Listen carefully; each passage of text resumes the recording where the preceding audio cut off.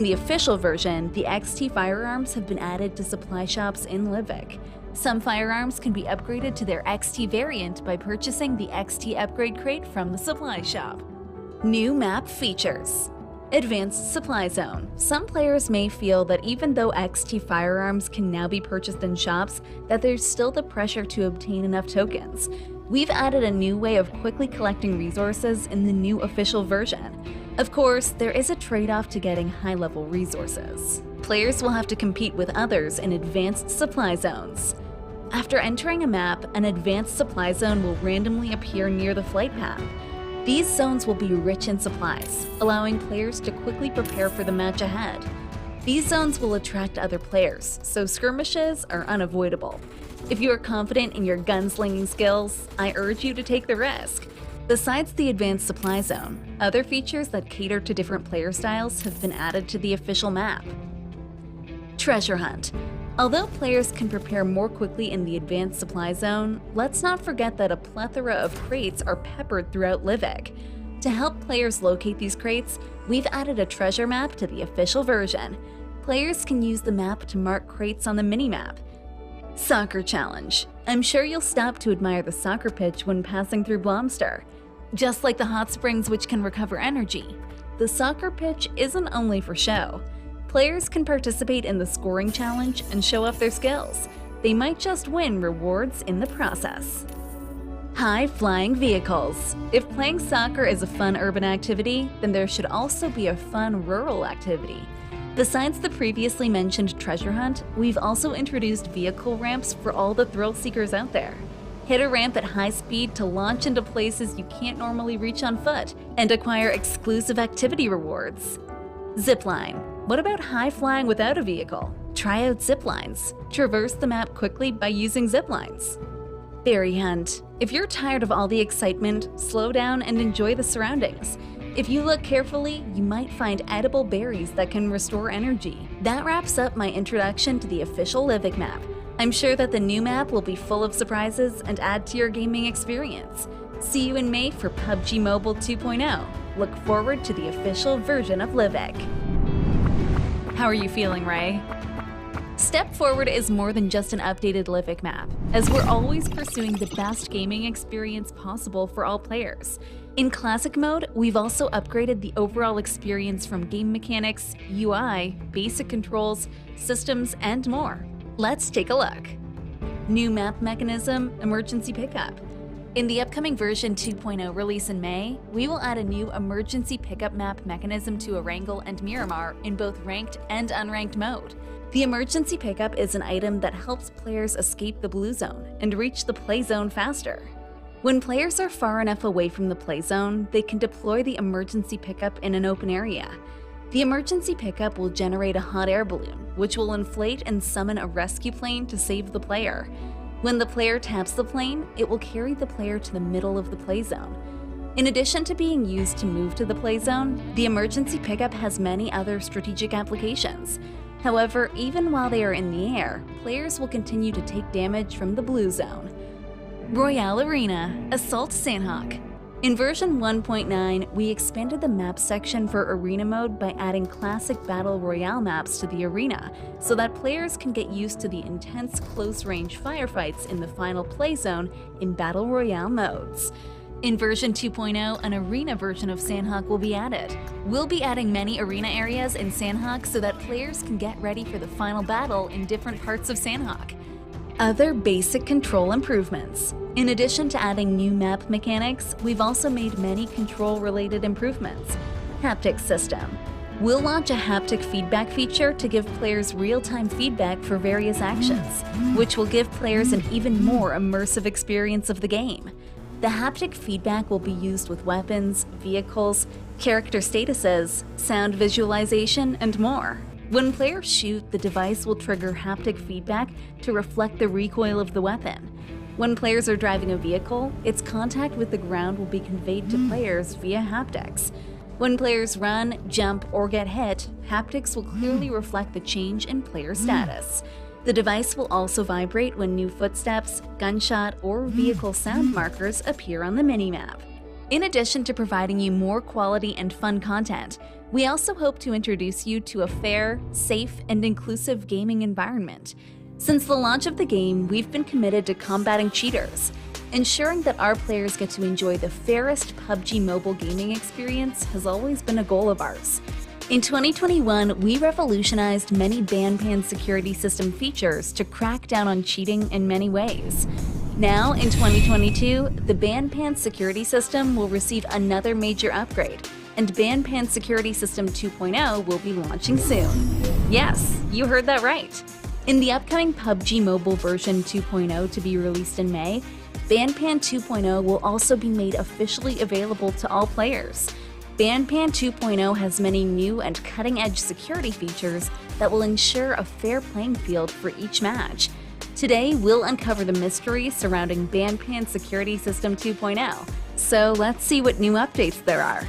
In ban 2.0, we provide better, smarter, and faster anti-cheating measures to all PUBG Mobile players on 3 major fronts: new anti-cheat features, match reviews, and player reporting. First up are the new anti-cheating features. ban security system 2.0 is equipped with the latest cutting-edge anti-cheat technology, the Fog of War anti-cheat system. The Fog of War anti-cheat system is able to thoroughly combat X-ray vision and other methods of cheating by cutting them off from the source. Are you curious as to why the Fog of War anti-cheat system is so effective? That's because of the unique way that this system operates. In a normal match, players' positions, movements, battle data, and other game behavior are all sent to the server. The server will then process all the player interactions and send the synced data back to their devices. It's through this method that players are able to have multiplayer interactions and battle one another. However, this method also presented a problem. Since all information is sent back to player devices, by hacking local clients, some cheating software was able to retrieve the match information of all players, and by using this data, produce the X-ray vision cheat. But now with the Fog of War anti-cheat system, players' in-game view can be intelligently identified. By taking into account the map's buildings and terrain, the server will only send data of each player's visible range back to their local device, while info outside the player's in-game visual range will not be synced locally. Since players will not receive out-of-range information even if cheating software is used, it won't be able to retrieve the positional data of other players. They will be obscured by the Fog of War system and won't be able to see anything. In previous versions, the Fog of War system was launched in a limited capacity for testing to ensure that the feature had a high accuracy rate and low impact on actual gameplay. In ban 2.0, it'll be gradually integrated into the main classic mode to ensure a fair gaming environment for all players. In addition, we've also upgraded the ban system's AI by building various machine learning modules. It can detect a wide scope of suspicious player behavior and impose penalties accordingly. If a suspicious player is detected, they'll first be isolated to ensure that other normal players are not affected. Further analysis will then be carried out to ensure that accurate assessments and penalties are given to these players. The new AI will greatly improve the accuracy and coverage of cheat detection and safeguard the gaming experience for all players. For match reviews, we've added a new Eagle review system, and authority will be given to some senior investigators. They can monitor suspicious players in real time to give more accurate assessments on cheating during a match, work together with us to ensure a fair gaming experience for everyone.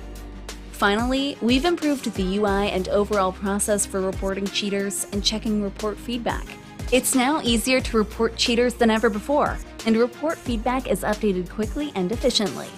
We believe that ban 2.0 will vastly improve the player experience by cracking down hard on cheaters and upholding a fair gaming environment for all.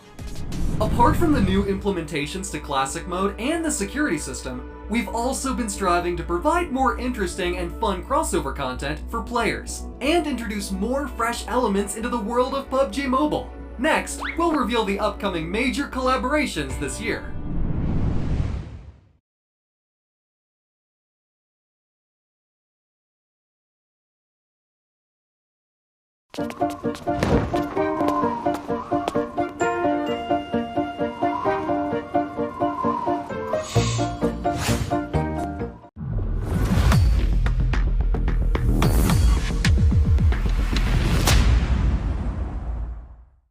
In fact, besides our development team, our players and creators have also been a crucial part of the PUBG Mobile ecosystem. Because of everyone's remarkable creations, there's more exciting, diverse, and rich PUBG Mobile content within the game and community.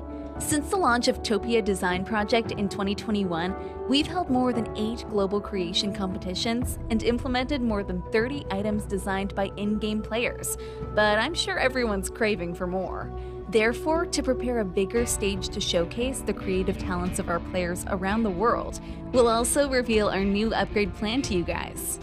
What is the 4-year-strong PUBG Mobile? A top-level mobile battle royale released in over 200 countries? A phenomenal IP? A global social hub? Maybe it's all of these, but surely there's still more to go for PUBG Mobile. PUBG Mobile is now aiming to be a versatile game that incorporates and caters to everything. And a key step to achieving this is the Topia Design Project, PDP. For the new PDP, we plan to introduce an urban city block for players worldwide. We hope creative minds will collide and bring forth even greater content. Perhaps new characters to cosplay as, or new comics, or maybe lots of creative people of different industries will all create things for the game. The official announcement is coming soon, so we'll conclude with a preview video. Everyone, please look forward to it.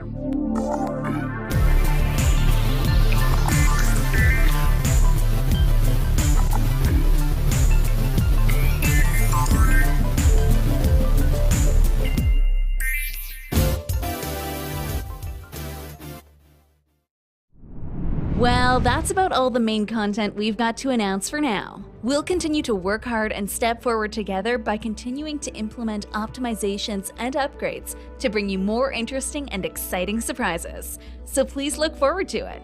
Thanks for watching and see you next time. Winner, winner, chicken dinner.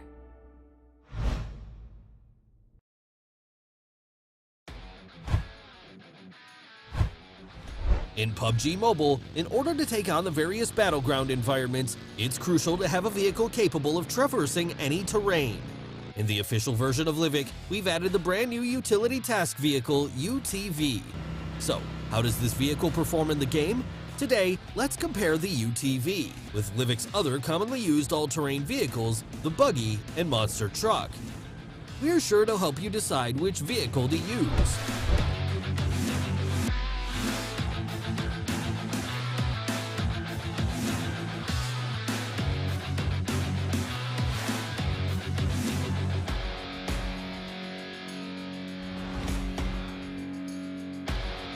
Let's see the overall performance of these vehicles. The buggy is quite small and compact, which gives it exceptional handling. During intense chases, its agility provides a firm sense of security. The monster truck has a tall chassis with massive tires, enabling it to traverse rugged terrain with ease. The UTV has overall great performance and is very practical. Its spacious interior makes it convenient for large teams, whether it be paved roads or the wilderness. The UTV can smoothly carry your team to any desired destination. The all-new UTV has a fairly compact frame, plenty of passenger space, and excels in all terrain. Whether it's rugged mountainous terrain or narrow streets, or in the middle of an intense firefight, it's a reliable means of transportation. It might just be your ticket to the final circle.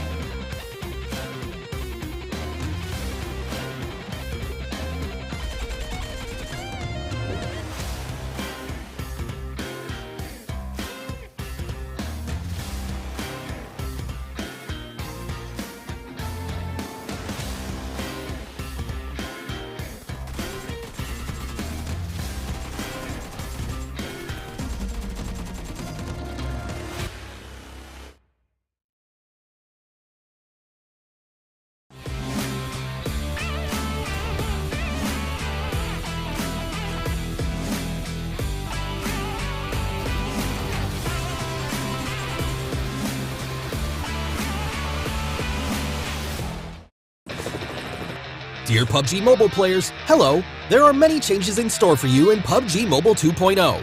In this video, we will introduce the exciting new contents of this version. We hope you'll like them. After 2 years of testing and improvements, the official version of Livik is finally ready for launch. We've kept the fast-paced battles of the test version, and we've taken another look at Midstein, Lomster, the Logistics Center, Iceborg, and other areas, substantially improving their look and fully optimizing their layouts. We believe these changes will enrich your battle experience with even more strategic depth. In the official release version of Livik, you'll be able to find a new all-terrain UTV. It's a small 4-seater vehicle that excels in all terrains. No matter how complex the environment is, the UTV will be able to quickly traverse the area. At the same time, XT weapon upgrade packs will be available in supply shops that appear in fixed locations. These packs can be used to upgrade weapons to their XT version, which increases their performance and control. These upgrades will be immensely helpful in battle in the official version of Livik. The official version of Livik has new ways to acquire supplies. When starting a match, an advanced supply zone will spawn randomly on the map. These areas have more supplies and shop tokens than any other place on the map. Naturally, the advanced supply zone will also attract more enemies. If you're confident in your shooting skills, come to the zone and fight for supplies. In the official release version of Livik, we've added random crates, treasure maps, wild berries, soccer challenge, vehicle ramp challenges, zip lines, airdrop markers, and other fun gameplay and mechanics. Southeast Asia Games. SEA Games has returned to Vietnam after 20 years. PUBG Mobile is proud to be included in the official competition for the first time, becoming one of the 40 medal competition categories. More specifically, PUBG Mobile had 2 sets of medal at 31st SEA Games.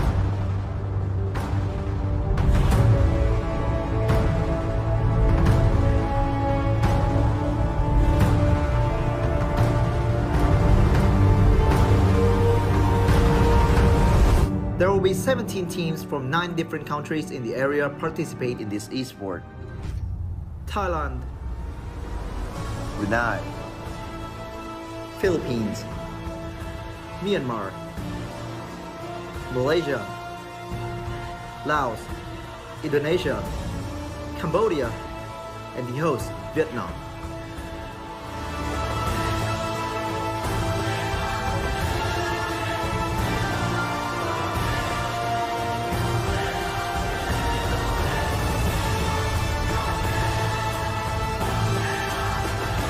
Individual competition will take place from 16th to 17th of May.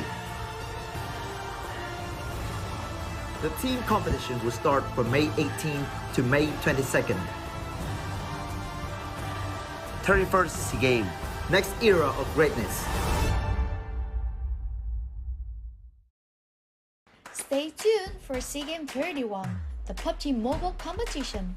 Broadcast live from May 16 to May 22nd on PUBG Mobile Esports renowned channels. PUBG Mobile, next era of greatness.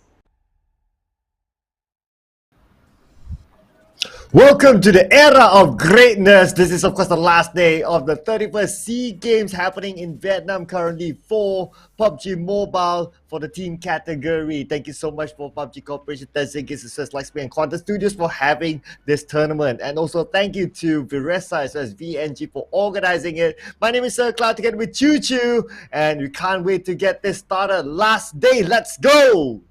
Oh boy, this is where everything gets heated up. We do definitely know there's going to be the race towards the medals, Cloud. It's going to be gold, silver, or bronze, and that's it. And aside from that, it's also a glory that you bring home. Hey, I got my country a gold medal. How cool is that? Is everybody else's dream. If you can't do for sports, you still have esports, by the way. So there's no age limit to it. So you guys who actually want to try it at home, try to practice now. Maybe in the next SEA Games, you'll be our representative next. Yeah, and maybe you'll be the one to bring up the national anthem for your own country in the next SEA Games. You never know, right? That is always a very touching moment. But what else is great about this current moment is, of course, the event inside of PUBG Mobile itself. It is the PUBG Mobile X Evangelion, and this is the newest event inside the game. So you just go into your classic, you can choose this mode, and then there will be this big Evangelion shooting a laser in the sky, something like that. Yeah, anime fans would know what I mean. I can see that you're not a big fan of it. I don't know. It's a really cool Not weeboo collaboration, enough. really. Okay, but for you guys, anime fans, including me, this is going to be one of the most awesome collaboration we have so far. But aside from that, it's also a gift for you guys been supporting us since day one. It's going to be the viewer milestone. Do share the live stream because everybody will get themselves a prize throughout this prestige event, which I think we almost hit. We already hit possibly the milestone. Are we hitting it just yet? We have no clue, right? No clue. But let's assume that we have not. Let's assume that we need more. So everyone, just share the live stream. Invite all your friends and family to come and watch because, of course, this is the grand finals, final day, and like what Chu mentioned as well, this is the race to the medal. And talking about racing to the medal, yesterday it was a Vietnamese day. So far, they're the one that's holding the record for the most chicken dinner in the grand final so far with 3 chicken dinners, including 2 from yesterday. Yeah, it has been a roller coaster ride for some of the teams, including the Philippines. But I have to say, right now, it seems very promising since day number 1 is going to be Philippines number 2. But the thing is, we're down to the final day, Cloud. We do know the fact that when it comes to the final day, everybody just push beyond their limit. And this is where everything, no more testing, no more experimental stuff. It's all down on the line. Everything is at stake here. And definitely the teams that's been, in the slumber yesterday, day number 1, desperate enough wanting that medal as well. And looking within the gaps of the teams, is still reachable for everybody. Yeah, it's still like, even if you look at, okay, so considering we have 5 more games, right, and we consider that the podium spot at least, the minimum number 3. So if we talk about, let's say Cambodia is currently at last place, they're at 39 points. The difference with Myanmar is, say, about 63 points. Of course, it's quite exponential, but if Cambodia can pull off something insane for 5 games in a row, I don't know. Maybe they'll be the one pushing for the number 1 spot. Mathematically, I wouldn't rule them out just yet. I mean, maybe 3 games in a row if they got themselves 20 eliminations. That's the highest by far. 20 elimination points, still capped at that. Nobody's breaking up the record, but we might see a team that's doing that today. And don't forget about the Infinity and the Ties, because we definitely saw them starting to really refresh themselves yesterday and get themselves in a different tier yesterday as well. And now we're down to the last day when it comes to the tournament schedule in the squad category of the 31st SEA Games. So down on the 22nd of May, the final stage, the last day, everything is here. Whatever they work for, their lifetime investment, learning about PUBG Mobile, training, practicing, all the boot camps, is down to this last day to represent their country. We haven't got SEA Games for the longest time ever, and this is the time for them to prove it. I know, right? After today, they'll be going back to their respective clubs, especially those who played as a mixed team, and they'll continue on their professional life, so on and so forth. But for representing your country and nothing but your country is definitely today being the last day. And something that has yet to change ever since the professional league back in season 2 is the point system. Winner chicken dinner 15 points, second place 12 points, third place 10 points, fourth place 8 points, fifth place 6 points, sixth place 4 points, seventh place 2 points, 8 to 12 1 point, 13 to 16 unfortunately will not receive any point, and as usual 1 elimination equals to 1 point. Yep, and this is to make sure that everybody familiar with the point system by now, even though you guys are very new, the ones that are actually just coming up from the sports arena, from every other category that's watching over for PUBG Mobile for their own respective countries. It's going to be point system if you guys are not familiar with it. And you guys watching at home, don't forget to cheer for your country. I've heard Laban Pilipinas, Go PH, a lot of Myanmar cheers in the chat as well. For Vietnam, there's going to be definitely one of their best performances here so far. Yesterday's performance including, and this is their home country, they need to have that pressure on. And for Brunei, it's definitely that's a good way to go. These are the teams that's participating. Each country have themselves 2 representatives, except for Cambodia and also Laos is only one of them. And for Malaysia, Myanmar, Philippines, Thailand, Brunei, Indonesia and Vietnam, each one of these countries have 2 representatives, and by far everybody's still in the race. It's still everybody's game, because we saw how was the roller coaster ride in day number 1, day number 2, totally 2 different days, different countries taking over a chicken dinner, and different countries topping off the chart every single end of a match. Yeah, and unfortunately for Laos, they would have had two representatives if not because of the qualify rule that they were the only team to be eliminated. Hence, they are down to only Laos one representing Laos themselves. But also speaking about the chicken dinner throughout the week, right? So Myanmar to they got one chicken dinner, but they are on number 11. So teams like this, they need to do a little bit more. But here is the schedule for today here, ladies and gentlemen. So we will start it off with Erangel, the classical map, followed by the big dusty map of Mirama, back to Erangel, and we will be taking a slightly longer break, about half an hour, before we jump back into Sandhawk, and we will end the day in Mirama. So far, Mirama has been kind to Philippines 2 times. In day number 1, we saw Mirama having an all-Filipino finale. Yep, and definitely a lot of will change today. Hopefully, we get to see the rise of the second page or the rise of the bottom 16, because that's what we need right now. Bit more competitive, bit more competition to get things heated up here. And definitely, I'm looking for all the countries, and you guys really have to give the support, because this is the last day. Just to remind you guys, this is the third day and the last day for your country to grab either the gold, silver, or bronze medal and contribute into it the tally of the entire country's SEA Games accumulation of the medals itself. Yeah, it will be. And also for those teams on the top as well, they cannot be complacent. Like what we saw in day 1. Day 1, Philippines one was superb. Day 2, they kind of gone missing. And Vietnam one, they took opportunity of that. They are currently at the number 1 spot. So teams like Vietnam one, they cannot chill. They have to be on the top of their game in order to maintain a spot. Of course, we're down to the last 5 games. It doesn't matter how you started. It matters how you end. So this is where it boils down to the ground. But speaking about going to the ground, let's head onto our arena ground just to see how our players are feeling today. Myanmar's second team here, the players already. Look at how they're just warming up their fingers. And I always love this small fan, by the way. Just saying. Sometimes they have decorations on it. They have different sizes and different type of it. You can see all 3 players on Myanmar here. Definitely have different type of fans. It depends on their preference. But you guys watching at home, do tell us what kind of fan you're using as well. And the big one, the ceiling one, the small ones. But look at all the players. Definitely none of them actually smiling yet, because you can feel the tension, you can feel how focused they are, how desperate they want this to work, because definitely a lot of teams have a lot of interchangeable players yesterday, and some of them seem to be working really wonderful enough, but some of them just didn't work out. I think I noticed as well that the Vietnamese casters, I think they're wearing their traditional outfit. So that's kind of cool as well to see. Yeah, that's kind of nice. And that's the fun thing about, like, in Southeast Asia, we're very diverse in terms of cultures. I think if you head over to other casters today as well, if I'm not mistaken, you can check out the Thai casters as well, and so on and so forth, Bahasa Malaysia casters and so on and so forth. Everyone will be downing their own national pride today, but of course here we are just enjoying ourselves, just like these guys. Yeah, that's true. We don't have any international outfit, can we? Can we? Can we not?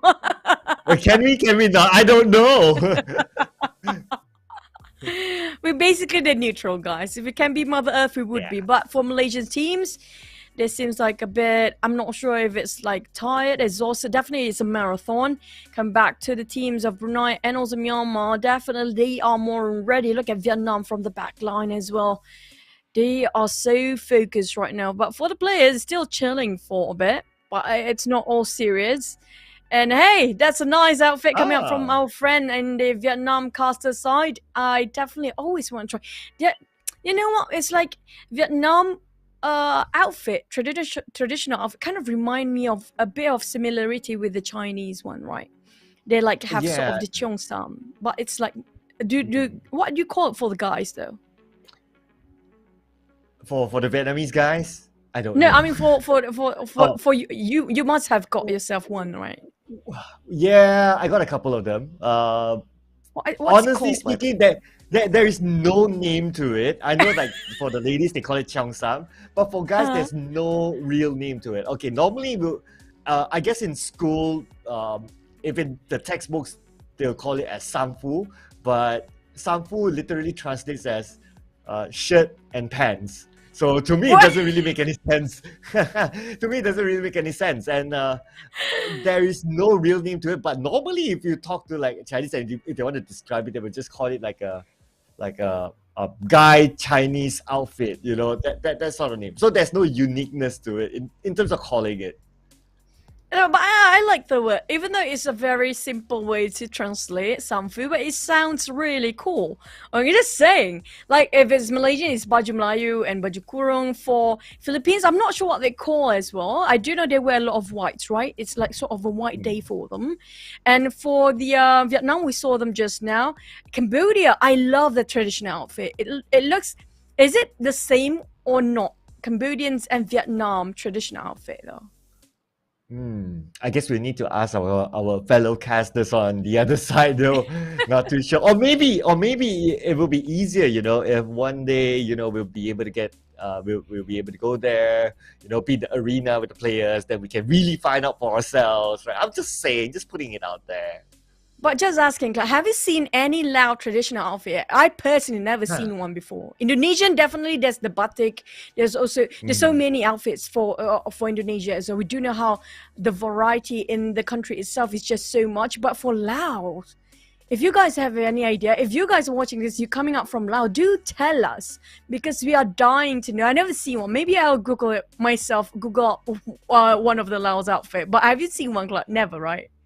Not that I can recall though, so I don't know. I think it's the same question as what's the traditional outfit for Singapore? That's freaky. That's very freaky. Can we call Sis Jenny? Like, Sis Jenny, we need you, Sis Jenny. Yes, paging for Sis Jenny. She's currently casting, I think. Yeah, but you guys watching at home, again, this is the final day of the team category for the 31st SEA Games. The run for the gold, the silver, and the bronze. Right now, definitely some teams looks very strong. We mentioned about Myanmar, we mentioned about the Pilipinas, Bagan Pilipinas all the way, and also there's the rise up have been rising up recently. It's going to be Vietnam. Have been very strong recently, and also Indonesia. And don't forget about Laos. They start to get themselves that consistency, but will it be enough? Malaysia is rising up as well, but aside from that, Cambodia, we're still waiting for them to pop up here and there sometimes. Yeah, Cambodia currently at the last spot with 39 points, a gap of 7 points with Brunei 2, so a slight gap. And then there's Brunei 2 with Brunei 1, a gap of only 4 points, and then the gap is really, really small, like only 1 point gap or maybe less than 10 points gap. I would say one of the biggest significant gaps so far is between Malaysia 1 and Malaysia 2 at number 8 and number 9 happen to be at the midpoint mark, which is a difference of 12 points. So far, that is the biggest gap so far at the middle pack. Of course, at the top pack, we have Vietnam 1 now having a 16-point lead with Philippines 2, meaning a 16-point lead is about one game's worth somewhat. So they could be comfortable for one round. Yeah, depends. I think it's more than comfortable, but as long as you don't get executed quite early, like we saw yesterday when it comes to was it Myanmar first team that on the 4th game they got up quite early, so they didn't actually crack, or the 3rd game they didn't actually crack the triple digit and the 99, right? They're very close to getting number 1 spot, but they went out quite early. So the teams that are actually on the top spot, the top 5 here, they have bull's eyes on their back, so they have to be extra careful. Definitely they will be in for the pressure later on. A lot of teams will try to take them down to stop them from adding more points towards the entire overall rankings. But at the same time, can the other teams actually do that? Do they have enough witness to actually outplay the teams that are on the top 5? Okay, so if you talk about other teams, right? So these two teams, as a nation, as a country, they are scary and they can catch up, and they can possibly be the double country in the podium spot, which is Indonesia. So if we look at Indonesia 2, Indonesia 1, they're number 4 and number 5. The gap with number 3 is 12 points and 13 points only. So if both of them do well together, do not be surprised if both of them can be on the podium spot. And all this while, throughout the 2 days, we have not talked that much about Indonesia because they're like, okay, yeah, one chicken and yeah. But if we look at it as overall yesterday, they're actually doing fine. In fact, they could have gotten that final chicken dinner yesterday, except for the superb gameplay of the 2v3 of the Vietnamese. Yeah, you just reminded me of Lamborghini again. He was Yeah. insane yesterday. That was just miracle play all along. But we are more than ready. While we're looking over back to it, the players, they are prepared, putting on their headsets and all their gears up, and now down to the first match. Every single point will be counted as a diamond. We treat it as a diamond. It's so important. The Malaysian players setting up the prayers here as well, just to hope everything just turn on to their favors. And definitely it's not an easy task to set the tone for the first match. The pressure is really on. Yeah, it's definitely on, of course, for both Malaysian teams as well. They are still in the running for the podium spot. And ladies and gentlemen, as usual, we will be starting our day in Erangel. So we match number 1 out of the 5 matches that will be played today, and we will know who will take home that precious prize, that precious podium spot that everybody in this tournament wants. That's true. And just to remind you, Cloud, we never got any of the circle coming up from southern part of the island yet in Son of coming through base by far. Mostly we ended up either on the northwest or in the center of the main peninsula of Erangel. So we haven't got ourselves this small island. Will it be today? If it actually ended up there today, it's going to be really tough for the players. If it ends up there, then the team that will be smiling is Thailand 2, because that's their home ground. And teams that are close by there, we have Cambodia on the right, Philippines 1 on the right. On the left, we have Malaysia 2 as well. So those teams will be fairly happy. But let's see if it actually ends up there. But first, as usual, we will begin to check out our flight path here in Erangel. And the flight path looks like it's going to come in from the left side. Or the right side is this? Oh, it's from the top. Shooting range to Milta Power. Now, this is a very wonky flight path, a bit skewed towards more the northern side, which makes me worry.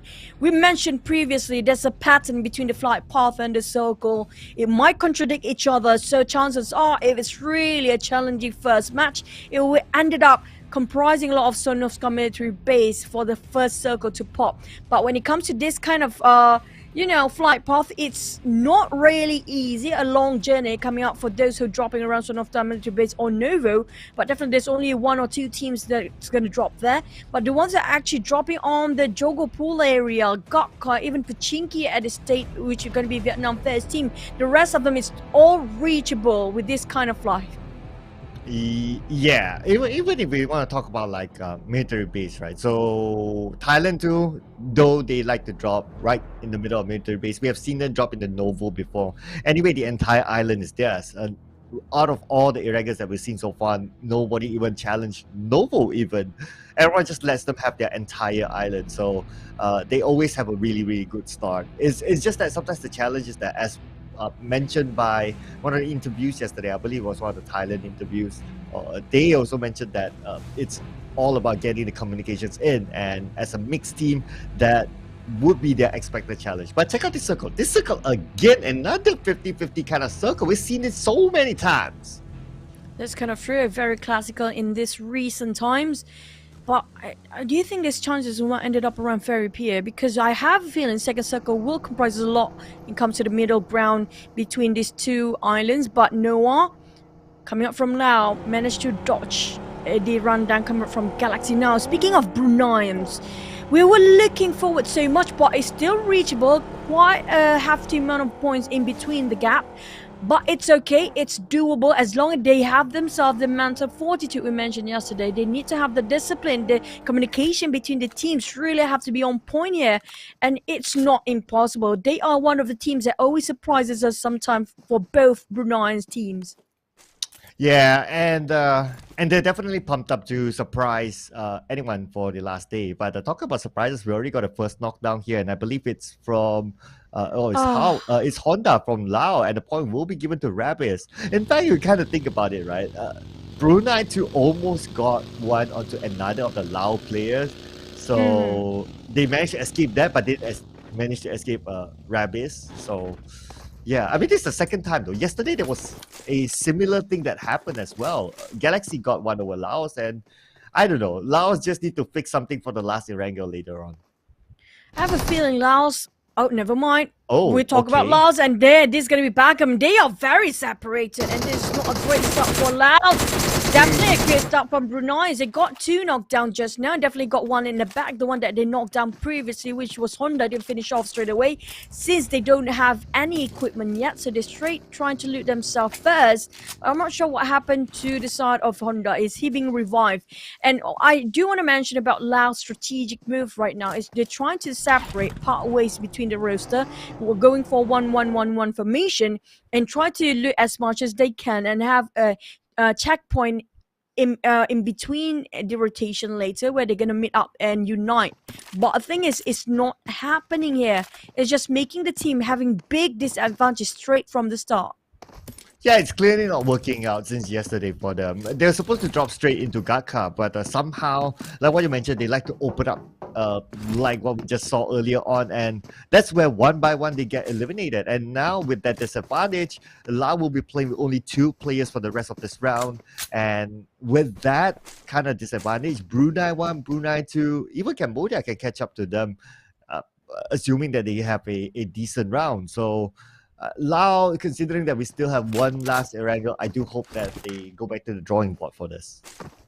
They definitely have to, because they are the sole representative for their country, for the fact that, you know, for the other teams, they have like their second team or the first team to rely on in case they didn't make it, or in case they made a mistake, there's a backup plan for it. They have a second team.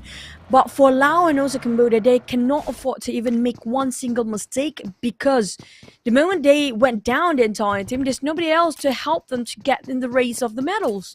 This is a lot of pressure on them, but they have to face the fact the reality is there.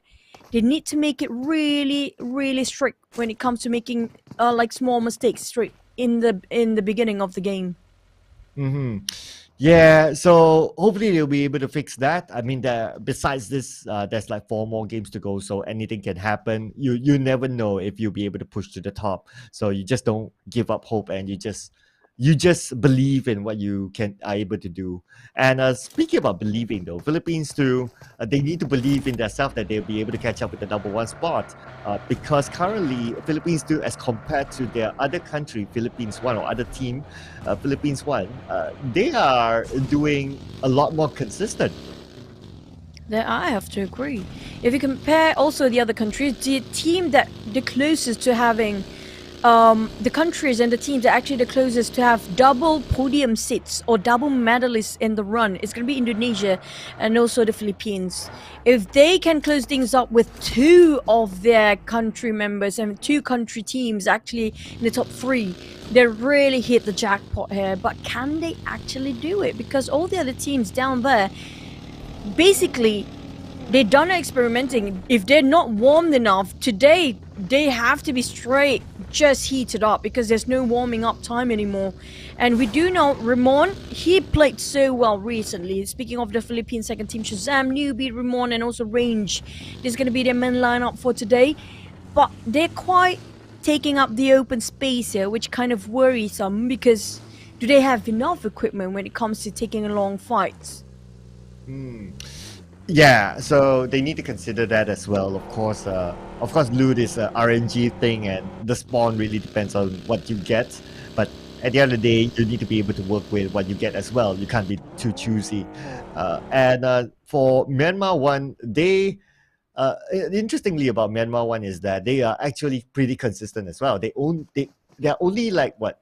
The last 3 games yesterday was the only time where they dropped out of the top 10 spot. Other than that, it's like number 7, number 3, number 6, number 9 even was their worst before the last 3 games yesterday. So they are fairly consistent, and they always go home with something with at least elimination points. So Myanmar won, despite us not talking about them that much because they are not flashy to say, they are actually one of the teams that can make it into the podium spot.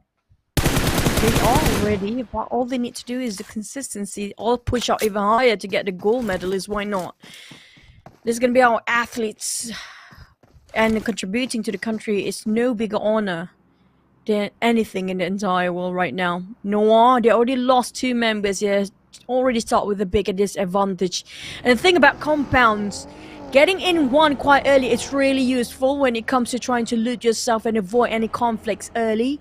But when it comes to getting out of it in the middle phase of the match, after you're done looting, that's a bit of a problem, especially where you've been surrounded by Thai first team here, which entirely comprises of a FaZe clan, and they are very aggressive. Yeah, good news is that they didn't stop at that house. If they stop at that house, that's it. But now we move on to Vietnam versus Malaysia one. So it's going to be Jumper at the forefront. They're fighting around the areas of school. Malaysia one, they rotated from Superni down here. A Jumper almost taken out with a nade, and McLaren tries to finish him off, but not able to do so.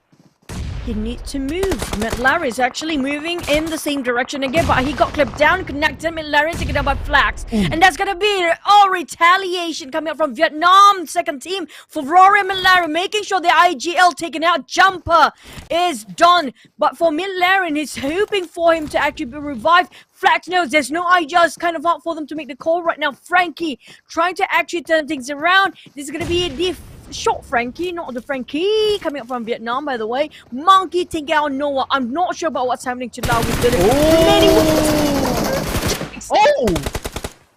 Wow! Flying card came in, but unfortunately Magix was not able to finish up the job as Mark lands nicely and takes him out. So it looks like for Malaysia one, it's not looking good for them as they already lost 2 players very, very early on.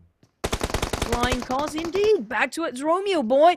Myanmar separated between the buildings, which the whole team Brunei is. I'm not sure what happened to them, but they are monsters today. They're not thinking too much. Just go in. They got themselves Zico knocked down, but look at the net coming from 1 second. The projectile and the angle is just perfect, but it's not enough to knock one person down. Close enough. 1 sec, cooking up another net while they're trying to revive Zico. Banley.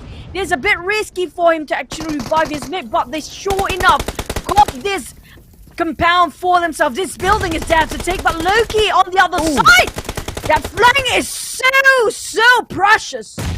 Oh, Kyle needs to recover his teammates quickly as 1 sec starts to move in, but 1 sec is still hesitating his move at the lower ground. The nade will be tossed into the second floor, but it will not connect. One has been up. He needs to continue on to pick up his teammates, but he needs to reset quickly. Zico goes down. Now 1 sec is at the corner, but unfortunately nades from Marnet is enough to take down Brunei too.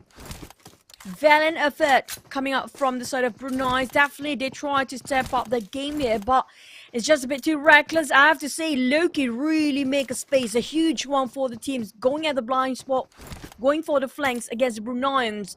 It was risky move, but well worth it as they bank in more elimination points later. But when we talked about the circle, here comes the third circle, the second circle still, which pops into, which I mentioned previously. We'll be looking over one just on top of Therapy later, Cloud, because if it does, it's really problematic for these guys.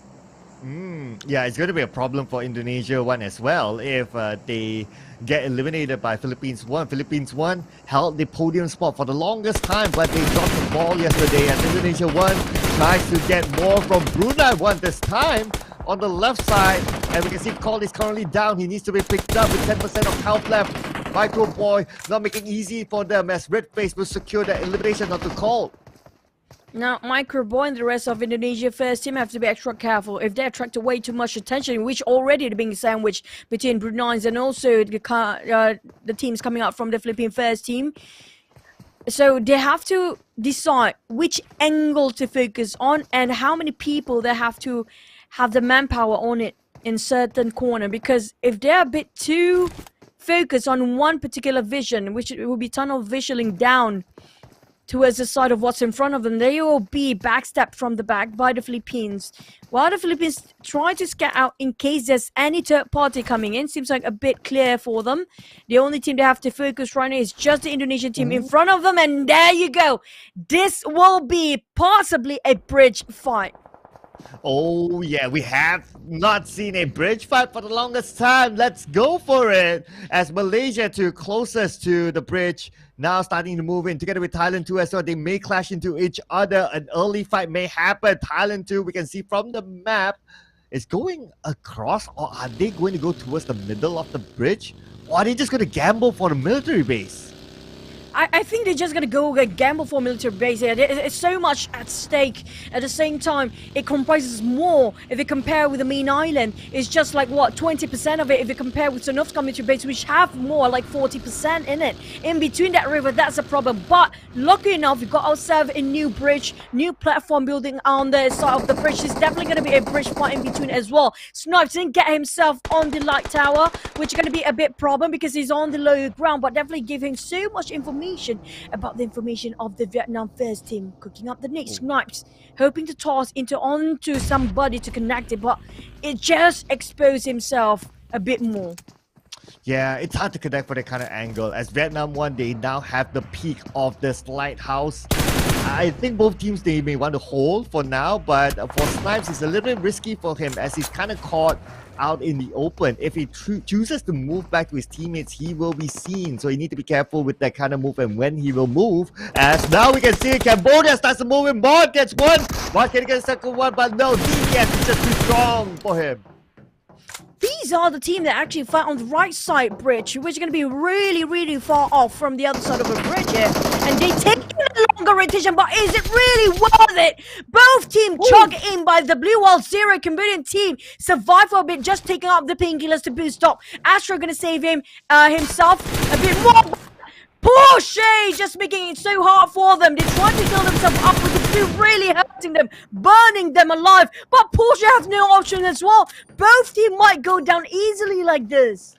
Yeah, the thing about the Cambodia is they like to always play on the outside the zone, and well, for now we're seeing the results don't really favor them, but Vietnam too, they are kind of extended their stay. Not too sure if this is good for Porsche to stay around anymore longer, as he only has 2 first. Astro will pick up his teammate Jisoo. Zero is still alive, but they are tanking out the blue. It's going to go on to the 4th phase of the circle soon. They don't have any opportunities to tank it anymore. They have to force a fight. They have to cut across. Zero, he doesn't have any more time. We're talking about a couple of seconds only. And Porsche, he's forced to actually build this one as well. Everybody just, you know what? We call it a truce for a bit. Just move forward and try to get ourselves across that bridge and onto the other side of the island, because they're way far off. And the moment the circle shrinks even further, look at this. It's just really worth gambling for the Thai second team. Exactly, it's worth gambling. It's crazy. They managed to get the circle and right smack in the middle of it. Not only that, the house, the compound that Nier has, it's one of the prime positions. Even Fluke, if he got that high ground, it's a prime position as well. So this is a really, really smart, bold move from Thailand that paid off. Yeah, Indonesian team second one going to join in as well, but for the side of Chan Force, where is Ryzen, his mate, his duo, his fast mate for now? And they've spotted out, and some of the players actually jumping into the water, so they try to take the advantage. The Vietnam teams are desperate to stay inside of the circle. While swimming over, there will be a lot of fishes to fish from these guys. And the ones actually on the platform definitely having a good time, but damn rude. Taking the watchtower on the other side while not being spotted out by Luxy, because there's only one window up top on the second story. But instead of Lambo, Rabies, and the rest of Vietnam team, the first Vietnam team, which ranking number 1 right now, opt out to go for the swim. Same goes maybe Indonesian team, but not really. They're right on top of a bridge. They don't need to go anywhere. Yeah, they don't need to. In fact, they can just wait for people to come to them. So now they're playing kind of like a gatekeeping role, as we can see here, Ryzen will get one. That will be the first knockdown for him as he tries to spot out the rest of the Vietnamese currently swimming. Finn will be gunned down as well. Ryzen, he knows someone's there. He wants to go for the shot, and yes, he will take the shot finally, but it will not land onto his opponent. He spotted the silhouette of the merman Rabies inside of that water. Definitely tried to pin a couple of them down, but it's just didn't happen. Well, Kato just arrived. He docked himself at the borders. But Flukev making sure he got himself the highest vantage point, the widest view to see everybody who just swim across. And Vaffel made it through, but the problem is how he get out from there. Flukev has his eagle eyes wide open. Look at that, 360 degrees, maybe 180 degrees more because he got his back covered by his teammates. But the ones coming up, swimming across and dog themselves like Vaffel. Woo! So close. Oh, very, very close. He's jumping for his life, but Finn, unfortunately, he can't jump for his life as he gets eliminated by the zone. Flukev still being the Coast Guard, trying to stop other players from coming in. And as I mentioned, this house, this compound is a prime position. That's why you can see both of them there. But now Myanmar, they're trying to force their way through. But it looks like Gen Force will need to fight against Myanmar. Oh, Gem Force really trying to play around the corner, ring around the rosy, cooking up the nade, hoping it to connect. Both of them actually thinking the same way. But who got one first? Oh, that's really Gem Force nailed it. Wow, that is extreme game sense coming in from Gen Force with the one nade. He gets that one top down. Now Ryzen by one to secure another one onto Thailand. Ryzen almost getting it onto Ventores. He tosses out the nade, forcing Ventores to move as well. Hopefully be able to land the nade onto Ventores, but it will not connect. Ventores is still alive, but now Ryzen knows exactly where Ventores is at. Cooking up this nade, this will surely land onto Ventores. Ventores moves away, but that nade will still get him. Feels like different category for SEA Games right now. We're in the swimming category because Sims like it. There's so many swimmers in the match right now, and Ryzen just gonna pin them all down. But no, it's gonna be Philippines first team. Oh, wait, what? How did they even got there? Have been quietly sneaking around the corner. The Thai got there first, but apparently Philippines got the circle. But the Thai's being actually rewarded with one airdrop. But we're not done with the bridge fight. Look at the graveyard. Around the bridge area is just too saturated. Around the bridge and around the watery area, it's just insane. But I do agree with you. Where did Philippines come from? How did they get onto the high ground just on top of military base? That's crazy. No one spotted them. And now they are in a superb position to even gatekeep the Thais. Now Malaysia rushing into the platform of the bridge. He tried to take a fight head on against Ryzen. He's already waiting and heard that footsteps, information collected, and definitely relayed. It's 2v1. It's too much for him to handle by himself. Oh, now Yuhai at the forefront. They don't have the circle though. They need to continue on moving as Luxy tries to stop Malaysia from coming through. Suavel together with Luxy, they will be the dynamic duo towards this end. But then again, at the same time, the blue is starting to close onto them. They know they need to move. They know they cannot stay here any longer. Nobody wants to be here. Definitely, so many players being knocked down just on top of this bridge. Saying good for the Myanmar players, but Indonesia, they need not waste any more time. They need to go for the rest of the team. They're on top of that bridge. They need to move. But look at how the Indonesians are. The first team of Indonesia, Red Face Allen, even the Thai first team, having such a good Thanksgiving Day. This is just given to them easily for those swimming in the water. Well, looks like Vietnam 1 have been eliminated. This might be a little bit of room for Philippines 2 to actually catch up. But speaking about Philippines 2, they're eliminated at 8th place as well. That number 1 spot might not change after this. But for the rest of the other teams, there's still hope for them to come up to the podium spot, especially for the 2 Indonesian teams is still alive. Luxy going into, trying to transfer into the circle, quite far off, not that far off, just 100 meters away. All he needs to do is just drive that Dacia, get into it sneakily, and nobody notices him yet. By the side of Snipes, what is that shot coming from? That's the furthest distance we've seen today. Oh, that's definitely something. We'll go into the record books. We need to check that out later on as we'll now fight towards the 6th place of the circle. Fukip goes down. Gotuni tries to find their opponent on the other side, but Gotuni may need to let go of Fukip. Fukip will be taken by Redface, and it's going to be Indonesia again. This near playing, and this is nearly. He got this one wrong. He got one, almost knocked one down for Indonesian first team. They're being stopped, being denied the entry to the circle. But they counted for it. Don't try to actually help him. But can he make it enough? Well, they have nothing to take coverage from, hoping to actually get at the back of the. Oh, Oh, this guy is really, really risky one. They need to build this one stone. He might just have to go for himself alone. While Tony and Nia trying to approach him slowly into the smoke, hopefully for him to actually revive them. But the blue is cutting it very short for them. Look at how it will burn them in just 20 more seconds. 20 seconds should be enough for them to reset themselves, but is it enough for them to cross the road, or is it enough for them to fight Indonesia 1, who currently has a little bit of advantage as Alan spots them out. Alan knows exactly where they are. Alan's now going to play for placement points, but Philippines 1, the prime position that nobody knew how they came into. Now they have everything on their side. They had a very long journey, and this is their finishing if they want to. They short in terms of just one man. Saying goes for the second Thai team. It's going to be 1v4, 1v3, v2, v3. Back towards Demigod.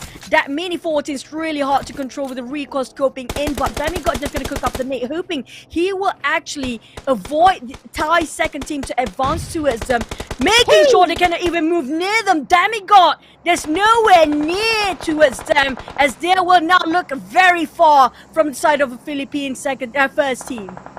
Oh, there's going to be an elimination for Indonesia 1. Now it's down to Indonesia 2 to represent the country. But at the same time, Thailand 2 is in this as well. Indonesia 2, Suave starting to move in together with Luxi behind him, giving long-range backup. Gotunu is still alive. For him to pick up Stone, it's going to be tough, as Stone's trying to call to Gotuni, but Stone, can he make it in time?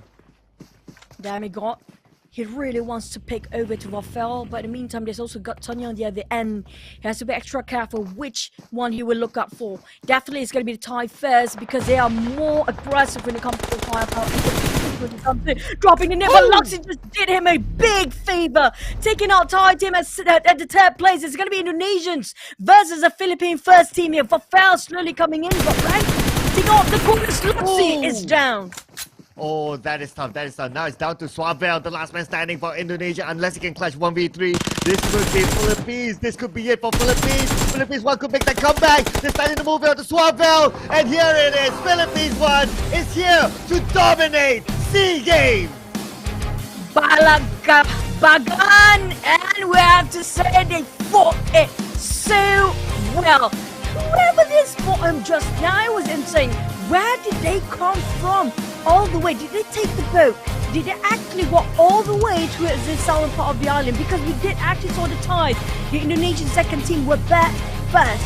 Where did they pop out from? And it was well worth it to play a very strategically, very methodical team. We mentioned about them being quiet in the second day, but here comes them, starting off their final day with the first chicken dinner in their hands. Okay, Mom Boy is extra happy. Alright. But for that drop spot, they dropped into Milta Power. And how did they end up there is beyond me, because we saw earlier on the bridge was kind of packed as well on the right side, with Cambodia playing the gatekeeping role against another team. So when did they slip in? Did they slip in after? Did they slip in before? I'm not too sure. We really need to look at the replay. But what I can say is that there is a on-point timing rotation coming in from Philippines to take that prime position, and that was supposed to be Thailand's spot, but Thailand, they chose the house on the bottom. Nothing wrong with that. It's just Philippines. How did they get in safely? That is beyond me. I have to say, they really put in the line Lakat Matatak all the way towards Novo Ripnoye. Straight on, when they saw the circle shifted, they actually move. I think what's logically speaking here, they might move towards the right side of the bridge before the other two teams, the Cambodians, were fighting just now, and they go into Novo Ripnoye, maybe playing at the outskirts of it, at the coastline of Novo, so nobody actually spotted them out. Because just now we saw when it comes to Indonesian coming up from the Sonovska Island, there's nobody inside in the island, except we didn't see the corners of Novo Ripnoye. So there's possibly they have been camping there for quite a bit, and they've been waiting for so long there. Just have to say, they really gambled it out for the circle, just how the Thai team did back then as well. I have another theory. The other theory is that they took a boat from the south side of this Milta Power. Yeah, the boat from south side of Milta Power, and they went into Novo because because if they were to shoot straight into Novo, Thailand too actually dropped first into Novo, so they would have clashed very early on. So maybe anticipating that, they say that, okay, we will still go to Novo, but we won't go to Novo as early or as fast. So the best is that they still loot in the Milta Power area, and then they take the boat to Novo. By that time, Thailand too would have left that area. They would have continued on to do their own thing, and that's how they got that entry into Military Base Hill. I mean, like, if you think about it, right, for this time to play the boat game, it's not really that bad, because if you got yourself like maybe two boats to work with, one will be driving the boat, the other will be shooting every swimmers there is. Like we mentioned, it feels like a swimming category for sea medalists this time, but it's actually PUBG Mobile, guys. But speaking of which, is actually they can actually get a lot of elimination just by doing it, but nobody actually tried to do that because it's a bit too risky if your boat actually being shot down. But nevertheless, still congratulations to Philippine team number 1, which coming up from KJ Esports, and that was a really good turnaround event for them because they're still in the run for the gold medalists here. Even though we got ourselves Philippines in the top 3 now, in top 5, definitely they're going to push up a lot when it comes to the ranking later on. Yeah, the difference between them and at least that third spot is about 17 points only. So with that, but we also must consider that some of the Indonesian teams actually did fairly well. Oh wow! You mentioned yesterday we never had one elimination from any MVP, but today we got another surprise. You have never seen an MVP with no eliminations, right? Right? But I think more shocking to me is the 0 longest eliminations. So how did he got himself that 723 damage with no distance in between? How? So because the 0 is eliminations, right? So without eliminations, so that makes sense. So the story that I'm reading here is that basically he's the one that dishes out all the damage and everyone steals it away from him. No, the thing is, there's no distance when he actually does the damage. Yeah, because it's based on longest distance elimination. And without an elimination, oh yeah, that's kind of true. That's kind of true. Now, and it's not the distance damage, right? It's distance elimination, so he doesn't have an elimination. There you go. Thanks for that. But it's crazy, match right? standings. I know that was insane. It was baffling. Back to the match standing. Even though they got themselves that chicken dinner, but still have to remind why they got themselves the MVP. But look at number 1 with 9 elimination points there. I have to say, this is one of the highest eliminations aside from Malaysia's second team, which is going to be 8 eliminations. But the rest of them really secure well enough. We have 2 Indonesian teams on the top 4 here. While the Philippines got themselves that chicken dinner, but it's just 1 point away from being number 1 in this match. For the Thais, though, they're still in the run here. Yeah, because Philippines, they play... Because of that kind of rotation, you just need to wait at the hilltop, so you don't really get much action. Indonesia too, on the other hand, we saw them fighting on the left bridge like nobody's business. So they got a lot of elimination there. Same goes for the other Indonesian as well, Indonesian 1 as well. So they kind of like have a similar pattern. But looks like we're going to compare between Luxy as well as Rankit. And in terms of stats, Rankit, he got majority of his team's eliminations. That's very true. But he got shot down by the side of, if I'm not mistaken, it was one of the Thai teams from the second Thai teams who actually on the rooftop. But for Luxy, I have to say it was a very valiant effort. Same goes for Ranked. It was winning up the team with a lot of elimination. Aside from them getting them chicken dinner, that securing the team with 4 extra elimination points. I'll be surprised if they go for head-to-head with 0 eliminations as well for this time. But lucky enough, we got also 3 and 4 eliminations.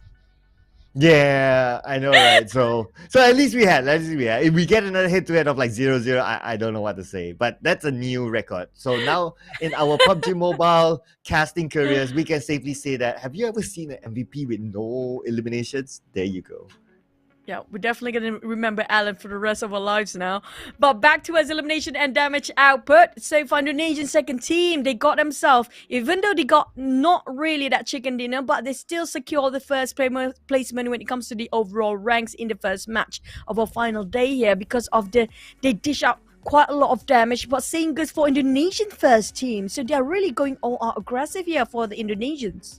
Yeah, they want the points in the bag because there's still a possibility that we can see both Indonesian teams actually in the podium spot. And I wouldn't be surprised once we tally up the points, right? We might see them there after this. But besides that, three teams unfortunately will go home empty-handed. No eliminations as in this round. That's going to be Brunei 1, Laos 1, as well as Malaysia 1. The rest of them, they at least got something back from this round. But for the Indonesians, we talked about the Indonesians before, even at the club level, even like when they were BTR or their respective clubs, right? It's always like day one, you don't really see them do that well. But if you give them time to warm up, you give them like the second day, the third day, all of a sudden they will go crazy. That's true. And this is the third day. This is the final day. This is where they will get crazy. But the thing is, I noticed that both Indonesian teams are actually quite high up there in the top 5 based on their last performance. But here will be our outstanding team, our match 1, our final stage, final day, day number 3. Philippines at number 1 because they got themselves that chicken dinner, but Indonesian second, Thai second team, and Indonesian first team. Both Indonesian team are really probably will conquer the top 5 right now. Same goes for the Philippines. They are very close for both countries to get themselves in the gold medal run. Okay, yeah. I mean, these are the teams like in the middle, right? Except for Thailand, too, they're a little bit on the bottom. Teams in the middle, teams at the top, we have yet to see them got on the charts as the outstanding teams, but yet at the same time, they were not eliminated that early. But everything just happened so fast because of how much action there was on the left bridge. We need to wait for the official scores, which I believe will be in the next graphic. This will be something that I really can't wait to see. I can't tell by now, you know. That's true. We fail on mathematics back then, but still Vietnam at number 1 spot. But it's really close for these guys to catch up. The Philippines second and Indonesian second team are chasing up for the gold medalists. Yeah, while they're sitting at silver and bronze at second and third place. Myanmar first team being pushed down to 4th place. We're hitting all the triple digit for most of the top 6 teams there. Indonesian first team and Philippine first team at 5th and 6th. They're really closing up the gap. While Thai first team taking out 93 points. This is where the gap quite a bit stretch between. Malaysian first and second been pushed down to 8 and 9, but still maintaining their spot previously as well. But for the rest of the team on second page, do they still have the shot for the medalist run here? I think yes, because we have to. Yes, there's a possibility because it's like 1 point. The difference is like 31 points with 4 more games to go. It is still possible, so I won't rule them out just yet as well. But what I can say is that some teams are starting to step up the game again. Especially we got to give it to Philippines 1. Somehow they managed to solve the puzzle of that kind of circle. That circle is what we call pretty scammy, right? It can look like it's like on top and all of a sudden it goes all the way down, and only Thailand solved that puzzle completely. But let's hear it from the Philippines. How did they actually get across? Let's go, hosts. Đội tuyển đã xuất sắc giành được winner chicken dinner trong game thi đấu mở màn trong ngày hôm nay. Hãy cùng Thảo Trang phỏng vấn anh ấy một chút nhé. Xin chào Rankit, chúc mừng bạn đã có được một chiến thắng vô cùng xuất sắc. Ngay lúc này thì bạn đang cảm thấy như thế nào với một chiến thắng mở màn trong ngày thi đấu hôm nay? Hello Rankit, congratulations on your victory. So how's your feelings about today's matches? Masaya ako kasi nasa amin yung circle matapos last circle sa amin lang yung circle habang bumabaril lang kami ng mga hotdog sa may gilid-gilid ng tubig kasi ganda ng pwesto namin eh. He's feeling very happy, and then when the last zone was in favor in their team, it was a big and good luck for them. It's a time for them to kill enemies. Okay. Philippines 1 trả lời rằng là họ rất là vui về chiến thắng này. Khi mà ở cái vòng bao cuối thì họ rất là lo lắng. Tuy nhiên là đây là một cái sự may mắn rất lớn và họ sẵn sàng loại bỏ bất cứ ai mà ở trong tầm ngắm của họ. Vậy theo bạn thì tình huống nào là tình huống quyết định dẫn đến chiến thắng vừa rồi của đội mình? So what's your decision about lead to the victory? Yung nagpanalo sa amin doon yung sinakyan naming hotdog para tumawid dun sa military base. Tapos naka-rotate kami ng walang tao, nakakuha kami ng spot na maganda. So the strategy that they made for the victory is that they found a boat going to the other side of the island. So one of their teammates got called that they need to rotate immediately. And then as the zone closes and in favors on them, they immediately got the victory because they didn't hesitate to pick more enemies, and that's why they get the chicken dinner. Ok. Vậy câu trả lời đó chính là khi mà vòng bo tới thì họ tìm một chiếc thuyền và họ chạy sang chiếc đảo nhỏ, rồi sau đó là họ tìm một cái lợi thế rất là thuận lợi, và ngay tại lúc đó, thời điểm đó thì họ đã có thể có một cái họ đã tập trung với nhau để mà loại bỏ enemy, kẻ thù trước mặt họ, và do đó là dẫn tới một cái chiến thắng rất là nhanh. Vâng, đó là một quyết định rất là thông minh của các bạn và hy vọng rằng các bạn sẽ giữ vững được cái tinh thần này và thi đấu thật tốt trong những game thi đấu tiếp theo. Cảm ơn bạn đã tham gia phần phỏng vấn này. Thank you and good luck. Thank you. Các bạn thân mến, như vậy là chúng ta đã khép lại game thi đấu đầu tiên của ngày hôm nay. Ngay bây giờ, mời các bạn nghỉ giải lao trong ít phút. Đừng rời khỏi livestream nhé. Chúng mình sẽ quay trở lại ngay thôi.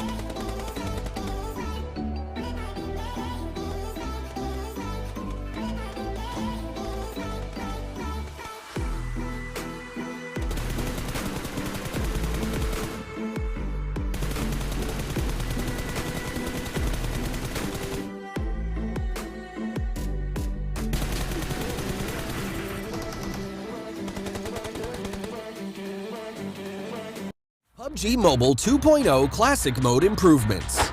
Hello there, PUBG Mobile players. PUBG Mobile 2.0 is now available. In this video, we'll introduce some updates to Classic Mode. We hope you like them. Emergency Pickup. In both the Ranked and Unranked mode, Erangel and Miramar apps, we've added a new mobility item, the Emergency Pickup. After picking it up, you can use it from quick items. Deploying the Emergency Pickup takes a little bit of time. Once deployed, a hot air balloon beacon will be launched into the air, as a beacon to guide the aircraft. Once the beacon is launched, you'll need to tap attach before the plane arrives in order to be lifted into the air. It can carry up to 4 players at a time, and you can choose to jump at any time in the air to reach the play zone. It's a new strategic mechanic that allows you to move around quickly with your teammates and also gather battlefield intel from high up in the sky. With the help of players' ingenuity, the emergency pickup can be used in actual combat to create more thrilling scenarios. It's also worth noting that as long as you're in the blue zone, even if you're up in the air, you'll continue to take damage, so think carefully before using the emergency pickup.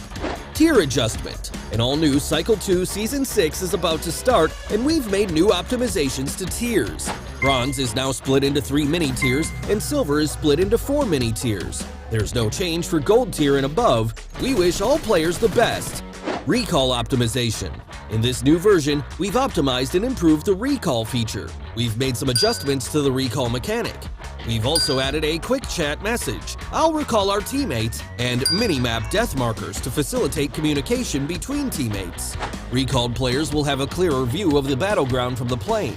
The thing you'll need to remember is, in the Irregular and Livik themed mode, as long as you have a recall remaining, you'll respawn automatically when you're defeated. Your teammates won't have to recall you from a recall tower.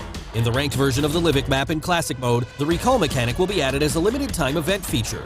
Haptic feedback system. In order to enhance players' immersion in the game, we've added an interactive haptic feedback system to the new version. The various actions of in-game players will be reflected through vibration and haptics, further enhancing the game's immersive experience. When players interact with weapons and vehicles, interactive feedback will be transmitted to players in real time in the form of device vibrations, allowing players to experience differences in different interactive environments. When a player enters different states such as running, jumping, and being attacked, the device's vibration allows them to better feel the difference in their own state. Even when the mini-map is marked with footsteps, vehicle sounds, and gunshots, the haptic feedback system will also react in real time. The haptic feedback system has two quality settings, high and low, and needs to be enabled in settings. At the same time, players can also set the vibration strength and customize the haptics under different combat scenarios. Do keep in mind that high quality requires a device with compatible hardware before it can be enabled. Firearm optimization. For firearms, we focused on adjusting the shotgun's attributes, increasing its hit damage ratio and range to damage, and slightly increasing the base damage of the sawed-off shotgun. At the same time, S12K's capacity has been expanded to 10 rounds, and S1897's bolt action speed has also been improved. We hope that this series of adjustments will improve players' experience with shotguns.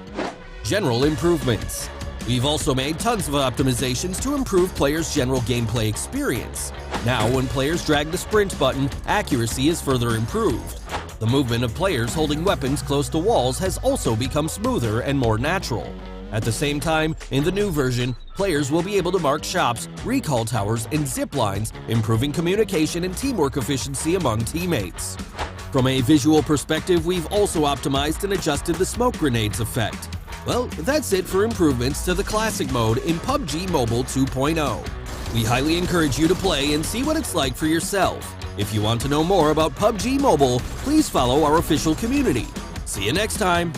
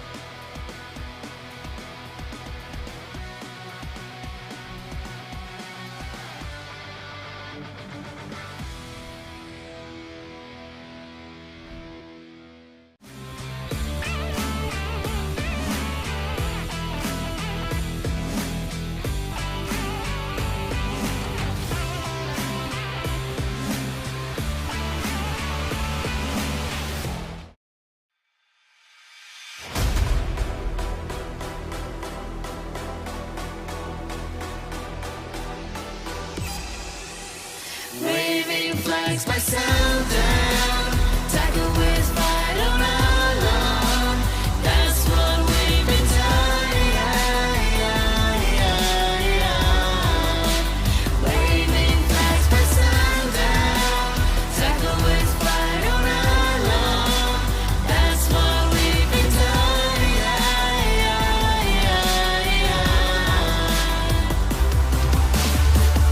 Yeni sezon yeni.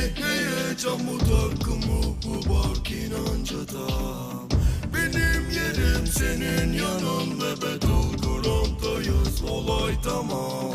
قلوبنا مفتوحة هربت خلعت كسرت كل الابواب فريقي جاهز حاضر متمكن من كل شي عطبات رح كون الشخص الوحيد اللي باقي اقوى من هيك مقلع ملك وماشي متربع على عرشي ما انا هيك PUBG واجبتي صفقة تمت في علمي من تاني موسم يا عيني تحفيز وتطوير لاني زعيم عظيم من 4 سنين بلا وحدة لوحدة برسم باسمي للمهردج ودورنا ارض كامل التسحين Satu persatu jatuh, kelak another one. Kuasai lapangan, saya ada lawan. Jangan tes, coba les, guess. Langkah gue tembakan masuk, nadi gue SS. Gue bisa tahu musuh kena mental, main pada panik, nyali pada mental. Squad selalu siap, beda jam terbang, raja terakhir, makan ayam bang. Pada camping, modal scoping, banyak setting, lama looting, lupa healing, pakai karbin, gila ranking, gue last king.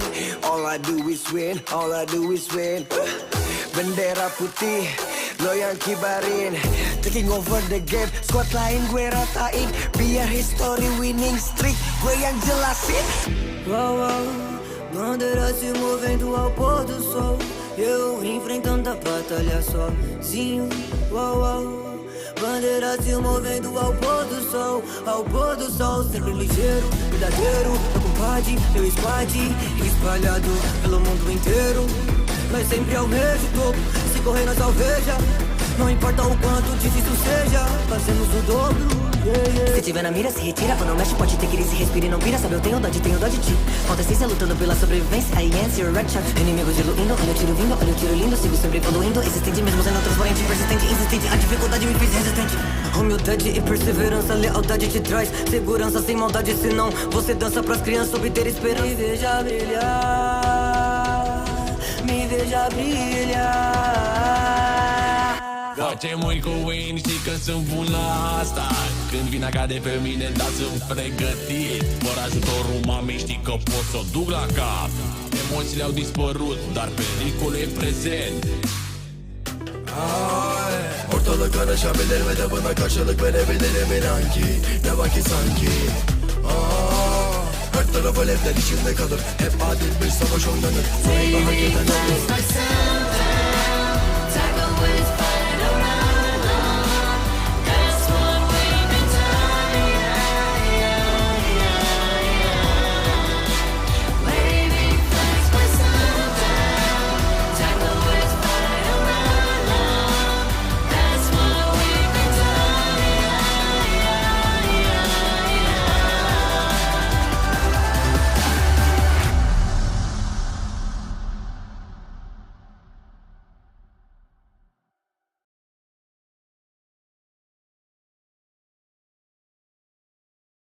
Hi everyone, welcome to PUBG Mobile's Step Forward launch. Hello, I'm Ray.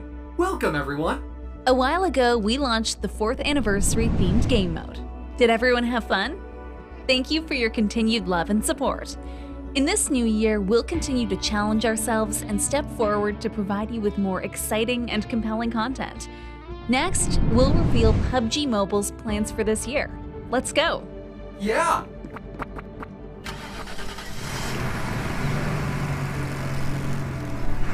Ray, where do you think this is? This looks like Livik, but something seems different. Exactly, because it's the updated Livik map which will be released in PUBG Mobile 2.0 in early May. Let me show you around. Hold tight.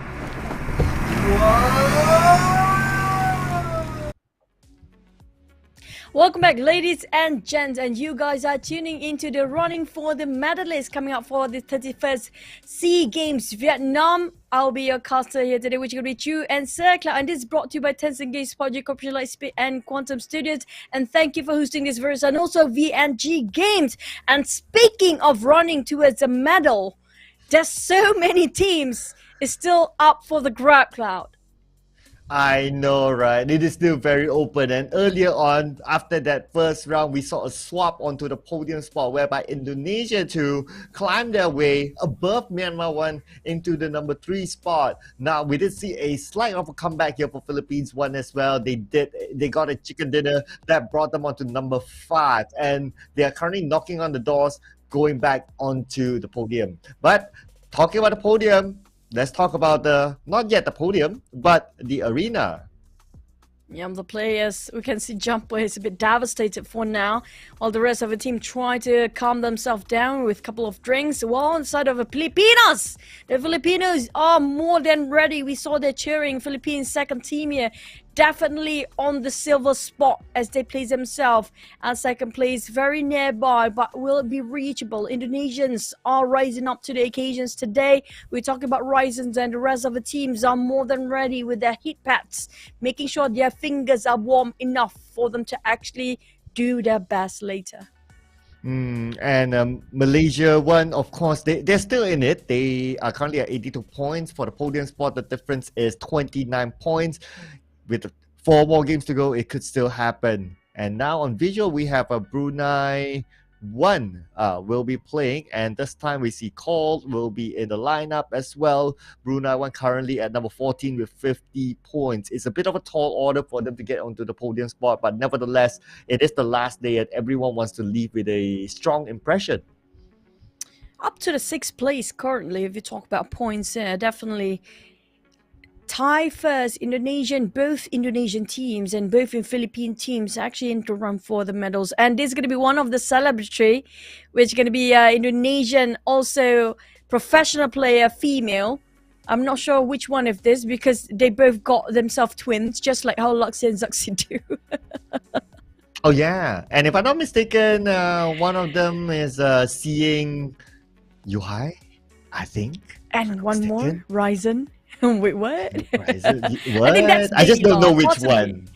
Yeah, because they are twins. Sometimes when we look over Luxy and Zuxi, the same goes for us. Like, are you Zuxi or are you Luxy? But it's always a pleasure to look over for female passionate into gaming audiences. And maybe one of their family members is actually in the arena playing. They try to give the supports and love and cheering up to give the morale boost for the players, but will it be enough? Definitely, it's going to be really helping you guys watching at home as well to give your favorite countries, your favorite teams to actually give them the support. There's going to be Indonesians really cheering up all the way to Vietnam in the arena of the players sitting right now, watching their favorite and their loved ones playing.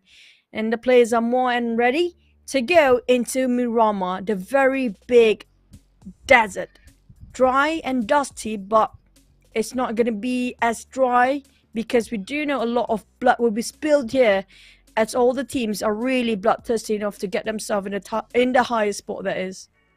And did anyone notice the Vietnamese casters that actually changed their outfit? They were wearing something different around one. Yeah, they have time for that, right? Interestingly. Yeah. So they wore something different around one. Are they the same people though? That I can't confirm because the scene switched fast, but for the outfit, I'm pretty sure it's different. But if you talk about changing casters after one game, maybe not. Doesn't happen usually. So I guess it's the same people with different outfits. It usually happens in offline stage because of, it might be exhausting for them to actually drag all the way, just not like we do. Like we have a lot of stamina, right? Right, Cloud? But we don't have the stamina to change our outfits. We can't exhibit any outfits today, thanks to being neutral. But let's not waste any more time. We want to get into the game, and this is going to be the second time of the day to getting into the match number 2. It will be the first Miramar of the day, but the second last Miramar as we head into our final day of the 31st SEA Games final stage. Yes, this will be the first Miramar for the final day, and this time it's going to come from El Azahar to the left side of Monte Nuevo. So teams that like to drop on the southern side, notably teams like say Laos, is going to be a bit far for them to drop into Chupacera. Los Leones as well as Impala for both of the Vietnamese teams is going to be a bit of a drop for them, but I think they can still commit to go towards there. It should be okay for them to land there. It's just that they need to be careful of the two Thai teams that normally like to drop in minus generalists as well as Picado. Hopefully don't bump into them as they hit their way onto their drop spot on the southern side. So what's going to be important, of course, is going to be the circle. We've seen a couple of middle circles. We only see one southern circle, I think, and that's about it. But a lot of it has been somewhere around the middle. most of it is actually specifically on top of Power Grid. We have to specify it as well. And the one, the Southern Circle, was actually on top of Los Leones, which was the Event Circle. Kind of hard to play, but seems like we might have a Southern Circle possibly today, if according to the first game pattern. But never mind that. Power Grid is still in there, but high chances are we might end up in Minas Generalis or even La Bendita at this point. Yeah, we've seen this, I think, on day one, if I'm not mistaken, this kind of circle before. So it's interesting to see that some of the teams that's currently in the middle of the circle, their regular drop spot. We can see Thailand too, right smack in the middle of it. Vietnam, who normally drops in Impala, not too far away. Los Leones is still within the circle as well. So both Vietnamese teams that are in it. Of course, let's keep our eyes onto those teams on the podium spot for now.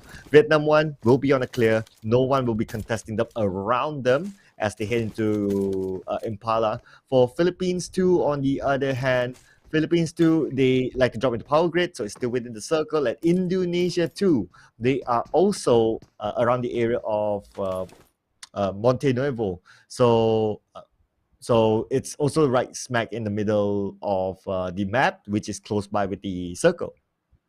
Yeah, but the thing is, Cal, up to 11 plays within one game, if they got themselves 20-ish eliminations, definitely not even 20 is fine, as long as they got themselves double-digit eliminations plus a chicken dinner.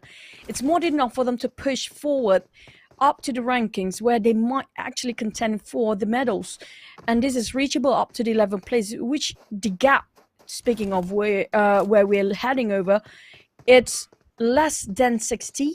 Definitely around, maybe not less, but more, also approximately 60 points up to the 11th place. And the gap up to the 6th place is not even 30 points in between. It's not even half that we mentioned in the 60s. So this is just one game to flip the coin over, and one game to bring the morale down or boost up for one of any teams in any countries.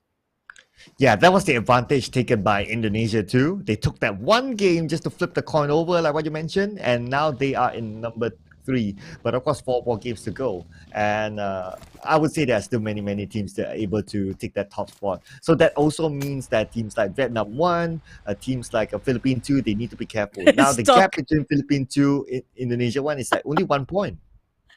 Don't compliment them too much. You saw how Vafel just got stuck with that minivan just now. He tried to reverse, but you know how heavy the minivan is. It's just... I can't even... it broke me.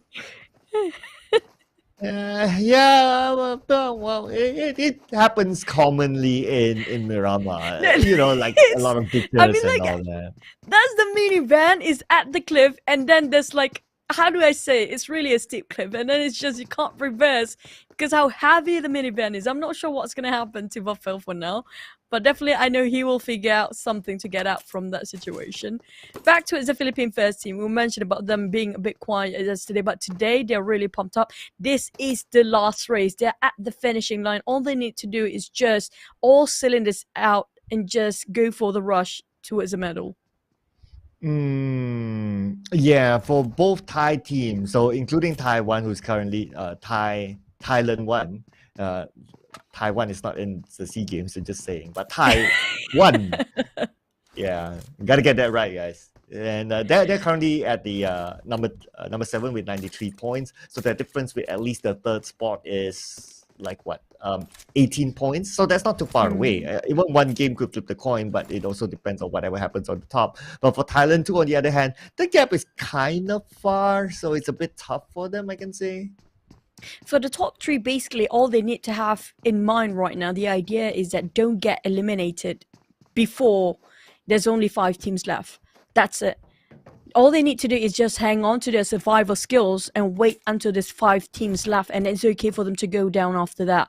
And they need to make sure they hide themselves very well, but if there's an opportunity and you're on the blind spot or the flank side of your enemy team or the opponent's team, it's okay to go for, you know, just open up your shots fired. It's okay. But this time they cannot afford to get out early. That's it. Because if they do, so many teams easily just ease into the top 5 ranking and just swap over to the top 3. They just can take you down, pull you down just within seconds. And that's why it's easier said than done, right? Like, you want to get into the top 5. I'm sure everyone wants to get into the top 5. If you can get into the top 5 basically for every single round, you're pretty much crown champions. So the tough part is trying to stay alive. Now, this is always the question, right? Do you play passively? Do you play aggressively? Both of it has their own pros and cons. Passively, you might end up on the outside the circle, trying to chase the circle, and as you try to make those rotations, you will get gunned down. When you play aggressively, on the other hand, you have a tendency of losing fights as well. You can't possibly win all your fights. So this is where it gets very difficult to strike that balance. I often get asked the question of like, oh, is it better to play on the outside the circle or on the inside the circle? My answer is that there's no answer. It depends on how comfortable you are in playing at the other day. Now, also adapting to it, the team that actually you're fighting against is always going to be different lineup every single game, every single season. We talked about SEA Games, even some players are being swapped in and out, so that's definitely going to change the dynamic about how the team's going to perform.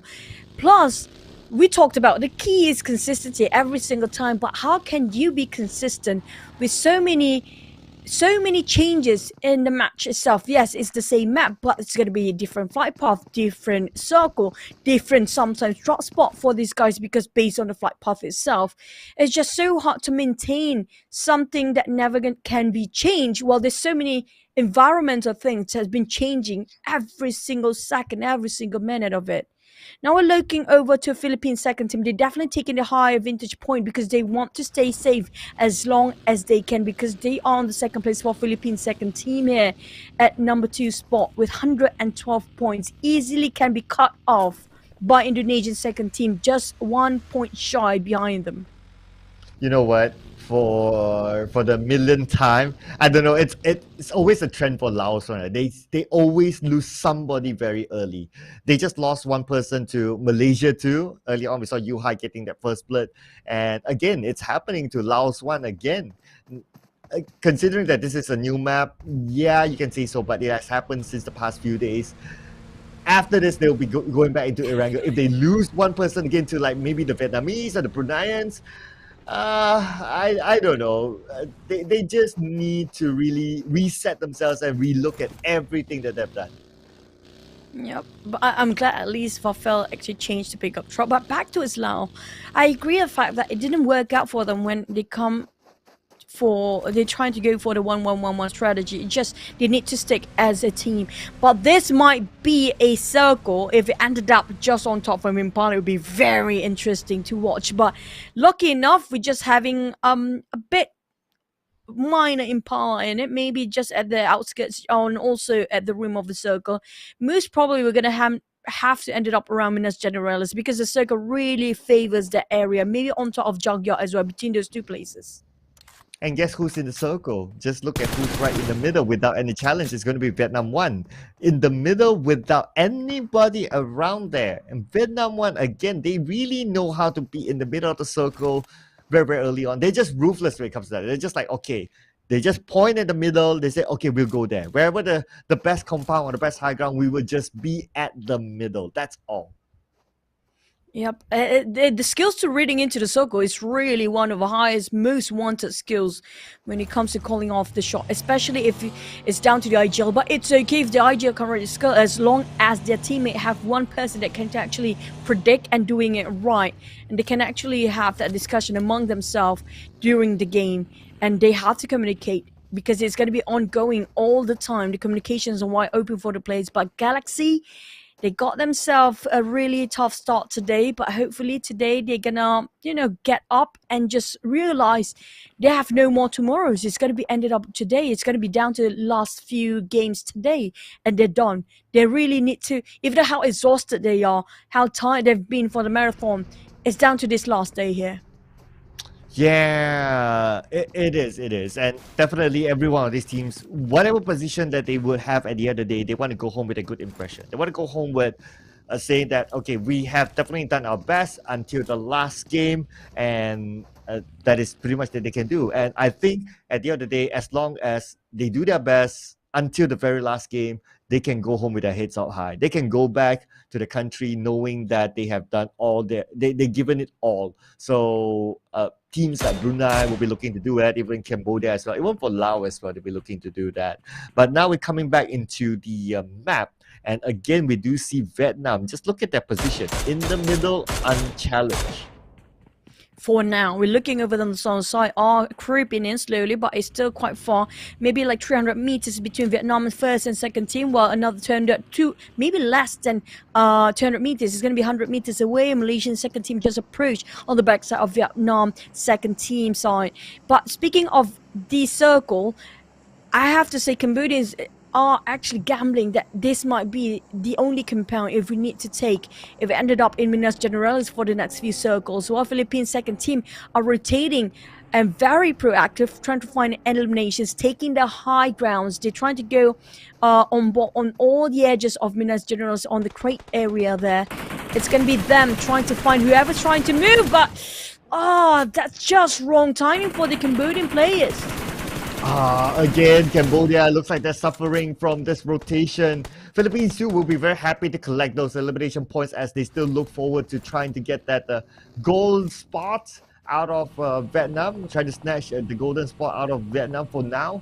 So they definitely want all the points, as much points as they can get in the bag. Now Thailand too, on the other hand, 75 points difference, but they definitely wouldn't want to go down without a fight. As we talk about fighting, looks like the circle shifts up north and expect a lot of fights to happen on the southern side as Philippines too stepping into the circle. Yep, right now the Vietnam teams are approaching very close by as well. I'm surprised why the Cambodian team just now, they want to move because they got, yes, maybe the reason why, because they got themselves a very low ground, but they have themselves that compound to work with, so it's okay for them to stay there for a bit. They are still inside of a circle. That kind of really put them in a big disadvantage the moment they lost themselves a couple of members along that process to transfer towards the place they want to be in. But the teams that are coming out very late, coming on from Impala, it's going to be Malaysia's second team, while we have Laos coming up from out of Lambedita. Los Leones, we just have Vietnam second team approaching to the side of Laos team. While Cambodian team, they got themselves this compound. They are very fast when it comes to rotation, but along the process, like I mentioned before, heavy casualty on that side. They lost Zero and Jisoo quite early on with no elimination points yet on their side. Yeah, very interesting that they still pulled the trigger despite them only having two players giving away their position. But I guess it's just more of a power play. They want to show some confidence in terms of holding on to this area. But it's also interesting to note that they are using a single buggy for two players. That is very, very risky considering there's only two players left in this round. At least they got it quite right this time. Nobody's actually shooting at them. But the ones actually in the turmoil is going to be a side of Laos. They lost one member, so might in the process of losing one if Noah still keep on picking. But Star-Lord, what a nice counter fire coming out. McLaren trying to rotate the other way around. They're playing at the rim of the blue zone. While this is quite a risky one, they have very small space here for Star-Lord and the rest of Laos team. They need to move towards a more bigger space. It's kind of risky for them to actually stay outside of a circle and also at the edge of the blue, but it's okay for them still. They are safe and sound. Global from Brunei start to shoot against Myanmar. You got one knockdown. It's going to be Baby Loki on the ground kneeling for help. Wow, how many teams are they fighting? Beruang just gunned down Malaysia one in another angle, and Global is keeping Myanmar busy on the other side. So they're keeping teams out from multiple angles as Global tries to secure that elimination point from afar. For now, Brunei one managed to get 2 elimination points in the back, and they still maintain a full squad, but Global is not able to connect those shots as Myanmar one, they are playing well with the slopes. This is very strategic coming from Brunei first team here. They definitely have a lot of information and a lot of teams surrounding them. Definitely they're going to keep the pressure on, making sure they cannot even move. And Global making sure he's going to do that with his SLR. Baby Loki being revived, but the terrain, the rocks and the nook and cranny is just so hard for him to actually land the shots on. The angle is quite difficult unless Global actually reposition himself, but probably he might jeopardize the entire team integrity and in the whole team survival. He's actually moving from his spot, but the circle shift upwards again right on the outskirts of Senna de Patron. But also the teams that are actually in the center, it's going to be Brunei's second team, Myanmar touching a rim, and Thais coming up. The second team of Thais coming up from the southern part. They got themselves stone, an upgrade of loot from that airdrop as well. Oh, it's going to be an interesting circle, especially for the Vietnamese. Now, Vietnam 1, we can see them making a left rotation. They're just going to avoid the high ground that currently Thailand as well as Cambodia have held. So they're going to avoid all that and be objective, go straight into the middle of the circle. As we can see, a Galaxy gets one to Ozone, Philippines 1 going up against Myanmar 2, and they'll be happy to get that knockdown onto King. The third party coming in as well is going to be Malaysian IGL Jumper, Malaysian first team. But he's alone quite up front, very separated from the rest of the roster. It's quite risky. He has to actually go for this engagement. The whole team of Philippines just taking such a great entrance towards the side of Myanmar. Just now, Jumper coming up from behind. But Myanmar, it's quite far from them to actually reach out towards the Philippine. Magix is also not able to give aid towards the IGL, which is going to be Jumper too much up front towards the Philippine teams. And now they're joining in and going to reunite with the roster to move in sync. Well, we have Mott on his knees. What is happening to Vietnam's second team? Oh, Vietnam 2, they are fighting here, but looks like Philippines 2, they have been eliminated though by Vietnam 2. Blink and you'll miss it. Vietnam 2 just eliminated Philippines 2 and Choo. That means that the number 2 spot will be compromised. That's true. It's very open for the third and fourth place to jump up to second place immediately. While Philippines first team Damigod is just trying to farm for eliminations here. Damigod on the highest spot with that M416 spotted out Jumper. Managed to take cover in the very last minute, but Frankie and Jumper trying to work wonders here while Mag is going for the flank side. The lost flags in the process. Only 3 men on the side of Malaysian first team. 1 knockdown. It's going to be Frankie. Damigod is just having hawk eye vision onto the Malaysian side, making sure they cannot even move forward. They deny the entrance towards the side of the circle. Oh yeah, Philippines 1, they do have the circle advantage. It is on their side. And they are keeping Malaysia 1 out of the circle at this moment. As the circle, as the zone will put pressure onto them anytime soon. Then we got the long range onto the side of Magix. Will not connect his shots, but all he needs to do is just to power play them and keep them outside of the zone. I think Rankit definitely heard the footsteps for Magix. Already ready his Molotov and his hand grenade. Jumper being revived, taking back on the revenge towards Damigod. Rankit knocked down. Magic's gonna finish off the job. He climbed up. Now singers for Frankie. They're gonna go on for the rush and push. Here comes with the micro Uzi. Frankie blindly shot. Didn't connect. It's right across him. But he managed to revive Damigod. But they managed to get away with it. Smart. Again, a shot on his knees. Whole team of Philippine first team eliminated here by the side of Malaysian first team. Frankie must take over. Maybe they got themselves in the top 5 if they managed to secure a chicken dinner this time for the Malaysian first teams.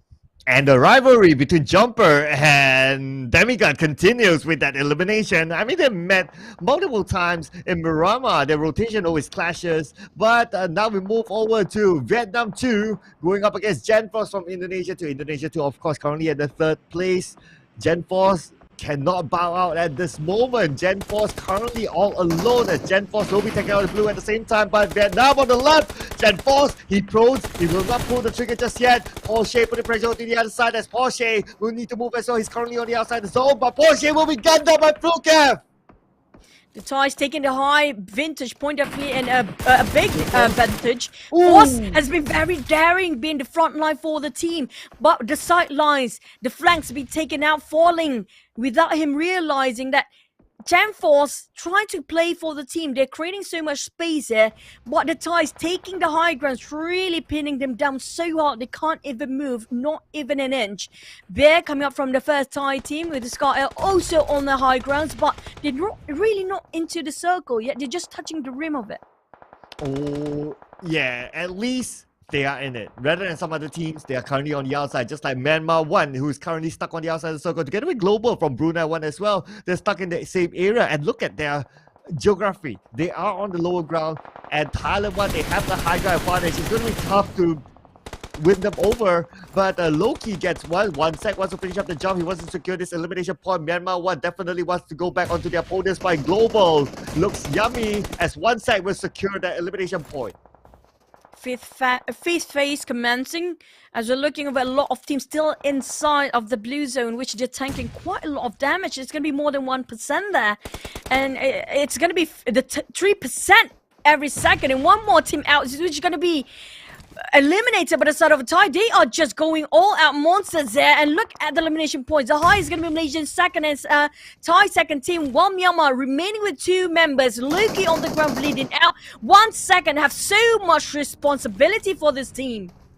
Oh, Beer, he wants to collect more elimination points. Of course, Thailand won. They still stand a chance to get into the podium spot. They want to eliminate Myanmar as 1 sec now needs to climb for 1 sec. Down to 10% of health. 1 sec will be gunned down from left and right. And Thailand won will secure the elimination point. 2 points in the bag for them as they move over to Myanmar 2 versus Malaysia 2.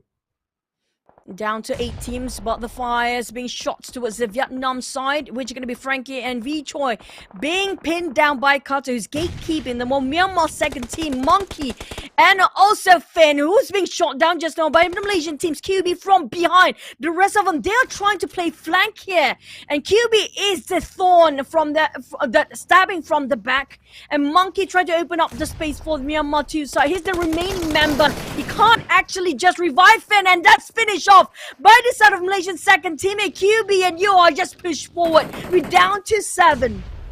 Oh, okay. Teams are dropping really fast in this round. 20 more players, and we're only the 6th circle. And now Luxy, he wants more points for himself because Indonesia too can still climb up the charts onto the podium spot after this. As we look at the circle favors onto Indonesia 1, and both Indonesia 1 and Indonesia 2 actually, they're in the circle. That's true, and also the Thais are in there as well. So the problem is right now, can they hold on to it as they're still engaging in a very long-term fight here? Luxy trying to finish the dot straight away. They need to take a breather. Can they actually finish it off? Venturas taking him down. Never mind, it's going to be Jamfos first. Buffel taking down Venturas, and now Nair taking on onto Luxy. Buffel with UMP9 taking a huge upgrade of loot, but he can't even reach there. He wants to go for the death box, but the Malaysian team stops him from afar. Jumper and the rest of Magic's Malaysian first team just passing by and have been in the verge of dropping down, but they spotted them out just yet. Malaysian versus Malaysians in the corners of the circle, while the rest of the team, the Thais and also the Indonesian and Vietnam at first place, still holding on with 1 player remaining. Oh, Suavel, unfortunately he'll be out. That means Vietnam 1 can continue to pull away that top spot. They still have 1 player left. And now the next one, probably going to go up to the podium spot, still has a chance. It's Indonesian 1, play with 2 team members. There's going to be Potato as well as Kato, but they need to deal with Godtuni, who has the high ground advantage at the moment. The good news is that they are somewhat in the middle of the circle. And Fluke will be gunned by Frankie from Vietnam, and Vietnam 1 will secure another point in the bag. The last person for Vietnam really making it so hard for the Thais right now. Frankie, remaining member for the side of Vietnam first team. Now Magic has his eyes onto as a Thai second team. Stone is being scouted out. He definitely knows exactly where Stone is. While Jumper keep tabs on Tony, who can't even move. Look at the Molotov. The pressure is on Jumper set, making sure he got himself this high ground. He can't even move forward. But Tony do have 1 tree to actually take covers from. Now it's down to which side the circle shrink first, and who will be favored by the 7th phase later on. This is the 6th phase. We're down to the very late game here. And remaining 5 team, Damroot taking on Jumper. The Malaysians are fortifying each other right now, while Tony just keeping the tap towards Indonesians, whose Potato and Kato is trying to push forward, but Tony have his eyes onto a lot of angles here because there's so many teams want to take him down. Almost getting 1 onto the Malaysian side. This is going to be a civil war here as Yuhai goes forward, and Yuhai will eliminate Malaysia 1 down to the top 4 teams now as Stone tries to get more elimination points for himself. Damru will finish off Godtuni, and now we have a full squad of Malaysia 2. They still stand a chance of getting this chicken dinner. Oh, Stone finally out. Indonesian and also Malaysian, the only one remaining. Vietnam first team still got themselves in the 10th spot here. Definitely still maintain that number 1 spot for now. But Kato, Yuhai, and it's gonna be Malaysia getting themselves their first ever chicken dinner. And this debut meant so much for them. And this is gonna be a huge jump. Can they make it to the top 5 for this match only? Top 5 is very possible now for Malaysia. but can they make it into the top 3? This could be their start. With 3 more games to go, it is possible. It is mathematically possible. They just need to keep their consistency. Malaysia too, finally getting their first chicken dinner. And in fact, as a country as well, getting the first chicken dinner this time. Unfortunately, they had to go through a civil war, but this is just part of the process of getting to the top, as you will need to eliminate everyone in front of your path. 14 elimination points for Malaysia too. That's quite a lot. I have to say that's going to jump on straight to the top 5 if they manage to do so, because most of the team from the 2nd to the 5th place, Cloud, they are being taken out quite early, except for the Indonesian teams just now, which I'm not sure, was it? I think it was Indonesian first team, maybe the second team, both of them still in the top 5, top 6 as well. But most of the teams that on the 2nd and 3rd spot been taken out early. This means there's such a big chance and opportunity for the rest of the team to snatch away that medal spot, which is going to be a 2nd and 3rd place. Vietnam 1st place, they still survived to the last top 3 there. They might maintain the goal placement when it comes to the overall ranking. Yeah, it's for sure. They are unchallenged towards the end when it comes to their other closest competitors. Towards the end, Vietnam was the only one still alive. I think they've got number 3 earlier on, so they're definitely on the top. Not only on the top, they would have pulled away a little bit as compared to the number 2 and number 3 spot. But for Malaysia too, they might just climb themselves into the top 5. This could be the first step into glory of getting the next gold medal, or not the next gold, the next medal in general for Malaysia. And this is their first ever interview. We get to see the Malaysia players getting their interviews finally. But I'm hoping for the other teams that didn't land themselves at chicken dinner will also show their faces on the screen, how proud they are to actually say, hey, I won a chicken dinner for the Malaysian contingent. And they definitely, their parents will be proud of them. Their daughters, there's no daughters, their sons, their children, their family, their loved ones, their friends actually taking part in SEA Games. That's huge. Yeah, absolutely. This is crazy big. This happens like once every 2 years at least.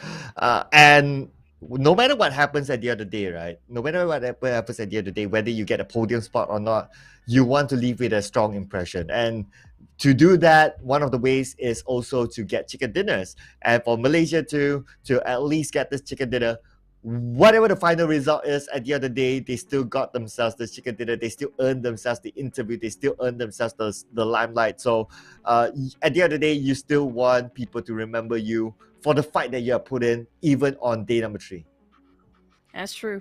And you can even screenshot yourself to make sure that you got yourself your proof of existence when it comes to SEA Games, the 21st SEA Games. Look at this. I really played it. And nobody can deny that, because when you get interviewed, when you show yourself that you're that strong in this tournament, nobody can deny that you're such a good player. And all the sweat, blood and tears, everything being pushed down to this point where it's so rewarding to get that chicken. It's just so hard to get it. You saw how the circle shift, it's already one problem, and how the players rotate is so unpredictable. Yeah, and considering that for Malaysia too, they normally like to drop in Monte Nuevo, so it's quite a distance for them to travel as well. It's not like the circle just lands on top of their head. It's very, very different. Even like other teams as well, arguably they had an easier entry. Like Vietnam 1, we saw them from Impala having an easier entry. But for Malaysia too, it wasn't. It was a tough one for them. And this is an all-new record again shattered by Yuhai himself, the 3rd MVP. He is holding the record for the most MVPs for a single individual so far again. And most of his eliminations are actually in the CQC, close quarter combat, less than 63 meters. That's really, really close. And he managed to survive of all his eliminations, by the way. That's the longest. That's the longest. So the shortest, imagine that, there's no distance in between. Yeah, I know, right? There's like what 63 is almost it almost hardly exists, and considering that he got 5 eliminations, that means like others could be even lesser, could be like just right in front of his face, something like that. And this is just crazy. So recently I talked to someone, right, and he mentioned that this person mentioned that Yuhai can be easily said as one of the top, at least the top 30 best players in the world individually. So not a surprise that he is currently the most MVP holders in the SEA Games. But look at their elimination points here. Almost 30 points. It's definitely going to shoot them up high up there. They might snatching the top 5, might even the top 3 if they want to. With 14 elimination, with 29 total points, placed at number 1 is going to be Malaysian second team. Well, look at the ties. They're still in there, taking so much elimination with 7. And Indonesian first team still maintaining the consistency at 2 eliminations at 3rd place. Well, we have another Malaysian team really going all out for the Indonesian and Malaysian today when it comes to eliminations. It's always more than 1, more than 2, and 6 for the side of Malaysian first teams there at 4th place. And Malaysia still have the consistency for second team with 3 eliminations. Closely follow up the Vietnam first team, even though they got themselves at 3rd place when it comes to surviving just now, but they placed themselves at 5th place with 1 elimination points. But I don't think it will hurt that much when it comes to overall standings for the Vietnam first team. Yeah, definitely. Vietnam 1 will definitely still be on top, no doubt, because all of their closest rivals have been eliminated before them. So notably, like even their closest one is Indonesia too, have been eliminated, and it will not be a threat for them after just 1 round. Philippines too, just look at them. They only managed to get 2 points, so there's no way that they can challenge number 1 spot. In fact, they could drop down to the next spot, maybe number 3 or number 4. But let's check out the head-to-head between Yuhai as well as Fluke. Yep, when it comes to longest elimination distance, I still want to point this one out. Fluke, this is pretty normal. This is what normal looks like. 184. That's quite far still. But for the longest, 63. Out of 5 eliminations, that's the longest. So how short it can be, like all the other eliminations, the other 4 eliminations. But when it comes to damage output, definitely more towards Yuhai. And that's crazy because he's tanking. He's the entry fragger and he's having really close CQC.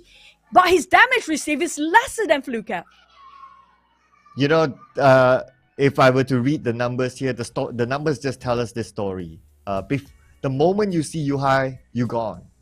As simple as that. Like you're not able to even touch him, and then you'll be gone. And that's how the whole story is telling us. That's how the whole data is telling us. Very short distance, a lot of eliminations, a lot of damage, and and less damage received. So that is how the story can be painted. But now let's check out the eliminations and damage for all these teams. At least nobody went home empty-handed. That's very true. I'm loving this kind of trend here where no zeros on the mark, except for a 0 like behind, not at the front. But I'm a bit sad to see that the Bruneians really go all out, gun blazing with 1,000 over damage, but the elimination doesn't actually tally up with their eliminations and their damage output here. Definitely to be stolen away when the knockdowns. But if you come to this kind of graph, there's only 3 teams going full aggressive for this Miramar map. Is it going to be Thai second team? Malaysia, both teams are really pushing more than their limits here. Yeah, I think for that, right, for Brunei's case, you got to blame like maybe Thailand, or you got to blame like, I don't know, Myanmar or even Malaysia, what is up for stealing all those Vietnam eliminations. second team? Oh, Vietnam second team, yeah. Vietnam second team. Where? Oh yeah, Vietnam second team. Yeah, they only got 5, but their damage output is somewhere there. They could have stolen it. That's possible. Possibly. But when it comes to the outstanding teams, the only team that got double elimination points here is going to be still Malaysian second team with 14, with 1,900 over for damage. It's really one of the best output damage when it comes to as a team, as a unit. But when it comes to Indonesia, they're still consistent single for Thai second team. Vietnam first team, they really fought hard for their survival just to make sure they maintain the consistency to be in the top 5 every single round, and that's the only thing they need to do right now. Yeah, they just need to be consistent at this point because they have opened up a decent amount of gap. That's number 1. And as long as they maintain consistent, like let's say a top 5 finish with 3 more games to go, it's very possible for them to take home the goal and raise their national anthem in the arena. But let's check out the confirmation points. So yes, Vietnam won 137 points. Just look at the gap right now, 29 points gap with Indonesia too. But Indonesia currently all of them in the podium spot. That's very true. And this is a very scary prospect for Philippines' first and second team. Look how much things have turned. Stroke being pushed down to 4th place. Before this, they were in the second. Myanmar first team as well being pushed down to 5th. Philippines 6th place for Philippines first team. Malaysia second team, still not enough to climb up to 5th place. But they're slowly creeping in. That's going to be like less than 10 points in between for the first place for now. Yeah, I know, right? Putting aside the placements, you just look at the points. They're super close, right? Like what you mentioned, right? Even like if we talk about Malaysia too, with the podium spot at least, it's only 12 points difference, and then it goes down to Thailand 1, which is about 19 points difference, which isn't that bad if you consider that there's like 3 more rounds to go. So it's still very open for a lot of these teams. And I would say that for these teams, they shouldn't give up hope at this moment. But that's all from us. Let's hear it out from these teams, whether they think that they still have hope to get into the podium spot or not. Let's go back to our arena for the interview. Đã xuất sắc giành được winner chicken dinner trong game thi đấu vừa rồi. Ngay bây giờ hãy cùng với mình phỏng vấn anh ấy một chút nhé. Xin chào QB, chúc mừng bạn đã có được một chiến thắng trong game thi đấu vừa rồi. Cái vòng bo cuối cùng rất là căng thẳng, bạn phải đối đầu trực tiếp với cả hai đối thủ là Việt Nam và Indonesia. Vậy thì bạn đánh giá sao về những pha xử lý cuối cùng của hai đối thủ này? Hello QB, congratulations on your victory. So for the last zone, you faced with Vietnam and Indonesia. So how is your thought about these two rivals? Waktu kita orang di last circle tadi, kita orang dapat bertemu dengan Vietnam, which is kita orang tahu fight power dia orang memang kuat, tapi because of dia orang tak cukup members, so kita orang just clear apa yang ada dekat depan. Same goes to Indo, because kita orang just akan cuba untuk bunuh siapa yang ada depan mata kita orang, because we need all the points, all the kills, so we need to focus on that.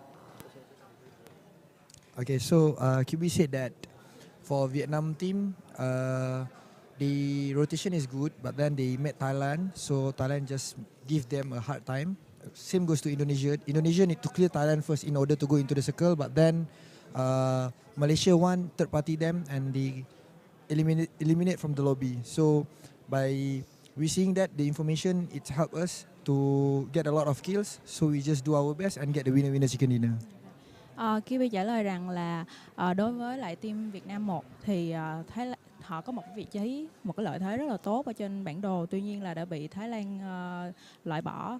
Còn đối với Indonesia thì Indonesia đã loại bỏ được Thái Lan, tuy nhiên là Malaysia 1 đến và cho họ một khoảng thời gian khó khăn. Vì vậy thì họ cũng đã tính toán được timing để mà đến loại bỏ được tất cả các team. Các bạn đã có được những pha xử lý cuối cùng rất là thông minh. Một câu hỏi cuối mà Thảo Trang muốn hỏi các bạn, cho tới thời điểm hiện tại chúng ta đã trải qua 2 game đấu của ngày hôm nay rồi, thì các bạn có tự tin sau ngày hôm nay sẽ giành được chiến thắng hay không? So up until now, you turn into the second match, and how is your confidence about the victory, about becoming a champion today?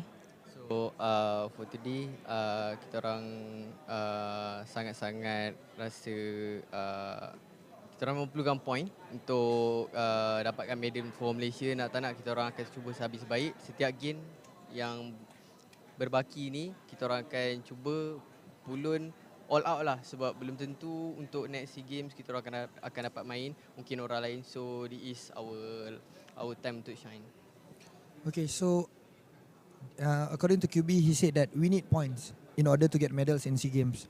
So we might not know whether we're gonna represent Malaysia again in next SEA Games. So we need to all out. We give our best for the remaining games, so that we don't want to feel bad. We don't want to feel regret after this. So we're just gonna try our best.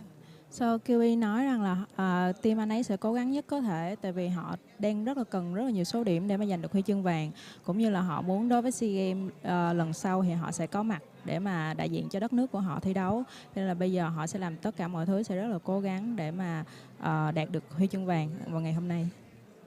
Cảm ơn những chia sẻ của QB và chúc bạn may mắn trong những game thi đấu tiếp theo. Thank you and good luck. Thank you. Thank you. Right, thank you. Thank you. Các bạn khán giả thân mến, như vậy là chúng ta đã khép lại game thi đấu thứ 2 của ngày hôm nay rồi. Mời các bạn nghỉ giải lao trong ít phút trước khi chúng ta đến với game thi đấu thứ 3. Đừng rời khỏi livestream nhé, chúng mình sẽ quay trở lại ngay thôi.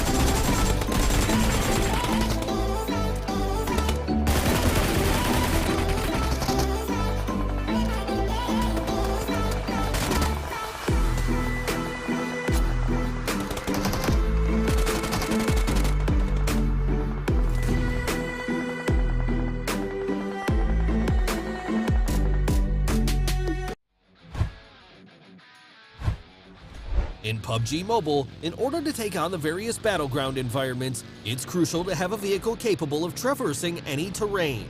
In the official version of Livic, we've added the brand new utility task vehicle, UTV. So, how does this vehicle perform in the game?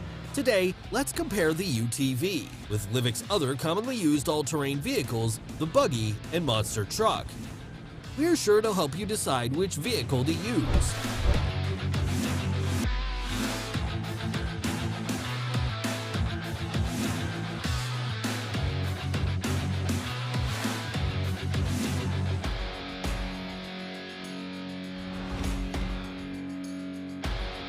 Let's see the overall performance of these vehicles.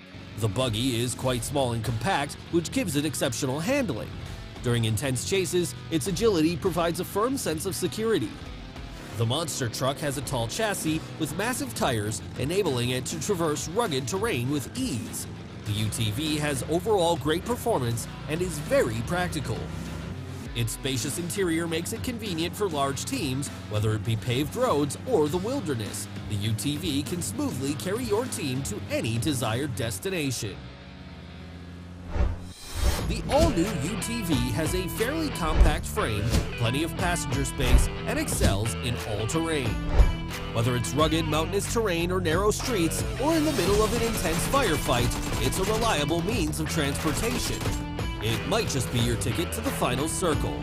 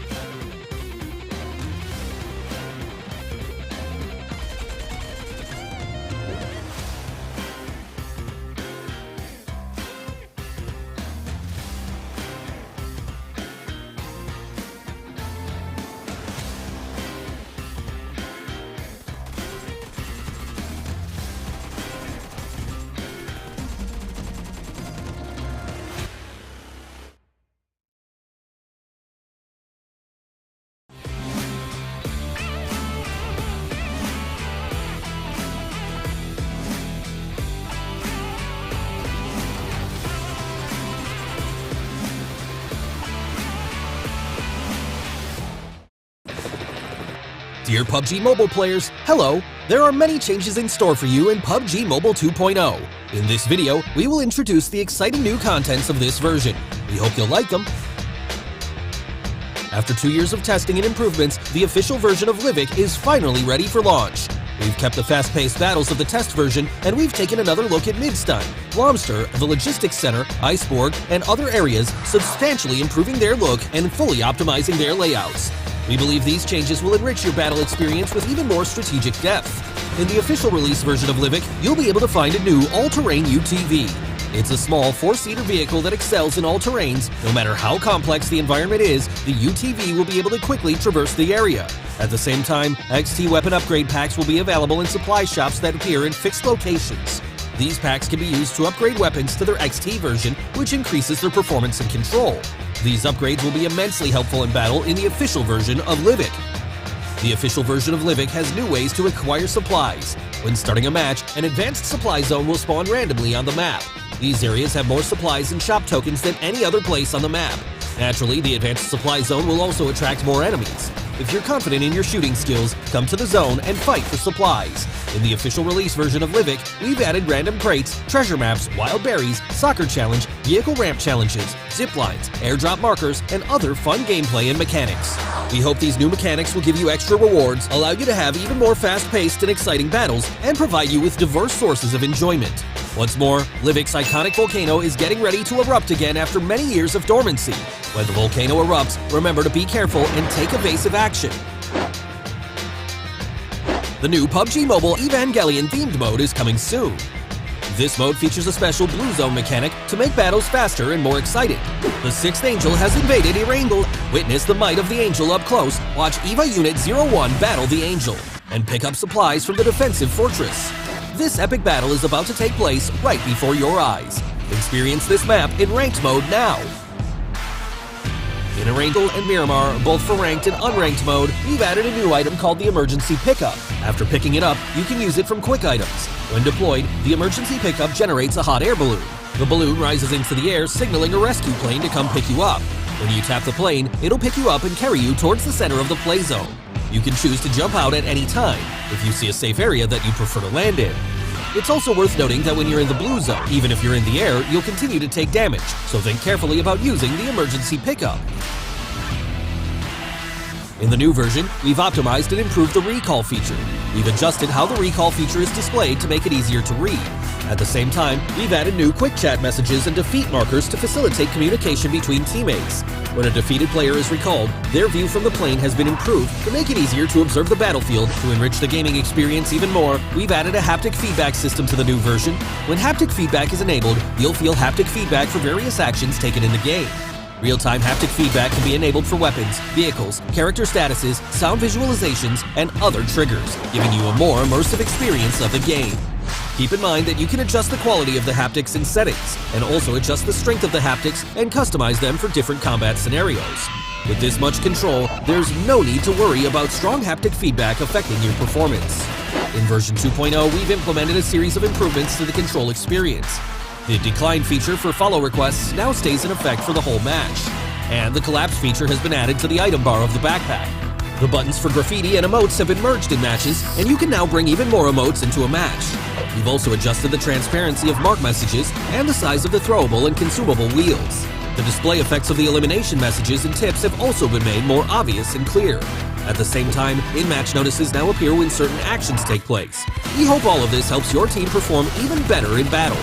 As for in-match communication, enemies behind obstacles can now be marked with quick voice messages. The chat area has been enlarged, and new marked messages are displayed at the top to make it more convenient to communicate with teammates. In terms of weapon-related improvements, we've increased the hit damage ratio and range damage of the shotgun, slightly increased the base damage of the sawed-off shotgun, and improved the overall balance of weapons. Improvements have also been made to the smoke grenade effects, weapons animations against walls, the marking feature, and sprint controls to give you a smoother gaming experience. The new Cycle 2 Season 6 is about to start, and we've made new optimizations to tiers. Bronze is now split into 3 mini-tiers, Silver is split into 4 mini-tiers, and no changes have been made for Gold tier and above. At the same time, we've added themed core circle missions, commemorative titles, exclusive rewards that can be unlocked by collecting crates. We've also prepared many great new season rewards. Best wishes for ranking up and winning more rewards in the new season. And don't worry, we haven't forgotten about Cheer Park. In the new version, we've added a mini soccer field and a 4-seat wingman to Cheer Park. Invite your friends to experience it together. If you'd like to know more about PUBG Mobile, follow our official PUBG Mobile community. Hope you all have a great time in the new version. Winner, winner, chicken dinner. See you next time. PUBG Mobile 2.0 Classic Mode Improvements. Hello there, PUBG Mobile players. PUBG Mobile 2.0 is now available. In this video, we'll introduce some updates to Classic Mode. We hope you like them. Emergency Pickup. In both the ranked and unranked mode, Erangel and Myanmar apps, we've added a new mobility item, the Emergency Pickup. After picking it up, you can use it from quick items. Deploying the Emergency Pickup takes a little bit of time. Once deployed, a hot air balloon beacon will be launched into the air, as a beacon to guide the aircraft. Once the beacon is launched, you'll need to tap attach before the plane arrives in order to be lifted into the air. It can carry up to 4 players at a time.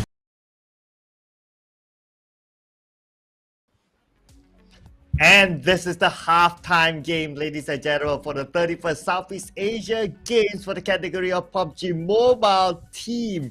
Brought to you by PUBG Corporation, Tencent Games, Likespeed and Quantum Studios. And thank you to Virisa as well as VNG for organizing this tournament for all of us. My name is Sir Cloud, together with Choo Choo. We can't wait to get this next round started as the race to the podium spot is heating up. It's definitely more than heating up. It's burning, actually, because we're looking at the changes of the sports cloud. It's just so much. It is too much for us to handle. It's too extreme because we have to include, can the Vietnam first team maintain in first spot? That's one thing. And so many teams are clawing their way up unpredictably. Oh, look, I love her hair, by the way. Part of her black and white. It's so hard to do that, but she did so well. Very interesting hairstyle. Something I cannot relate. But just look at the Vietnamese fans as well. Wow. Of course, this is the home ground, so not too surprising that we see a lot of Vietnamese fans there cheering on for their team, waving the Vietnamese flag. At the same time, we do see the supporters of the other teams as well. Laos is there. I see Laos. I see Thailand. I see who else? Yeah, and everyone else in between, I guess. Yep. And just to remind you guys, I think this is the first time PUBG Mobile. Hello, I think this is Baby Love for a reason. You guys can check her IG out, by the way. This is the first time PUBG Mobile is under the banner of SEA Games. So officially, all the PUBG Mobile players right now are called athletes for their own country contingent. And this definitely will be bringing a lot of weight, a lot at stake here when it comes to taking that gold medal, that silver, or even bronze. Every single medal will contribute to us, each respective country contingents. And right now at the top, we have both Indonesian first and second at second and third place here. Yeah, Indonesia's, they're starting to rise up. I mean, day one, they were like, okay, somewhere in the middle of the pack. Day two, they start to show a little bit of consistency, but not too glaring just yet. And all of a sudden, right now, they are holding the number 2 and number 1 spot. Even if Indonesia, they're able to get a double podium finish, it would be insane for that country. As an average, as a country, that means they reign supreme. But of course, right now, if they want to go even higher, it's going to be Vietnam 1 standing between them and the gold medal, a difference of about 19 points with 3 more games to go. Man, oh my! I think we're just good. I think this is going to go down to the last game of who will either be champions, gold medal, or will get into at least the number 3 spot. Yep, and especially when it comes to even down to the 7th spot here, it's so close, all hitting the 100 over marks and points. We're talking about one game to change everything. A double digit and a chicken winner. That's going to be the flip of the coin entirely for the overall ranking, including the first place here. Vietnam first time, the only top 5 team that didn't execute or being eliminated quite early in the previous match. Now the rest of them have to put this as their number 1 priority. Know this priority straight in your heart. Place it so well that you cannot be one of the first few teams to be eliminated. They have to make sure they survive until the top 5. It's okay not to get too much eliminations. It's okay not getting too much that chicken dinner, as long as they maintain at top 5. That's it. Yeah, at this point, sometimes we can consider that a chicken dinner is a bonus. Just look at what Indonesia is doing. Indonesia 2, no chicken, no problem for them, but because they have been super consistent in recent times, a lot of 3rd place finish, a lot of 2nd place finish, a lot of top 5 finishes as well. So this even brought them up to a 2nd place finish, as compared to some other teams, like for example, Philippines 1. 3 chicken dinners so far, but because of the level of inconsistency is there, they were brought down onto the number 6 spot for now. But of course, all hope is not lost yet. They can still climb up to the podium spot. We'll need to wait and see. And in fact, all hope is not lost for the Philippines as well. They can still do a double podium finish. They are as close as Indonesia in doing that as compared to other nations for doing the double podium finish. So keep your eyes on the Philippines too. And by the way, this is going to be our last Erangel for our final day of the 31st SEA Games PUBG Mobile Team Division. And this is going to be it. The last OG map. And whoever's strongest here, whoever feels like they are most confident here, really have to give it all out or they lose their chances when it comes to Erangel. And this is where everything will change.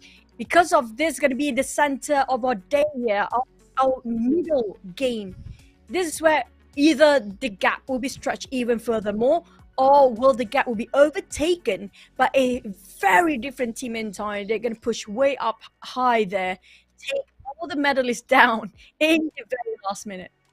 Yeah, and I really want to know if Laos learned anything from their previous Erangels. They got kidnapped very early on by either Brunei or either Vietnam. So I want to see if anything changes for Laos as a start. But let's head on to Erangel, ladies and gentlemen, the final Erangel and the SEA Games, as the flight path will be on the right this time from Novo up to Saverny. That means Laos, who likes to drop into Gatka, will need to drop somewhere in between, get a vehicle, and hopefully survive as a full squad into Gatka.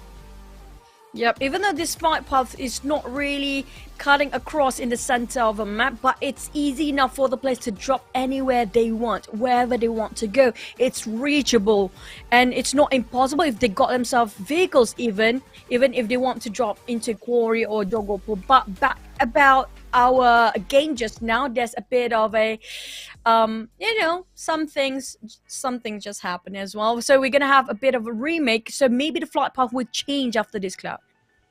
Well, we just wanted more airtime. Let's put it this way. So you get to see a little bit more of us. And, it's the last day anyway. You get to see more of us and less of the game. But of course, you still see the game later on, which will happen later. How's the flight path? It's very likely to change, of course. Yeah, this is where we casters get to see, Ma, look, I'm on SEA Games. It's the 21st SEA Games. Vietnam and my face is on it. Like, Ma, see me. Like, yeah, can we tell that to our moms? Would they be proud of us? I don't know. Wow, suddenly so that sounds so deep. I don't know. Mom, are you ever proud of me? Oh my God. But the moms of the players definitely are proud right now for them to represent their country. For sure. We're just representing ourselves here, Cloud. Yeah, we're representing ourselves. We're representing all of you enjoying the SEA Games together. So we're all here watching the SEA Games together. Everyone's at home and enjoying the beautiful Sunday as well. You know what? Sometimes because of this SEA Games, I forgot what day it is. All of a sudden, it's like, oh, it's a Sunday already? Okay, because it feels like every day there's something happening, whether it's with PUBG Mobile or whether it's other categories of SEA Games. I even watched I was watching the under-23 football the other day as well. So there was just so much to watch. But in this era, right, it's so easy for us to access watching whatever we want in SEA Games. Like, oh, I feel like watching football. I just go to like one of the channels and I just watch. It is so accessible now. Yep, whatever you want. It's very, very accessible. If you get what I mean. But back to it about esports. So SEA Games getting into esports is very new actually. And so far I have to say, Philippines, I'm giving a lot of respect to them right now because they're one of the strongest contingent when it comes to esports as a whole for the SEA Games, our 31st SEA Games this time. They want a lot of medals. Now they want to add maybe 2 more here for their medals when it comes to PUBG Mobile.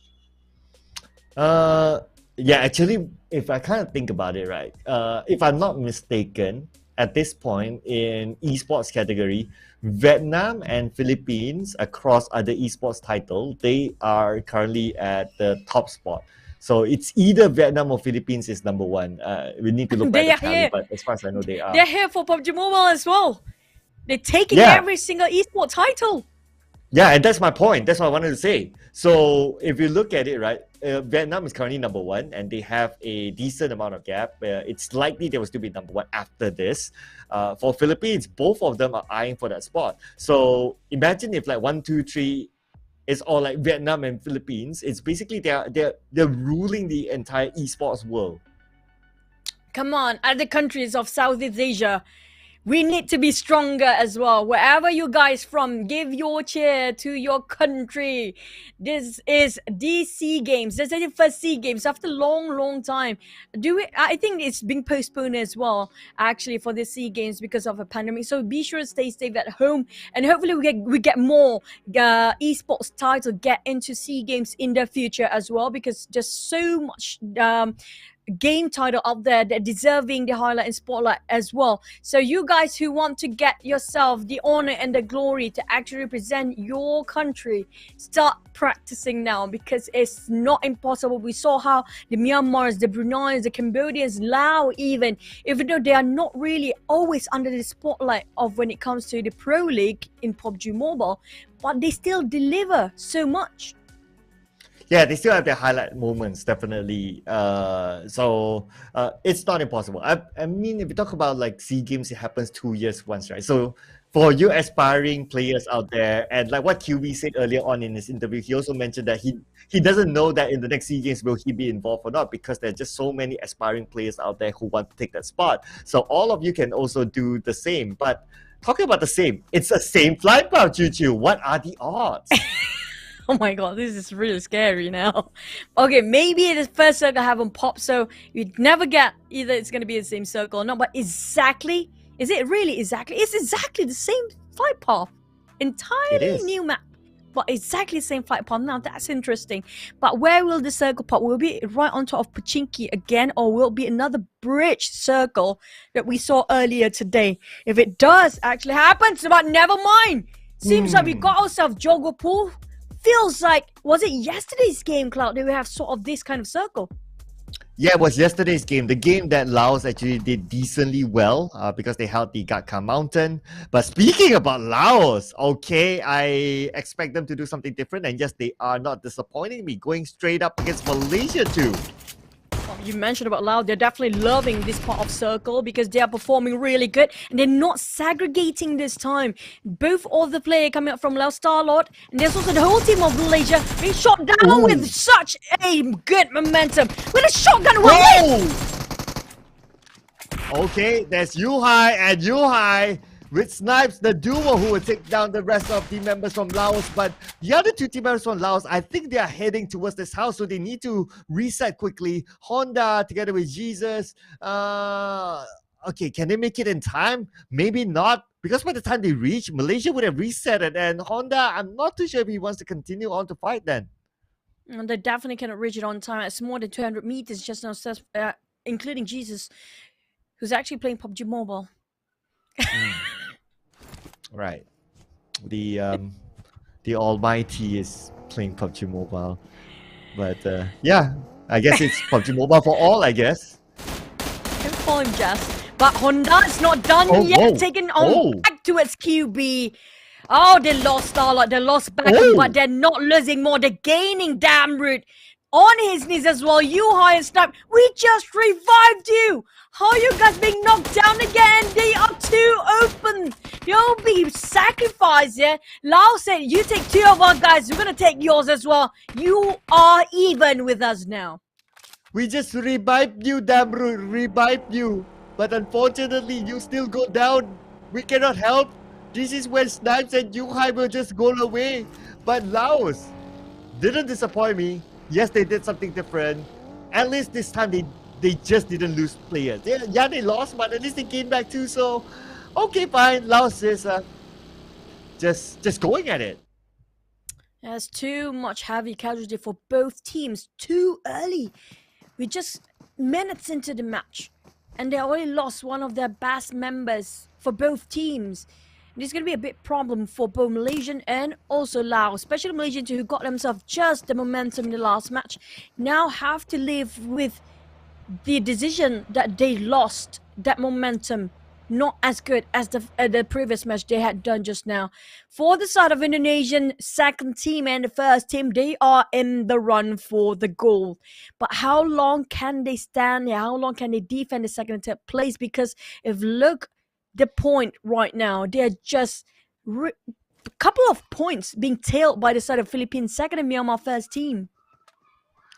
Yeah, they're very close on the top, right? So let's look. If you look at the numbers, so Indonesia 2 and 1 is only 1 point difference. Indonesia 1 and Philippines 2 is 3 points difference, and Philippines 2 with Myanmar 1 is 1 point different. And then Philippines 1 with Myanmar 1 is like 6 points difference, and then 2 points difference. It's all just like what, a single digit difference. Only Vietnam 1 at the top with a double digit of difference. So again, because if you look at it from a point perspective, that means it's still a lot of hope for all these teams, considering that we're 3 more games down. An average, let's say if you do well, you will get like what, 15-ish points also if you do above averagely well, and that will definitely shoot you up to the top. So these teams, they can still keep their hopes high. That's very true. Especially you mentioned about the double digit. The only team that kind of stretched to double digit is the Vietnam first team, but the double digit is just not that much. One game of 30 points under the condition that Vietnam team first actually being eliminated definitely will push somebody else to the first place. Now, the Vietnam first team definitely playing this very extremely safe. Maybe they try to take elimination points when they are secure enough when it comes to the counted, if their calculations are already precise that they won't be taken down towards the second place. It's okay for that. But the thing is, it's just 19 points. And that double digit is not convincing enough for them to actually relax or even breathe for a bit. They can't stay comfortable. They can't be complacent because of how small of a gap of each of the team that following up down to even, I have to say, to the 10th place. Yeah, it's so small of a gap that even if this is the last game, 19 points, it can still be an upset for a 19-point gap. So in order for them to have a comfortable, maybe the last or the second last game, they need to continue to get more points in this round. So they need to still play at the top of the game. Now, just looking at the circle, I guess a lot of players, so far the meta that we've seen so far in SEA Games is that a lot of teams like to play in the middle of the circle, majority of them. So we can expect that a lot of fight can happen in the middle, but at the same time, those teams that like to play in the middle as well happen to be those teams that are currently on top. So yes, we can expect fights, but it won't be like a big risky fights. Unlike teams that maybe they consider themselves nothing much to play for, like Laos, then they would take those risks. But teams like Vietnam will still play their gameplay. They will still take necessary fights. If not, they would just leave it. I agree with the fact that most teams taking the center of a circle or rally inside of a circle or even playing at the rim in the circle around the circle kind of secure themselves in the top 10 right now, because whoever rotates really late, they're always being gatekept by the teams that are actually touching a rim of a circle. So they have to make sure they're never late to the party, and we definitely know some teams are rotating so late. It's good if your late rotation just giving you a very clear pathway to get into the circle with no teams in between. Like example here, maybe on the northern side of a map, which there's not many teams actually coming up from, maybe up to Zalgi. But the problem is the circle kind of might be ended up on the day before, which is going to be on top of Gutkam Mountain, or maybe at this range, we might looking over to shooting range. Might be the last few circles there. So crossing the river on top of Rosshawk, they have to make it fast right now. Yeah, on the note of whether you play a little bit slower or you go straight into the middle, if you play it slower, then you need to be prepared to win your fights quick before the zone gives you pressure. And we have seen success with some of these teams who actually like to play that kind of play style. So, but the main thing is that you cannot be caught on the outside for too long. If not, it's not going to benefit either the team that you're trying to fight or either yourself as well. But we're going back into the circle right now, as we can see most of the teams playing in the middle. We can see a lot of the teams actually thinking that the circle will be on the north. Interestingly, considering that I think it's 60% towards the south. Well, it's right now it's hard shift towards the southern part because it comprises quite a number. I think 40% of shooting range on the northern side of it are being closed off here right now. This is a very good reason why a lot of players are very saturated on top of Rozhog. Well, nobody's actually surprisingly taking that Gatka Mountain yet. We definitely have few contenders up there. If the circle hot shift to it that side, we saw that coming, and we've seen that before as well. If you got yourself the highest ground on top of that Gatka Mountain, you have your loot, you're luxury enough to camp up there. It's definitely a feat to have that prime spot. Yeah, Laos love the Gatka Mountain, but considering that there are only 2 players this time, I doubt that they will want to take that kind of prime position because it's going to be hard to defend with only 2 eyes. And considering that there's a big area that has a lot of entry points to it, if they still have a full squad, then they might consider to go there. But looks like it's up for grabs, as what you mentioned. Let's keep our eyes onto there. So as I think that there is still room to play with the Gatka Mountain. Going down is easier anyway, so if anyone can take the top spot early or at this point, it will still be good. Back to school for Cambodians for now. They didn't lose any members yet. The thing about this kind of warehouse component I really dislike, if it's first few minutes, the first phase or even the second phase is so great, but when it comes to the 8th phase or even from the 4th phase forward, you can't get out from the compound. Buildings are really important when it comes to what type of it and what timing you're using it. If it's more houses like this, really good with a lot of buildings to take covers from in case you're being rushed in first. In this case, it can be Flukev who take down a nose and Stalker helping him from the other side. Okay. I guess everyone's just trying to steal away these eliminations at this moment. Just look at how open this area is, right? Even Cambodia, they're not letting this go just yet. He was reloading. He was hoping to get that elimination, but he's just, no, I can't get enough time to reload my magazines right now. Just give it away towards the side of a... oh, never mind. He still got it. Ozone. Finished off by the side of Cambodian's Team Stalker. He loves to stalk from side and the flank. But the thing is, the Thai second team kind of stuck in between here. There's so many teams hovering around this compound. Myanmar is closing in as well. Oh, at the same time, we can see Senko being taken out by Alan from Indonesia and finish off, in fact. So Brunei won. They will lose 1 player as Alan needs to recover himself. Anyway, Redface is there to give him cover fire as Brunei 1 chooses to not continue on this fight. Now, the good news is that both teams are in the circle at this moment. Redface gathering information of their rotation so they would know somewhat of where Brunei 1 would end up at. Redface, a few taps onto global, it will not connect. Not a big issue for them as their focus will be on the 3rd circle.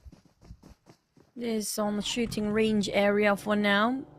But it's not inside the circle. Well, I don't want to say I told you so, but this is exactly just like how yesterday ended up, and nobody's still taking up the Gatka Mountain. The first one to be there is going to be the Thai first team. The second Thai, on the other hand, in such an ordeal, there's so many teams stopping them from moving forward. Okay, this would have been, the Gatka Mountain would have been Malaysia 2's one of their favorite checkpoints. But the same problem with Laos. They do not have enough people. They're only down to snipes as well as Yuhai. So they wouldn't be confident enough to take that Gatka Mountain just up front. Yes, they can slowly try to go there as what Yuhai is currently doing, but to really defend it, considering that they have to fight against maybe the Thais or maybe even Vietnam who likes to go into the middle of the circle, it's going to be quite a big feat for them. So I'm not too surprised to see that Yuhai and Snipes right now, they're just waiting by the lower end of the mountain on the left. And they're just going to play a little bit safer this time around. Well, Philippine first team just cutting across Gatka Fields, going straight to it on top of the Gatka Mountains as well. Now, this is going to be the most heated spot, the most wanted point where everybody's trying to check in there as soon as they can. But can they do it as Snipes and also the Malaysian second team, even though they are still giving a lot of pressure, while the Philippine second team fighting against the Cambodian who try to shush them away to go for a different rotation entirely. They can't get into the circle. Oh no, Philippines 2, the team that has a chance at the podium spot. Unfortunately, they'll lose 1 towards DC. Cambodia, they're just being a nuisance to Philippines 2. Philippines 2, not only they lost that podium spot today, but now they lose another player. They may continue to slide up, but all hope is not lost yet as they still have 3 team members left. Anything can still happen for Philippines 2. Now back to Brunei 2. Galaxy trying to open up the space for the team, trying to navigate around how they want to approach Cambodians, who's actually quite spread out, and it's going to be tough because Astro on their blind spot way further and trying to conquer around it. And with the DP-28, the Pizagan really works wonders on the side of Astro right now, but they have to be careful. They're not alone here. There's one more Indonesian team from the back. Oh, yeah. Oh, they're being sandwiched at this moment because it's the third circle. Everyone's getting closer and closer to each other as DZ preps out the nade. Kao, on the other hand, managed to get a revenge onto Jisoo, knocking him down. And now DZ will need to cover his teammate as Brunei too starting to move in onto Cambodia. They need to finish this fight fast as the zone starts to close in onto them.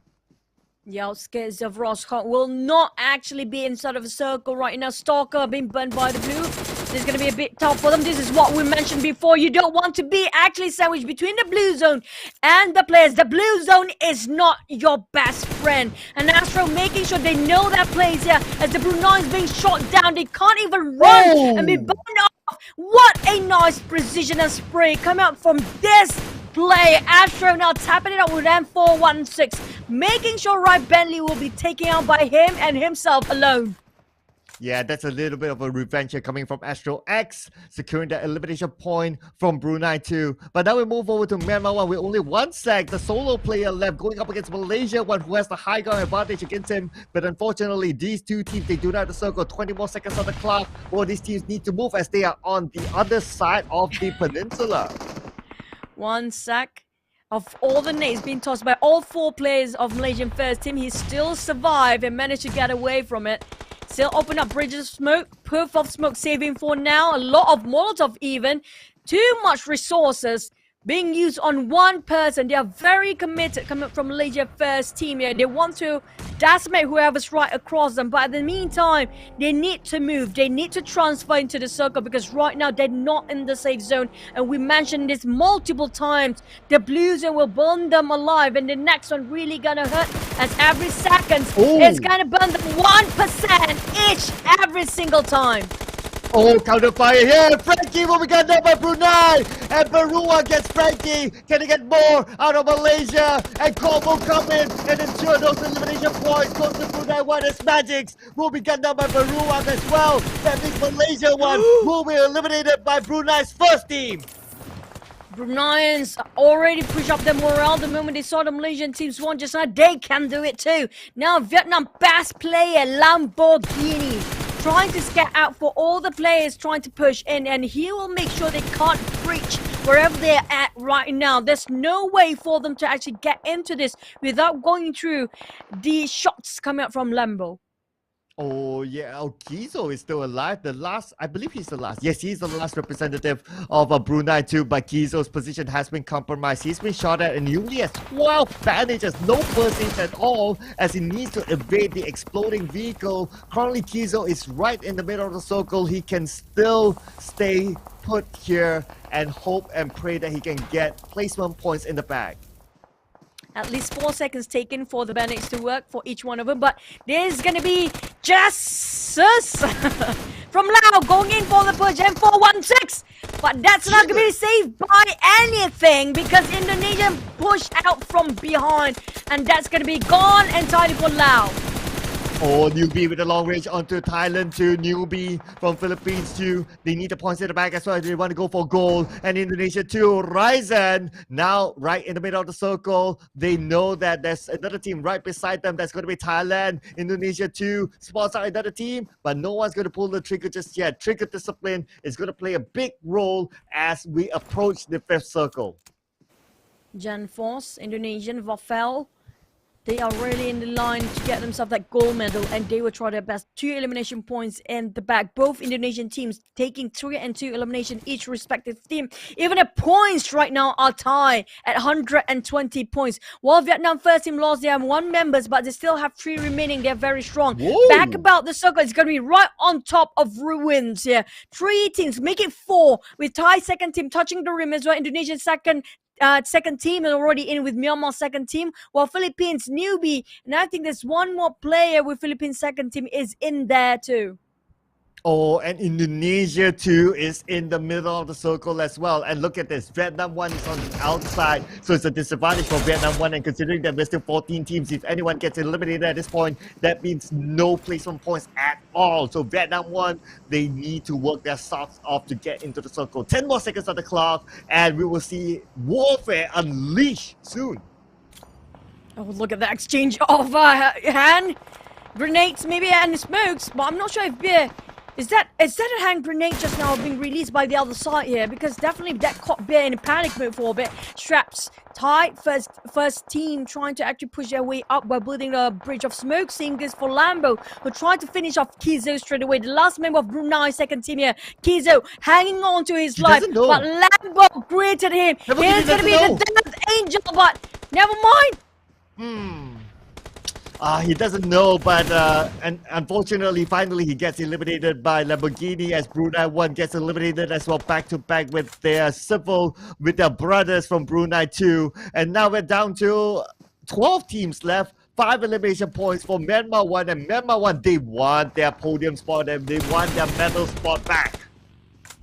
They're really close, cut across to the third place. Even the first place, if they perform this very, very remarkably like they expected. But play zone, finish off Bear.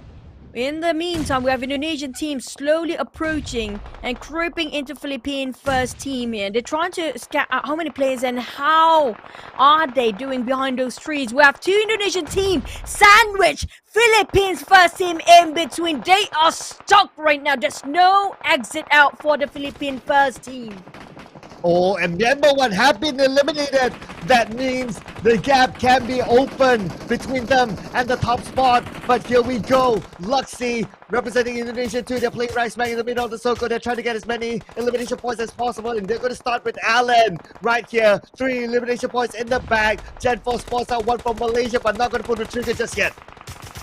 Oh, looking at Indonesia versus Indonesia right now. One of them will drag the other down. You stay second or third place. I'll be in the number 1 place. Well, Jan Force making sure he covers every single thing. He did so much space for the team here at the back line, while the Philippines are struggling to revive each other out. Ranking is still there, and Rat Face will be the next target coming out from Jan Force with an M16. Oh, but look at the circle. It still favors Indonesia too. They still have the circle. Then they're sharing the circle with a couple of other teams. But most importantly, they still have the circle with a full squad. This could mean that they could go up to number 1. But hang on the horses yet. Vietnam 1, they are still alive though. But they need to fight against Cambodia just right beside them. Yes, this is difficult for Indonesian second team, honestly speaking, because they are at the edge of the circle, and the ones actually conquering the circle is going to be the Myanmar team. And looking at the state, Vietnam first team is still in there. They've been hanging on in the balancing threat with only 2 players, but still taking number 1 spot with more elimination points there. While Myanmar second team taking down Cambodians, Jan Force is still making such play. It's so important and crucial for the team. That angle tells so much, but Vaffel making sure the Thais can't ever move forward, and there will be gatekeep to enter the circle is just such a huge challenge for the Thais. Oh, Gen Force, definitely a force to be reckoned with, as we can see him dishing out those damages. And Indonesia too, they currently have 7 elimination points in the bag. But look at the top 3 spot. Vietnam is still in this. Indonesia 1 is still in this as well. So they cannot let this one go just yet. Luxy tries to get around to Snipes, and Snipes is out in the open. Not much option for Snipes. Luxy may finish him off, but it's going to take him some time as Snipes will be taking out the blue. 50% of helpless Snipes may want to give himself to the blue, but Luxy will be gunned down by Snipes from afar. Counter fire by Snipes! But that's not going to be eliminated for the Malaysia, as they be eliminated first with that knockdown not being finished off straight away.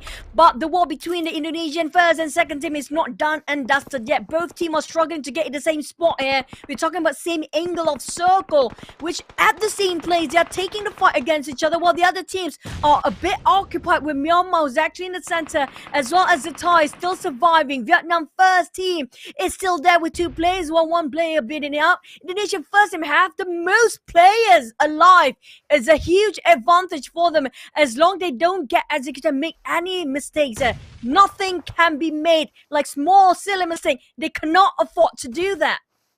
Oh, look at this, Chuchu. 1, 2, 3 is still in this, and then you have a gap, and then you see Thailand 1 at number 8. That means the 1, 2, 3 may remain. It just depends on who's 1, 2, and 3 after this. And Indonesia 1, they currently have the circle, a little bit of it by the rim, but they're going up against a civil war here against Indonesia to the gunfire coming up from Red Face as Red Face. Can he get it? No, he can't. One last tick of health left. Red Face couldn't connect the last final shot. 8 elimination points done by Luxy just now to make sure that they got themselves more points. Kato on the other hand, 7 points, and he's the last member for the team. One of the teammates is not going to be saved here because it's too open, it's too risky. He just needs to hang on. It's very thin chance that he might get himself that chicken dinner with Myanmar 3 players still taking the strongest compound on top of that circle, while Astro just hanging on to his life, his dear life furthest away, but still touching the rim of the circle for now. Kato taking a bit of a backstab towards Indonesian second team, but finished off straight by the side of Indonesian second team.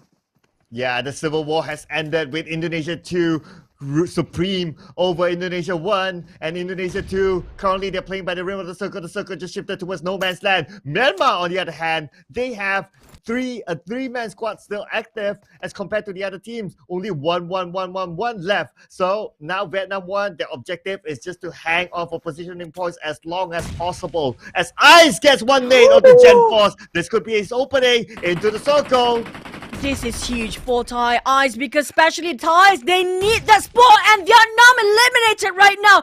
Open up Indonesian second spot, definitely got a chance to cut them down and take the first spot as the gold medalist if they want to, if they can get more eliminations. But Ice on the other hand, he can try to get on the top 5. He can take down the Indonesian second team. Rise been taken out, but Ice Molotov plus that shots coming out just now, and this is gonna be Ice pushing forward. It's 1v1. Indonesia, they don't have the numbers anymore. It's the same as everybody else except for Myanmar's second team. Oh, Ice hesitating, so this could be an opening for Indonesia 2 to reset themselves as Ryzen will be picked up by Luxy. Gen Force will need to wait his turn, but then again, Ice is not going to push any further forward as he will hold on for positioning points. We are now down to the top 4 teams as King will be in the compound. Myanmar 2, they still have a 3-man squad. They have a good advantage here together with the compound, but it depends on where the circle will go next. This is theirs to take for Myanmar's second team. They want the debut of chicken dinner. They want themselves. That chicken dinner is so bad. Not debut. They already got a chicken dinner previously. But this is consistency. We're talking about the last game and the last day here. Everything laid out and folded for the side of Myanmar's second team. They got themselves that compound. They got the circle. All they need to do is just hang on. All the side of Indonesian second team, now they get to reset as Ice just going to sit back for now and not going to push in. He's lost his window of opportunity. Same goes for Astro. There's 2 single players. 2 teams of solo players there will backstab Indonesia the moment they're trying to move forward. While Myanmar team, on the other hand, that compound will save them so much, including Circle still drop on top of them. Yeah, Astro X and Ice definitely will be the kingmaker in my opinion. Whoever they shoot will firstly review themselves and maybe get knocked, and that could be an opening for the other team, and that is it. Astro gets one onto Luxy, but look at the circle. It seems to favor Myanmar a little bit more as Astro secures that elimination onto Luxy. That means Indonesia down to 2 players left. He shredded his vest. That smoke's really a big favor to Astro's side. The Cambodia player really gave his all to win this one. Indonesian Ryzen and Jam Force just having a hard time. Is a flat line, but the smokes really plays a big part for the Indonesian team to actually move forward as the Myanmar climbing down their high horses. They're coming out from that compound, and Astro is just in front of Ryzen. Oh, Ice! Force taken out by Ice Fuzz, and Ryzen was taken out by Astro. This is going to be a big problem. Never mind. Still, Indonesia still survived. Ice took down maybe the Oh, and Ice lost the fight against Myanmar 2, but then again, it's up against 3. So Myanmar 2 securing the second chicken dinner in the grand finals, ladies and gentlemen. But Indonesia 2 continue their level of consistency. They will be pushing Vietnam for that gold medal spot.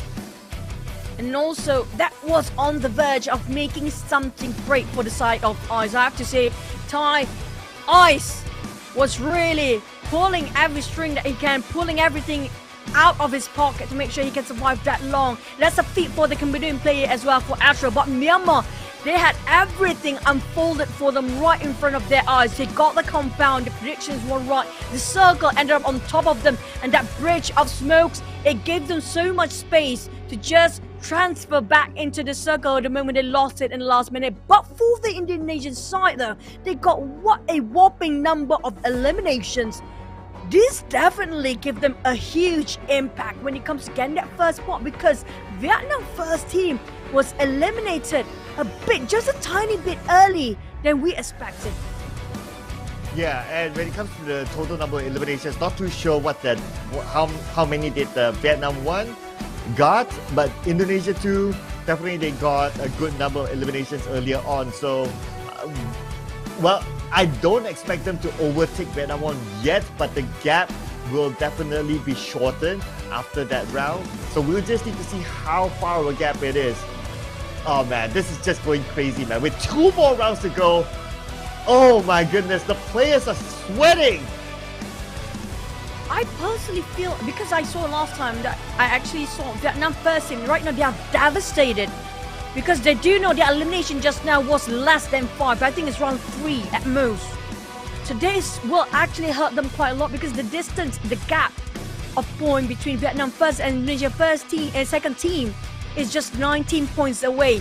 And that also secures a lot of numbers elimination coming from Indonesian team. Now, where do they stand for Indonesia's second team and also the Vietnam first team? How will they fare? And let's not forget about Indonesia first team as well, Indonesia 1. They just, if I'm not mistaken, they were just behind Indonesia 2 in that previous round. So the last we saw them was at the number 3 with 117 points. It is possible for them to still retain that number 3 spot. Obviously, it's going to still go to Indonesia 2 above them. I just really want to know like how many points of a difference between Indonesia 2 and Vietnam 1 after that game. This is just crazy. On the other hand, Philippines 2, I don't think they did. They were definitely behind Indonesians, so don't expect them to overtake the Indonesians for the podium spot. But I think the gap will still be close enough, considering that we have 2 more games to play, for them to overtake it. For Myanmar's second team, though, they're quite far down there, so it's not that worrying for the medalist run, unless if they got themselves abundance of eliminations after this. That's going to be a total different story, which is not impossible, by the way. And speaking of which, Indonesian first and second team, they were at tie. When we were watching the game, they definitely got themselves at 120 points, both of these teams. So we can also try to figure out whether Indonesian first team, if they got more kill volume or more elimination of volume, then it's going to be them cutting off Indonesia's second team to get in the gold medalist run. But these 3 teams right now is really tight. It's all down to, can they stretch the points even further when it compared to the 4th to the 10th place? Yeah, let's see how far it is. But before we go to the points for the teams, let's check out who's our MVP for this round. And the MVP will be awarded to Astro X with 5 eliminations and 1,007 damage. That's a lot. And he was the last man standing for Cambodia as well. So you got to give it to him. He was the kryptonite to Brunei 2, as Brunei 2 eliminated most of the Cambodians. He was the last man standing. Of course, Astro X, he's a veteran in the PUBG Mobile scene. Glad to see him getting his MVP spot. I still remember how he used that DP28 just now, just shot from afar. There's going to be one of the longest eliminations as well. We do have 300 over if I'm not mistaken, but this MVP with 1,000 over damage, he did so much for the team. Between him and Ice, I have to say they're both MVPs possibly, because they're so close of getting that chicken. But because of this circle, there's no compound and not having enough manpower. The only thing that putting them at huge disadvantage in the last minute. Okay, so here's a little bit of a preview before the overall charts, right? So 23 points for Indonesia 2. Myanmar not going to be a big Myanmar 2 not going to be a big impact, I would say. But so 22 points for them, and then we have Cambodia with 16 points, followed by Thailand with 12 points. Now just keep an eye on Vietnam 1. Where are they? 11 points. So it's a 12-point difference. Okay, that means that You're calculating. yes, I'm calculating. That means that Vietnam 1 will still be number 1 after this. Indonesia 2, obviously they will be closing up the gap. But for Indonesia 1, 11 points as well. So Indonesia 2, the 1, 2, 3 will not change yet after this. But the gap is just, again, closing and closing. That yet is such a poison for the players. This is just really incredible. I'm loving this. I'm honored to be sharing this moment with you, Cloud. And also when it comes to the head-to-head, this is going to be Ryzen, another one of the best players in the world here, being compared with Myanmar's King. This is just so good. Look at the longest elimination. One more person that's have 3 elimination, but the longest elimination is actually 76, with damage received lesser than the side of Ryzen, by the way. Yeah, he's so good that you can't see him. Yeah, he's that good, he's that fast, he's that agile. But yeah, I mean, no doubt one of the best players in the world, Ryzen. He has earned his title officially as well, so you can't take that away from him. But King, he did a lot of work as well. We got to give credit to him. 439 damage dished out. Unfortunately, he only got like 3 eliminations as compared to Ryzen. He did a little bit lesser, but most importantly, he managed to secure the elimination points. So that is where it all matters. But here is also the overall eliminations and damage for all our teams. Sadly, the Philippine first team, they got themselves really good start today, but suddenly it just down and down with 0 points there. They got the damage output quite right. Same goes for Vietnam's second team. They were incredible when it comes to yesterday for the Vietnam team, and also in the first day quite consistent, but they lost that momentum here. I hope the Philippine first team, they got back on their feet, because the Philippine second team tried to maintain the consistency, but we mentioned this before, Cloud. When it comes to the third day, this is where things really hits up, and it will punch you in the face if you're complacent. Indonesian and Myanmar definitely shows that they have their fangs out when it comes to the final day. Man, it's tough to see Philippines won though. They did really, really well on day 1. They exploded the scene, but day 2, they were pretty much to say not performing. A bit quiet. And yeah, very, very quiet indeed. Day 3, they started off well, but then again they just go missing for the past 2 games again. So consistency is definitely a problem for Philippines 1, but consistency is not a problem for our outstanding teams in this match. Yep, but when it comes to outstanding teams, we have to give it to Myanmar's second team. It's a roller coaster ride for them. They showed up in the first day when it comes to getting that chicken dinner, but they lost in the second day. A lot of teams being quiet for second day, but when it comes to Indonesia, they start to be really stepping up their game when it comes to second and third day. Yeah, the Thai first team and Cambodia, I'm loving the fact they have this fire in them when it comes to the last day. I wish they're actually putting up this kind of performance starting from the day number 1, but it's not really easy to adapt with new challenges every single day.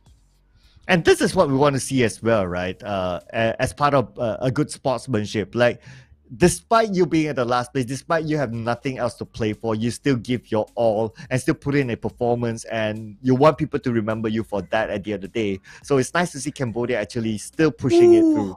But here it is, the official numbers. So Vietnam won, still at number 1 spot, 148 points, but look at the gap, only 7 points difference with Indonesia 2, 141, Indonesia 1, 128 points. Myanmar 1, 8 points difference with Indonesia 1. Now, there's still a lot of opportunity for Myanmar 1, even Philippines 2 as well, with 116 points. Thailand 1, 110. Philippines 1, 108. Malaysia 2, 108 as well to break into the top 3 spot. The difference up onto Malaysia 2 is only 20 points. With 2 more games to go, it still can be done. But for the race of the gold, it's just 7 points between these two teams. The stretch is where the silver and the bronze medal is here. Now, we might have both Indonesian team. If they keep the consistency, they can gain 2 medals, contributing to as a contingent, giving the overall medals in SEA Games 31st within one game title, one esports event, and one esports SEA Games, 2 medals. That's huge, Cloud, including might be a gold. But the thing is, the other teams down there, they still have a run, have a shot with 2 more games remaining, and we're done. 2 more games. They have to really give their all now after this a bit long stretch of the break, but before they would get into the winners interview, so you guys stay out and listen what they have to say, because definitely we will learn a thing or two, including the teams actually playing there. When they listen to the interview, oh, this is what we should be thinking about. So let's jump straight into our host who's having the winners interview right now. Host, take it away. Chiến thắng trong game thi đấu vừa rồi. Cùng phỏng vấn anh ấy một chút nhé. Xin chào Monkey. Bây giờ chúng ta đã đến với game thi đấu thứ 3 rồi. Như vậy là chỉ còn 2 game đấu nữa thôi là sẽ biết chủ nhân của tấm huy chương vàng. Bạn tự tin bao nhiêu %? Bạn tự tin rằng mình sẽ giành được thứ hạng nào tại SEA Games 31 này? So hello Monkey, congratulations on your victory. It's already the third match, so how is your confidence of getting 1 medal today?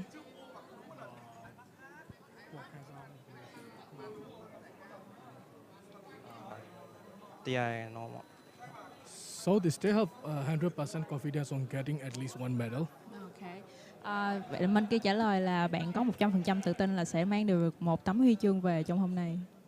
Vậy với quyết tâm này thì Monkey có muốn gửi lời gì tới các khán giả ở quê nhà luôn ủng hộ cho bạn để các khán giả cảm thấy yên tâm hơn không? Do you have any words to your fans, supporter or family in your country?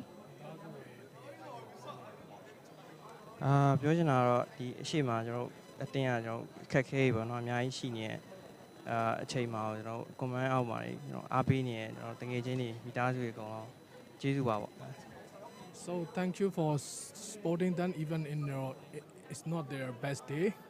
So yeah, he want to say thank you for still supporting them. Thank you. Monkey muốn là gửi đến lời cảm ơn vì tất cả các fan cũng như là gia đình đã ủng hộ bạn. Bạn sẽ cố gắng thể hiện hết mình ở trong những cái trận cuối cùng. Cảm ơn Monkey với những chia sẻ vừa rồi. Thank you and good luck. Các bạn khán giả thân mến, như vậy là chúng ta đã khép lại game thi đấu thứ 3 của ngày hôm nay. Bây giờ mời các bạn hãy cùng nghỉ giải lao trong ít phút. Chúng ta sẽ quay trở lại ngay với game thi đấu thứ 4.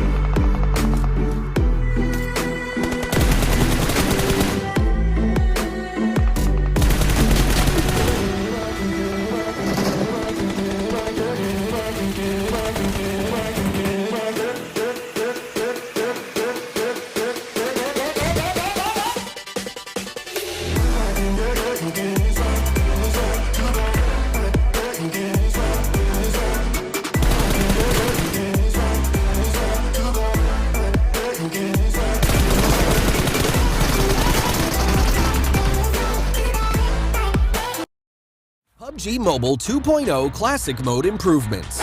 Hello there, PUBG Mobile players. PUBG Mobile 2.0 is now available. In this video, we'll introduce some updates to Classic Mode. We hope you like them. Emergency Pickup. In both the ranked and unranked mode, Erangel and Myanmar apps, we've added a new mobility item, the Emergency Pickup. After picking it up, you can use it from quick items. Deploying the Emergency Pickup takes a little bit of time. Once deployed, a hot air balloon beacon will be launched into the air, as a beacon to guide the aircraft. Once the beacon is launched, you'll need to tap attach before the plane arrives in order to be lifted into the air. It can carry up to 4 players at a time, and you can choose to jump at any time in the air to reach the play zone.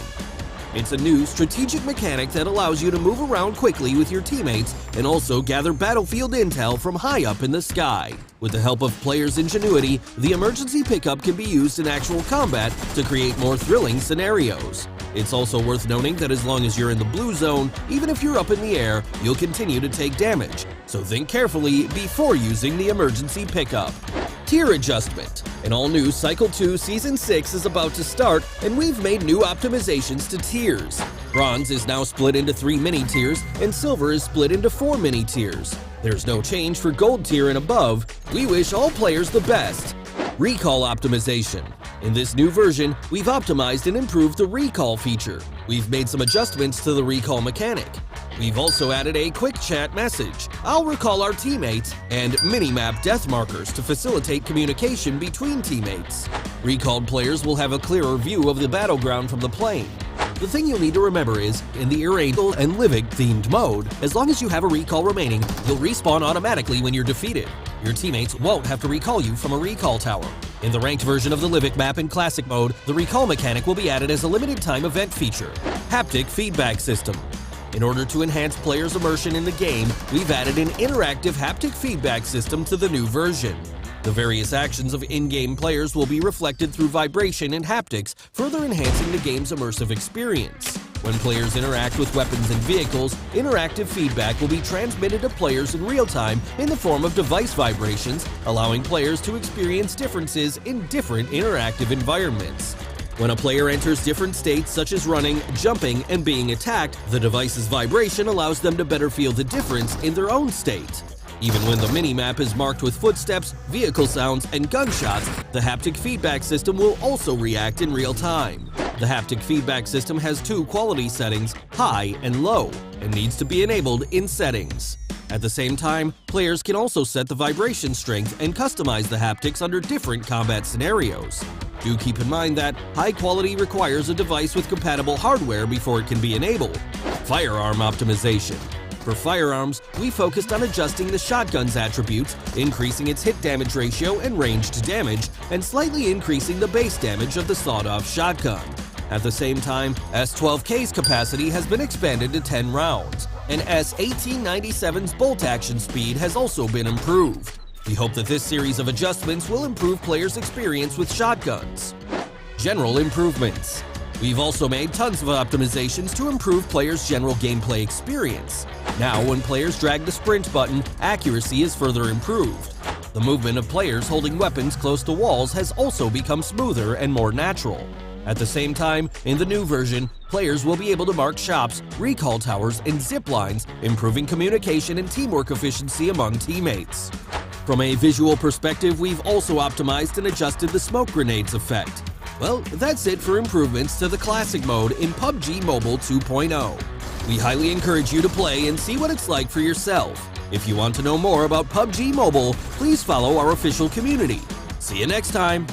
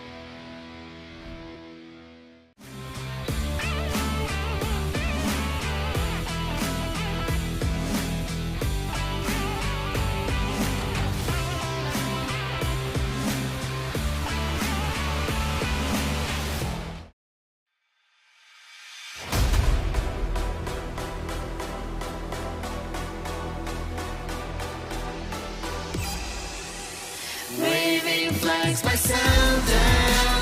Tiger wins fight on alone. That's what we've been done. Waving flags by sundown. Tiger wins fight on alone. That's what we've been done.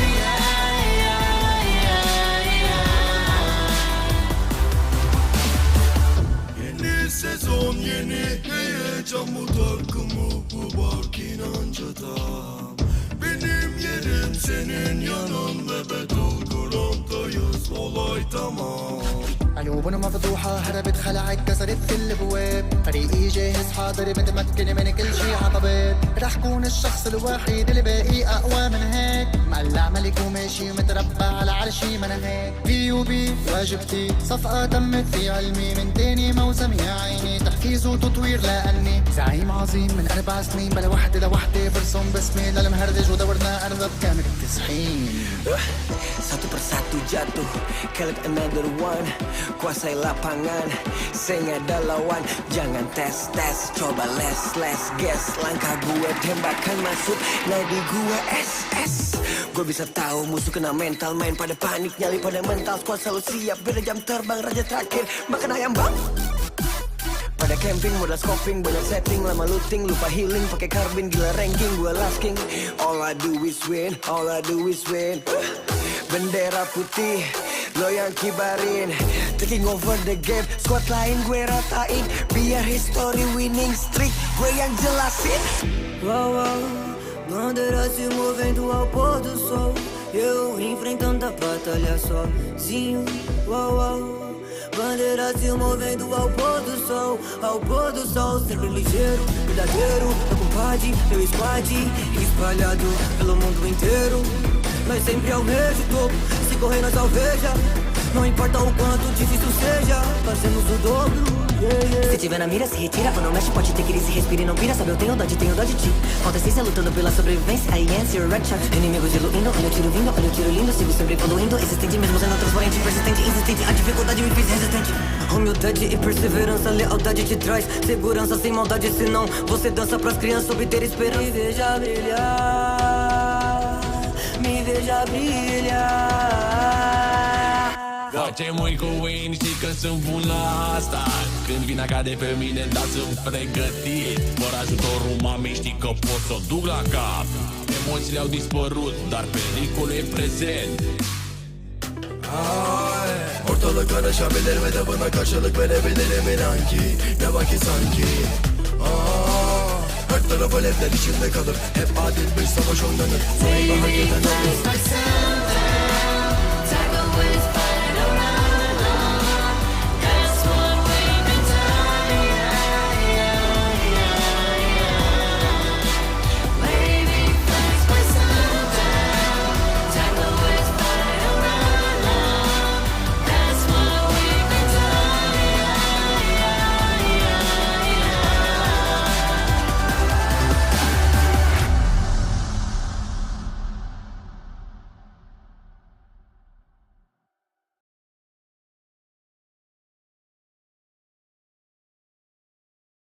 Hi everyone, welcome to PUBG Mobile's Step Forward launch. Hello, I'm Ray.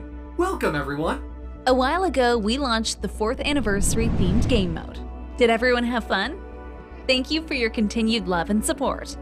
In this new year, we'll continue to challenge ourselves and step forward to provide you with more exciting and compelling content. Next, we'll reveal PUBG Mobile's plans for this year. Let's go! Yeah!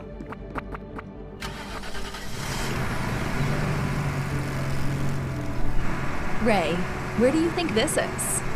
This looks like Livik, but something seems different.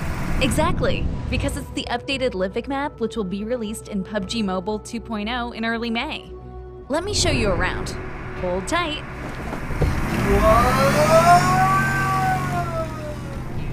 After nearly 22 months of testing, tweaking, and polishing, Livik is finally ready to be officially launched. So what are the differences between the official version and beta version, you may be asking? At PUBG Mobile's exclusive 2x2 sized map, Livik matches are short, fast-paced, and action-packed. The official version of Livik retains most of the elements from the beta version while updating several themed areas, adds a new all-terrain vehicle, and introduces new weapon acquisition methods and interactables. Allow me to walk you through the many features. New themed areas. In the official version, we've updated several themed areas for players to enjoy and explore. At the same time, the distinct architecture and layout of these areas will shape different battle tactics. Players must take advantage of the terrain and adopt different strategies and tactics to increase the chance of victory.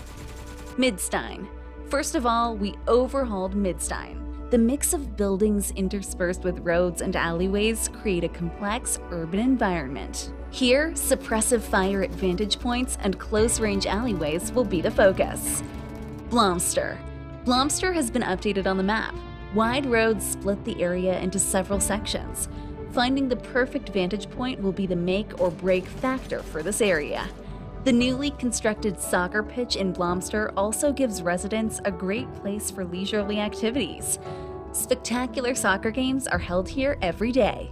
Come and show off your skills. Logistics Center. The original lumberyard has been upgraded to the new logistics center. Spacious warehouses and container yards ensure the steady supply of goods into Livik.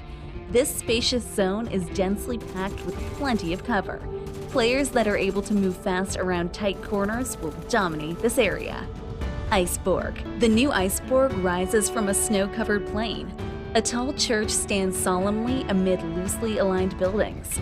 I think this is the perfect place to play hide and seek. New vehicle. Are you geared up and ready to take on these new areas? Despite the small map size, there is still some distance between areas. Never fear, in the official map, we'll be introducing a new all-terrain UTV. Compared to the monster truck, the UTV is more compact, which allows it to not only traverse mountains and hills, but also zip through urban roads and alleyways. The versatility of this vehicle is immeasurable. What's more, it can carry up to 4 passengers. Be sure to explore Livik with your friends once it officially releases. New ways to acquire weapons. Besides new ways of getting around, we've also added new ways of obtaining weapons in the official version. The Livik exclusive XT firearms bring more diversity to players' playstyles. In the beta version, the XT firearms were obtained from crates and airdrops. These methods weren't guaranteed. In the official version, the XT firearms have been added to supply shops in Livik. Some firearms can be upgraded to their XT variant by purchasing the XT upgrade crate from the supply shop. New map features. Advanced Supply Zone. Some players may feel that even though XT firearms can now be purchased in shops, that there's still the pressure to obtain enough tokens.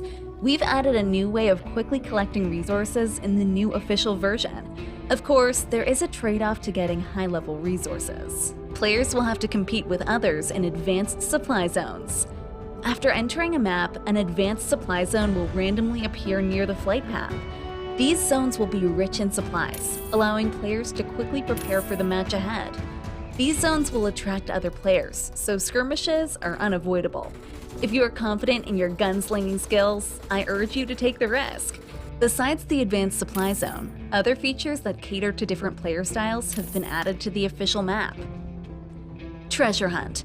Although players can prepare more quickly in the advanced supply zone, let's not forget that a plethora of crates are peppered throughout Livik. To help players locate these crates, we've added a treasure map to the official version. Players can use the map to mark crates on the minimap. Soccer Challenge. I'm sure you'll stop to admire the soccer pitch when passing through Blomster. Just like the hot springs which can recover energy, the soccer pitch isn't only for show. Players can participate in the scoring challenge and show off their skills. They might just win rewards in the process. High-flying vehicles. If playing soccer is a fun urban activity, then there should also be a fun rural activity. Besides the previously mentioned treasure hunt, we've also introduced vehicle ramps for all the thrill seekers out there. Hit a ramp at high speed to launch into places you can't normally reach on foot and acquire exclusive activity rewards. Zipline. What about high flying without a vehicle? Try out ziplines. Traverse the map quickly by using ziplines. Berry hunt. If you're tired of all the excitement, slow down and enjoy the surroundings. If you look carefully, you might find edible berries that can restore energy. That wraps up my introduction to the official Livik map. I'm sure that the new map will be full of surprises and add to your gaming experience. See you in May for PUBG Mobile 2.0. Look forward to the official version of Livik. How are you feeling, Ray? Step Forward is more than just an updated Livik map, as we're always pursuing the best gaming experience possible for all players. In Classic Mode, we've also upgraded the overall experience from game mechanics, UI, basic controls, systems, and more. Let's take a look. New map mechanism, emergency pickup. In the upcoming version 2.0 release in May, we will add a new emergency pickup map mechanism to Erangel and Myanmar in both ranked and unranked mode. The emergency pickup is an item that helps players escape the blue zone and reach the play zone faster. When players are far enough away from the play zone, they can deploy the emergency pickup in an open area. The emergency pickup will generate a hot air balloon, which will inflate and summon a rescue plane to save the player. When the player taps the plane, it will carry the player to the middle of the play zone. In addition to being used to move to the play zone, the emergency pickup has many other strategic applications. However, even while they are in the air, players will continue to take damage from the blue zone. Royale Arena Assault Sandhawk. In version 1.9, we expanded the map section for Arena mode by adding classic Battle Royale maps to the arena, so that players can get used to the intense close-range firefights in the final play zone in Battle Royale modes. In version 2.0, an arena version of Sandhawk will be added. We'll be adding many arena areas in Sandhawk so that players can get ready for the final battle in different parts of Sandhawk. Other basic control improvements. In addition to adding new map mechanics, we've also made many control-related improvements. Haptic system. We'll launch a haptic feedback feature to give players real-time feedback for various actions, which will give players an even more immersive experience of the game. The haptic feedback will be used with weapons, vehicles, character statuses, sound visualization, and more. When players shoot, the device will trigger haptic feedback to reflect the recoil of the weapon. When players are driving a vehicle, its contact with the ground will be conveyed to players via haptics. When players run, jump, or get hit, haptics will clearly reflect the change in player status. The device will also vibrate when new footsteps, gunshot, or vehicle sound markers appear on the minimap. In addition to providing you more quality and fun content, we also hope to introduce you to a fair, safe, and inclusive gaming environment. Since the launch of the game, we've been committed to combating cheaters. Ensuring that our players get to enjoy the fairest PUBG Mobile gaming experience has always been a goal of ours. In 2021, we revolutionized many ban-pan security system features to crack down on cheating in many ways.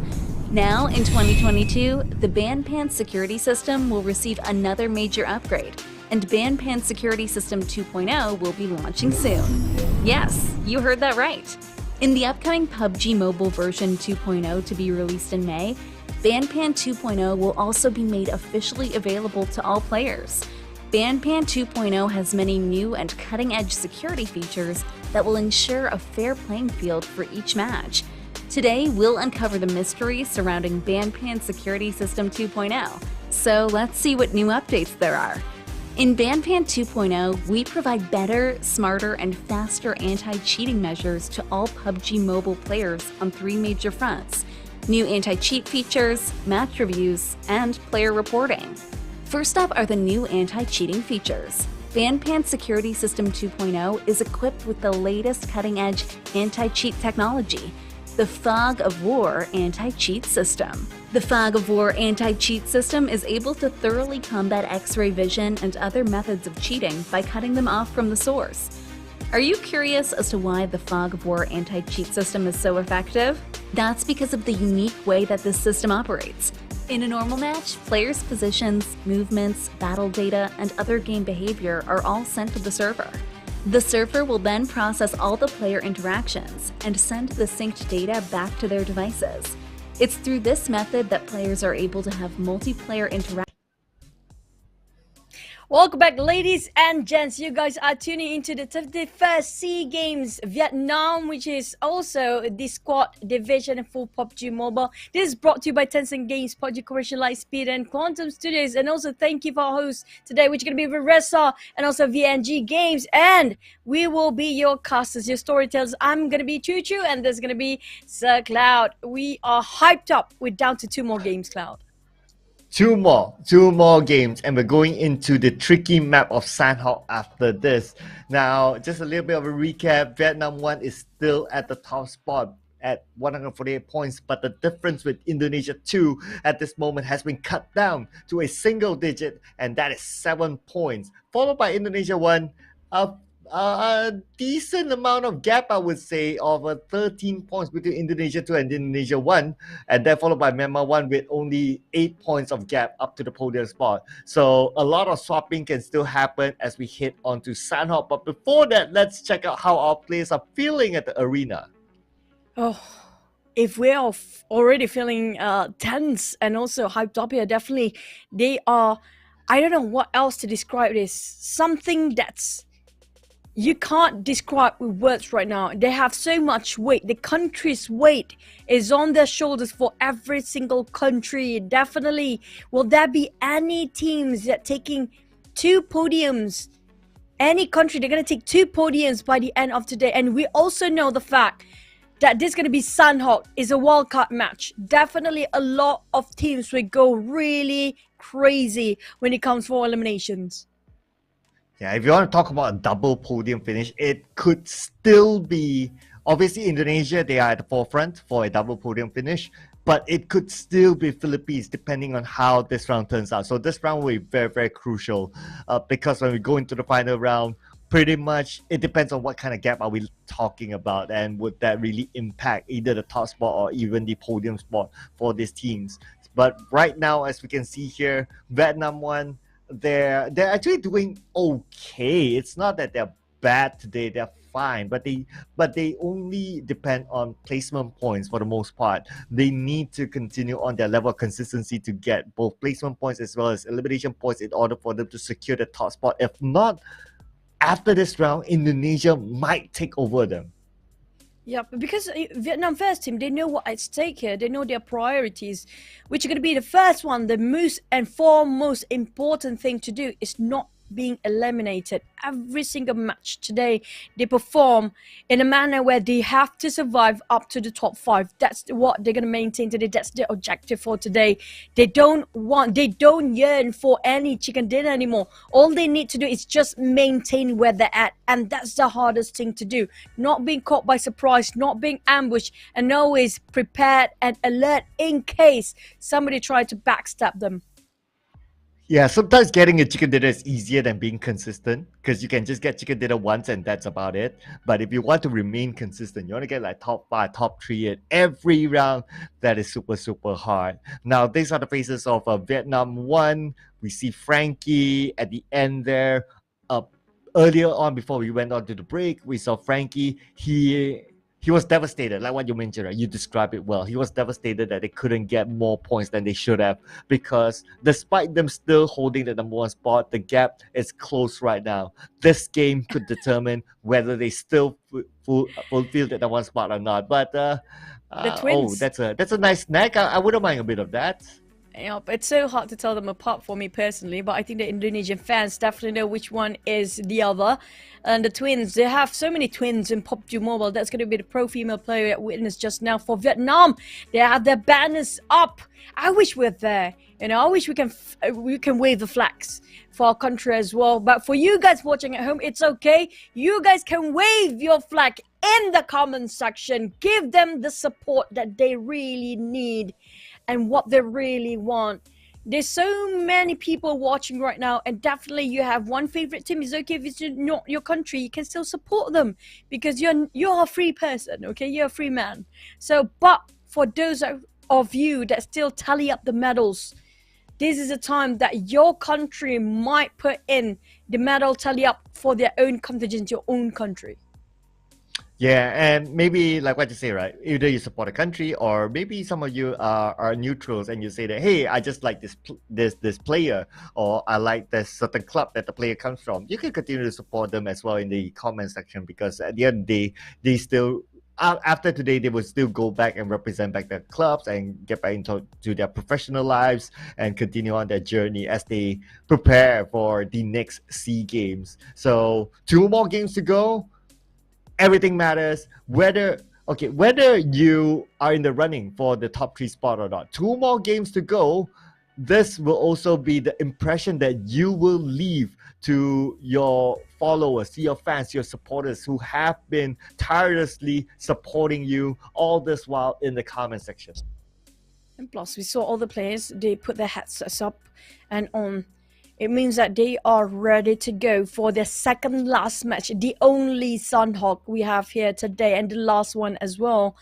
And look at that, the Philippines, they're looking happy, but who knows what's inside. And there's going to be this female Vietnam fans definitely will have more followers later on social media. For us too, you guys who've been supporting us casters, Michu and Sir Cloud, you guys can follow us on social media as well. And thank you so much. We love you guys always. A small love for you. It's a heart, by the way, if you guys haven't got a clue. Thank you so much for supporting us. We don't really mind having people supporting us too. It's so positive for us. It just makes me happy. Yeah, just say it, right? You can also follow us on multiple social medias. We're everywhere technically, so you can kind of follow us. Just say you can find us through our handles down here. But what we're gonna find next is we're gonna find a lot of action into Sign-Off. Now, this is normally the trend, right? In the last few games, you would expect a lot of fights happening, a lot of early fights. In fact, in one of the Miramar maps earlier on, like Circle 5 or Circle 7, there was like only 20 players. Circle 5, Circle 6, there was only like 20 players left. So if that can happen in Miramar, it can definitely happen in Sandhawk. Hey, you don't want to blink your eyes, because the moment you blink your eyes, you miss the graphic for the map just now. Definitely, it's going to be Sunhawk, where Sunhawk, the smallest map.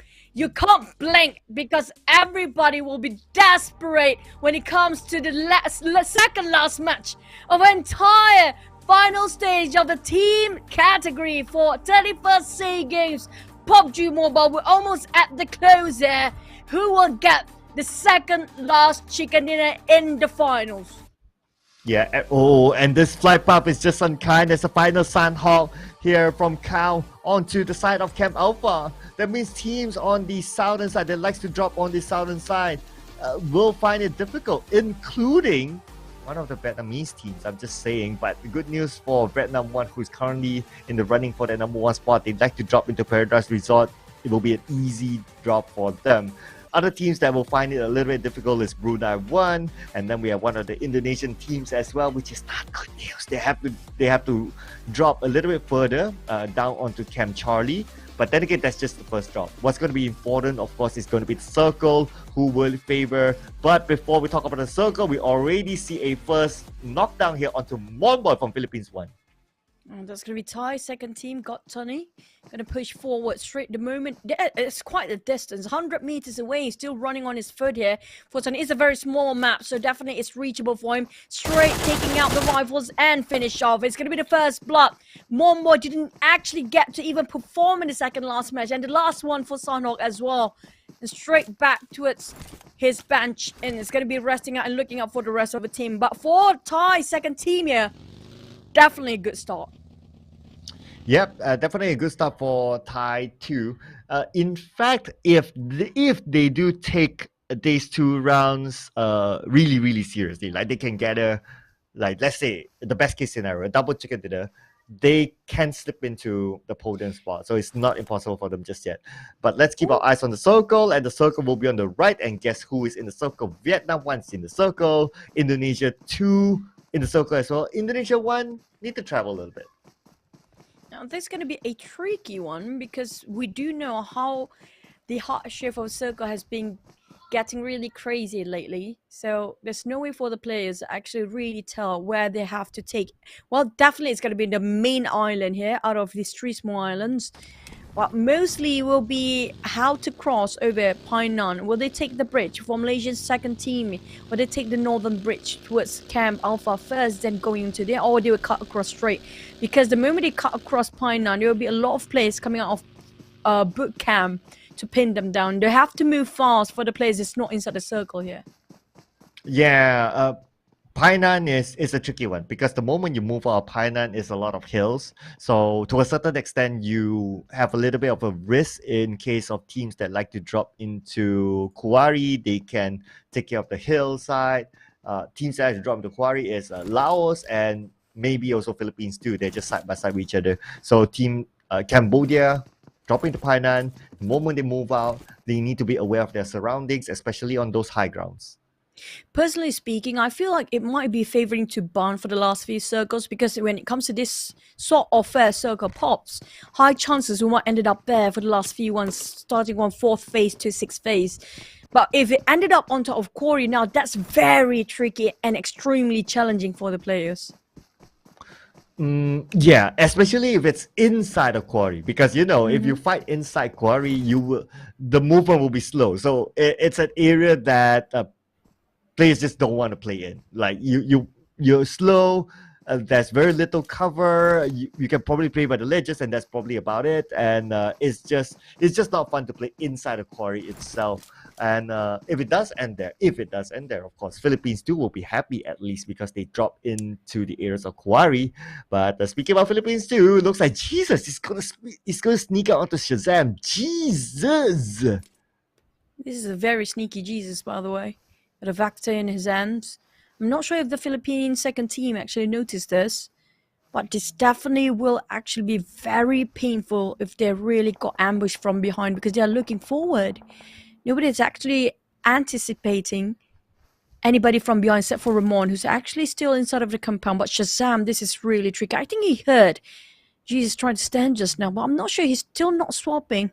He's not switching over for his position. Straight, what a nice clean spray there. Straight head on elimination, but Jesus! On the ground, Shazam. I'm surprised he didn't see Shazam there. Yeah, Shazam was staying put, so he maybe a little bit of tunnel vision onto the lower ground, so he didn't notice Shazam, he managed to counter fire onto Jesus, and looks like for Philippines too, they might not lose Newbie as they'll be able to pick him up, but Shazam is going to secure that elimination point. Philippines too, of course, they're in a more crucial position as compared to Laos because they are still trying to gun for that podium spot. Oh, there you go. Honda now trying to counter fire. Laos they separated again, but this time it is kind of come to fruition about the positioning. They're trying to open up a wide angle for the players. They're trying to play it around the corners. Each player have to survive with their own individual skill. But Venturis keep on spraying on Shazam. Shazam got caught in the turmoil. He's got sandwiched between two teams here. But Venturis couldn't finish him off straight away because of the terrain. That's a hill, it's high ground. And Venturis is not high enough, he's not tall enough at this state to actually see through what's happening on the other side. Yeah, that's super close, right? If only he was a little bit higher. But now we move forward to Beruang, taking out Ryzen from Indonesia 2. Not the news that Indonesia 2 wants because they want to hold on to that spot to at least challenge for the number 1. But Global is staying put here. Beruang still has yet to complete the elimination as Ryzen will be picked up, but Global will be going up against the entire Indonesian squad. Tries with the DBS but cannot connect those shots as he will be eliminated. You definitely know the moment the whole team of Indonesian second move in unison to rush forward, you can see the fate of Global just now. Is a scary prospect to be him, but Beruang couldn't do anything because he's quite far off. And just now, I do notice about Vietnam first team, they knocked down on one of the Thai players, if I'm not mistaken. And now they got revived back up for Thai first team. I'm surprised how Vietnam first team is going all aggressive, even though they might jeopardize their first placement here. Oh, will you be surprised with this as Ranky goes down to Galaxy? H2R is there to back him up and Galaxy will be finished off by H2R. Philippines won. They lose Monboy, but they will not lose Rankit. rapid response coming out from H2R really saved the situation instead of, eliminations done there. He saved rank in that really tough spot. But here comes Cal from Brunei second team fighting against Malaysia, but the Malaysians have the high grounds. They definitely can see through that very small structure. He tried to barricade himself for Brunei second team. It's going to be tough for them to find a higher ground than the Malaysians since they are having a best view here. And they just have to work the things around the corner. They have to take a longer rotation. They have to go for flanks. It's impossible to fight head on at this stage. Kao will be nailed down, but they still have Zico together with Kizo. Very, very similar names, mind you, going up against Malaysia. One jumper, going to go up against his opponent there from Brunei too. But Kao, anytime, will he be picked up? Looks like it's going to be a bit tough as Zico will need to prepare for warfare. Yep, and Kizo is there to help him as well. The ones in the warehouse will have a bit of a problem to exit out, but Magic's found Kao first. While we have Cambodia versus Myanmar next, they have one man down and definitely will be picked back up on his feet. But DZ have Stoke on his side joining in. Marnet spotted out. It's going to be a bit of a tough place for him to stay there for quite a bit. Romeo will try to go for the flank side. Found on the side of Astro, but couldn't land any shots yet. Oh, and Zico shot by Demigod. Okay, so I think he's been shot on by Philippines one from afar. So now that means that Brunei 2 only has one last player left. But now we give focus on the Cambodia versus Myanmar 1. Of course, Myanmar 1, they want to secure the elimination points. They want to be back on top. They want to be back on the top 3 at least. Cambodia, unfortunately, they will be playing without Jisoo. So 3v4, a disadvantage to Cambodia, advantage to Myanmar with the high ground to their side. But unfortunately, at the same time, Kizo will be eliminated at 16th place for Brunei too.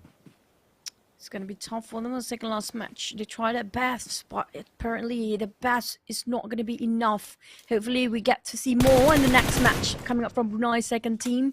But on the side of Myanmar first team, they're still in the run. They are on 4th place right now, just 8 points away to 3rd place and bronze medalists. But they can just go for the 2nd place and even on the top place if they want for the gold. We're not done yet as the circle shrinks, quite centralizing in the first circle. We still have no clue about where it will favor later on until the hard shift begin. Yeah, well, we'll need to wait and see as most players looks like they decide to go into the middle. But now we put focus onto Marnet has been knocked down. Romeo tries to save his teammate. Still can be done, but unfortunately, as they always say, Romeo must die.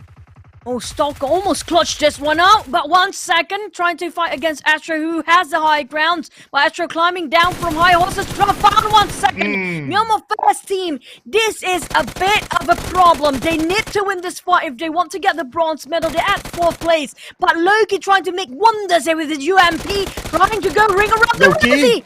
He just clutched for the entire team. Baby Loki is a man now. Oh yeah, he has grown up definitely. And the good news is that Myanmar 1 survived. Everyone survived. Everyone will be picked up by Loki. And like what you said, they are still in the running for the podium spot. They cannot afford to lose that fight. And true enough, they didn't. And they are still in this to get that medal spot. And the best case scenario to get themselves that reset time that they needed because nobody else is passing by. Back to Philippines 1 and 2, both of them having it a go for a bit. And spotted out Newbie from Range's scoop. His crosshair definitely ready to take him down. Newbie running. He's still holding his fires for Range. It's a bit hard for them, but he's not going to take any shots yet. Definitely going to leave it for a bit. And Range, Ramon, Shazam, and Newbie.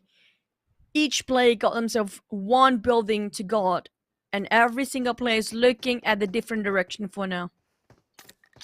Yeah, they need to take care of their flanks. Cannot be too tunnel vision, looking at one area. So not too surprising that we can see that the spread here for Philippines, 2 of them looking behind, 1 looking in front. Most importantly, they look at different angles as it's still the 2nd circle. So it's still kind of big, still a lot of space for other teams to play. So they don't want to get backstabbed. That is how they take care of the compound, they take care of the area, and I think they're doing fairly well for now. It's just that, unfortunately, they'll need to play with only 3 team members for the rest of the round, considering that they are still possible for them to get up to the top 3. Indonesian second team. They got themselves 1 elimination point. Only 6 points away from first place. All they need to do is to maintain this and get more eliminations, even the chicken. And it's definitely theirs for the gold. But with the rest of the teams, even up to 10th place, possible to get themselves on the stand towards running and racing for the medals. Damn rude. Spot out Myanmar.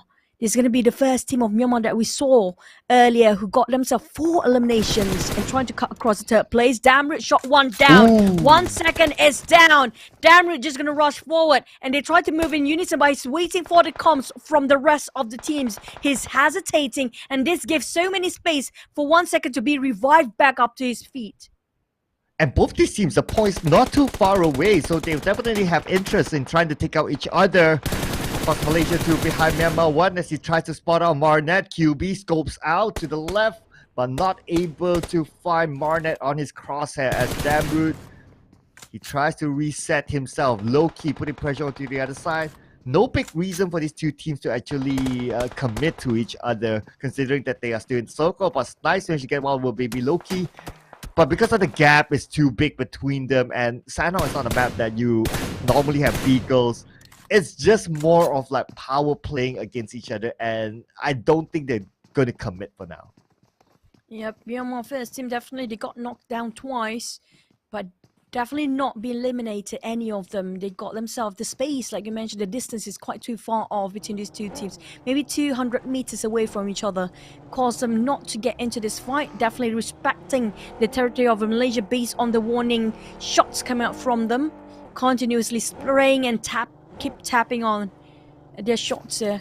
For Yuhai, though, he repositioned himself on the back line, making sure he covered every angle possible. The rest of the team are taking 4 different buildings on the crossroad. Back towards the next circle is still very generous. On this, like right in the center, it's gonna shrink. Now, this is gonna be the hard shift later on. Cloud. We do know the 3rd circle will determine which compound they really have to take next.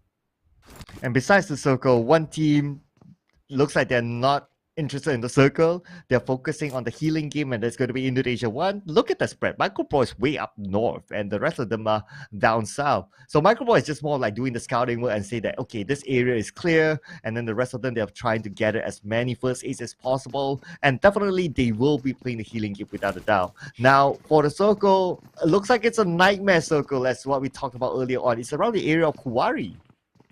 It's a bit risky, honestly, for Indonesian first team to play that because they're very close to its Myanmar first team. Myanmar first team already got themselves 4 eliminations in the back, so they're very close to cutting across for the 3rd place. If they pull down, yes, they might win in terms of healing game, but if Myanmar first team actually get a lot of elimination, we do know they love to go aggressive when it comes to Sanhok in a small map, any maps actually, for Myanmar team. If they can rack up the number of eliminations, they definitely can secure that 3rd place. So, Indonesian first team, they have to actually get abundance of first aids. Make sure they can survive that long to outplay Myanmar first team. Well, to answer the question, I think speaking from a psychological perspective, Myanmar 1, the pressures on Myanmar 1 as compared to Indonesia 1. So, if you're under pressure, yes, you want to go and collect those elimination points, which is true enough. You should. If not, 4th place doesn't mean anything if you don't get up to the podium spot. So by forcing yourself to do that, you may end up making mistakes. And that is where Indonesia 1 can still capitalize if they play the healing game. So I think this is the thought process that they have in mind. So they're like, okay, if we are the ones at number 4, then we might not play the healing game. But since we're at number 3 and the pressure's on you, you come to us. We'll play the healing game. Try to catch us then. It's too far for them to catch them at the back line right now. It's too far off. They're already taking out the blue for the side of Indonesian first team. But the thing is, Myanmar, like you mentioned, it's a really big risk. But if it actually working, then it's totally going to be worth it. It's totally going to be worth it for them because they almost lost a half of a team just now, but definitely the distance between them and the Malaysian team who knocked them down twice caught them by surprise. Definitely they are a bit more careful right now, trying to push a Thai first team. It's going to be coming up from the Face Clan lineup, Straps, Bear and Vintorius. They lost eyes quite early on. So when it comes to numbers, Myanmar's definitely have the advantage, but when it comes to firepower, this is the ties we're talking about. They rarely make mistakes. Honda on the other side for Laos, interesting prospect. And in fact, they are separated before, but some of them united again, and they got 1 elimination points. That's, I think, is very successful. But talking about success, one of the Philippine teams actually got a elimination earlier on against, I believe it was Rabbis, one of the Vietnam teams. So looks like it's going to be warfare here as Thailand going up against Vietnam. So Vietnam won, looking to extend the lead here, trying to secure the elimination. But Philippines still have their own interests as well. If they can eliminate Vietnam, a lot of teams will be very happy. This is going to be really depressing for Vietnam if they're being eliminated quite early. The first few, by the way, we're still on the third phase of the circle, and the 14 teams still alive. We're doing a 13 to 16 placement will not get any point, and they will drag Vietnam first team if they got caught like a guard down. But they realize how at risk they were at. They reposition themselves. That's very smart. But in the meantime, it's very daring coming up from Vitroy with a DBS. Oh. Straight. Of course, now they have the advantage. They managed to get a knockdown to Ventores, so this is something that they should capitalize on. As a Vitroy want to secure that elimination point, the nade will be cooked up, tossed on to the other side, but Shrubs is just too far away. Shrubs will find refuge behind the stone, but Beer is on the other angle. Beer is just behind Shrubs, as now they need to defend this area, and they're on the outside of the circle. 20 more seconds. Now this is very daring coming up from Vietnam first team, and they got one. What a Kobe from Vitroy. There's no way Shrub's going to be alive now. Look at the continuous nades and pressure is on. The Thai first team definitely will have to stop to engaging, because look at how they just cornered. Oh my goodness, this is savage. Lombor hopping out about. They got themselves 2 eliminations secured here, and definitely want to secure that gold medalist in the run, in the race. And they have to bow down for a bit, going for a bit passive play, a bit more conservative. You saw how aggressive the Vietnam team was. Yeah, definitely. They definitely want to extend their lead, looking at how it is at this moment, because they know that Indonesia too is a big threat. And now talking about Indonesia too, they are in the middle of the circle, but now the long range coming from Beer, gets a knockdown onto Vitroy, but Beer, they managed to counter fire onto him. Can they pick up Vitroy? Maybe they can. Oh no, they can't, unfortunately.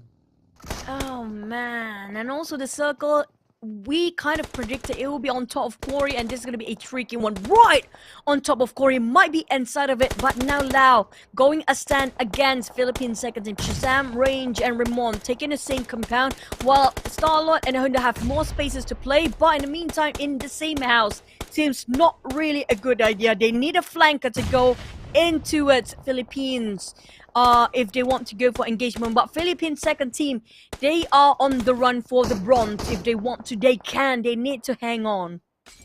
Yeah, and plus they're going up against Laos, who has nothing to lose if you can think about it. But then again, Laos, they're now down to the last 2 players. Philippines, maybe they don't have that information, so they're not too sure how many people are on the other side. But what we're sure is that Damru will be knocked down by 1 sec. 2 teams that still matter in this competition, in this round. Honda now need to pick up Starlord. If not, ooh, that's super close. 10% health left for Honda, and he doesn't have a first aid nor a bandage. He got himself a DBS. I'm not sure how that's going to work out for him. But at the same time, Cheeky Ryzen does his best. It's going to be stealing away any team that he can. And we have 5 elimination for Myanmar first team. And Vietnam second team got themselves the center of the circle. They have nothing to lose here, but definitely they want this chicken for themselves. They haven't landed any chicken. They want the debut here, and this might be it if they can defend the circle. Oh yeah, everyone wants the glory, regardless whether you're still going for it or not. But now Ryman gets one onto Starlord. Starlord will be finished up, but Ryman bows down to the DBS, but Range is there to help him up. And now Laos will be eliminated at 13th place. Ryzen tries to get one onto Philippines, trying to get advantage of that. And yes, Ryzen will be able to with the nade onto Shazam. Cheeky Ryzen, and Jaden, out of nowhere, he just happens to be there as well, taking out most of the Philippines team. They thought they got themselves that victory, but they're being stopped here. Shazam cannot possibly be saved here. The moment they try to go out of their compound and try to save Shazam, it's going to be too much at risk for the side of Philippines. They need to save their spot for survival here. While Indonesian second team going all out aggressive. Rage taking down one of the Indonesian players. It's going to be Michael Boy, the first team here.